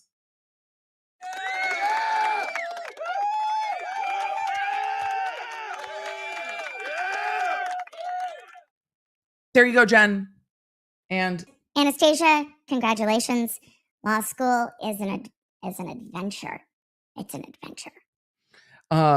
And it can be a very, very good one. Jesse Rara said Natalie did a great breakdown of the journals. That would be Natalie here on YouTube at Natalie Lawyer Chick. Catherine Fox said, I have sympathy for Kevin too. He's not ready for the kids. And he really may not be ready. He might need to heal himself before he is ready to have the kids back in his home. So Julia said, my friend's ex manipulates and has weaponized the system against him. Court CPS won't even look into suspected abuse. Only hope is getting a lawyer. Heartbreaking. And it can't be. Can the kids be in foster with Kevin having visitation? It's my understanding that he has some contact with the kids. I imagine that is supervised contact with the kids, and that will shift now that the criminal cases are over. I am not sure who has custody of the kids at this point. I've seen speculation on that, but I've not seen anything concrete. Effie Wild said, this interview helped me understand things much better. Thank you for your nuanced approach, Emily. Look, that's why we do long form content, so we can have a nuanced approach. and look at both sides of a conversation. And it doesn't make behaviors right. It doesn't make it okay. It just, things are, especially when you start dealing with the criminal system, things can be more complex. THB said no, that's not the name. Sorry. As I'm reading through it, that is the currency. Apologies. As a 24-year-old, I can't pay a $250 copay for the ER to treat acute pancreatitis. I'm sorry, that is not a fun thing to go through. Ibuprofen is all I can afford. How on earth is this child paying $900 for therapy? I have no idea. I have no idea. No idea. Do I think he will get custody? I don't know how long it will take him to get custody. Do I think Kevin will get custody of his kids eventually? Probably. Jack said, girlfriend of 3 years broke up with me to move back to Oklahoma from Kentucky last night. Thank you for giving me an outlet and a voice to hear. Jack, I'm sorry. That is a lot. That is a lot. That is a lot. Effie said, I'm having such conflict because I believe Kevin was spiritually and emotionally abused. But he also left his kids in that situation. My empathy is on board, but also being tested. And that's where this case is, especially as it comes to Kevin, it becomes complex. Even as it comes to Ruby, it becomes complex. Though we did see in their family inclinations towards parenting that many raised lots of questions about. I haven't watched all their videos. I don't have insight into all of that. People have done incredible breakdowns of it here, but they leaned into taking away things from their children and being a very heavy hand of control in their children's lives. And Ellie echoed that in a super chat that said they were abusers before Jodi and welcomed the horrors into their life. Neither of them are victims. She was delusional and he was compliant, and I hope they never see their kids again. We will see what happens. So let's see. Kevin wanted his older daughter arrested. No, he's not ready to have his children, if ever. We saw that in his interviews with police when he was talking about trying to get back one of the laptops and was like, no, she broke into the house and stole it. So let's see. Wendy G asked who sits on the Utah parole board. I don't know. I have not researched deeply into who sits on the Utah parole board. So is that a woodpecker? Yes. The two of them on the screen. Two of them. We're doing both. All of our ADHD is satisfied. We're answering questions. The birds are doing things. So Carol asked about SA. I didn't look at the laws for that in Utah because there was no indication that was at issue here in this case with these child victims. Lizard said he doesn't have to be a good person to also be a victim of abuse and manipulation. A very fair point. I don't like him, but I also don't think this was his fault. A very nuanced and appropriate point of view with all of this. And how you guys feel is how you guys feel. I'm not going to tell you how to feel at all. I think listening to what Kevin had to say and then processing what he had to say, you can start to be like, can you understand how he got here even though you don't agree? Yes. And you can also look at it and be like, he should have done more. Yes. It's very, very hard. Yellow Pill shared in super chat, in my situation, the court handed me right back to my abuser because sexism. Oh, and she got to get child support. Imagine having to pay the abuser of your children. It is, especially when it comes to family courts, a difficult and imperfect system. So I think it's why it's so hard to parse the Kevin of it all, because like, why aren't you there for a year? But also you start to hear his side of it and it's like, what is this? Hey mods, what is the link to Cam Link? This one is the Cornell Lab feeder watch camera. It's like a 24/7 stream from, let's see, I'm behind on the stream from Cornell Lab, live birds in 4K, Cornell Lab. So Cornell Lab bird cams is the name of the channel. That's what we're watching because we just needed to do the things. And, occasionally squirrels actually jump up on here. So we might squirrel. But with all of that, it has been, another. We're going to nerd on the other red-bellied woodpecker. And with that, it's probably time to start to go, okay, with all of this chat, it is time to say goodbye. It's been a long stream. Let's talk about this week. New podcast for you on Wednesday, going over Baldwin's motion to dismiss and kind of what we learned from the 700 pages of that motion and the law as it is in New Mexico, what I think about that, some of the court's rulings in that. So that's on Wednesday. Thursday, we're going to be streaming. We will see what happens in the news cycle this week as to what we're covering. I had some ideas. It's just going to depend on what else comes up between now and then. So I'm remaining flexible for me on that. Friday, there is a court hearing. Let's see, where is my calendar? Because by the end of the stream, I've already forgotten which one. Gutierrez. Friday is the Gutierrez hearing. That will probably be a shorter stream. That is going to be 11 a.m. on Friday. Gutierrez is back in court for that we need to cover. We need to cover that at least at a minimum on Thursday, the state's response. Thursday is the emergency hearing on Hannah's motion for new trial. The state has responded. Some of that is in Quick Bits. So if you haven't watched Quick Bits, I do include new information in Quick Bits when it comes up. So some of that's in Quick Bits, but on Thursday, we'll have to get into the state's response to the defense's motion saying, but Your Honor, reasons. New trial because reasons. New trial because reasons. And that was it.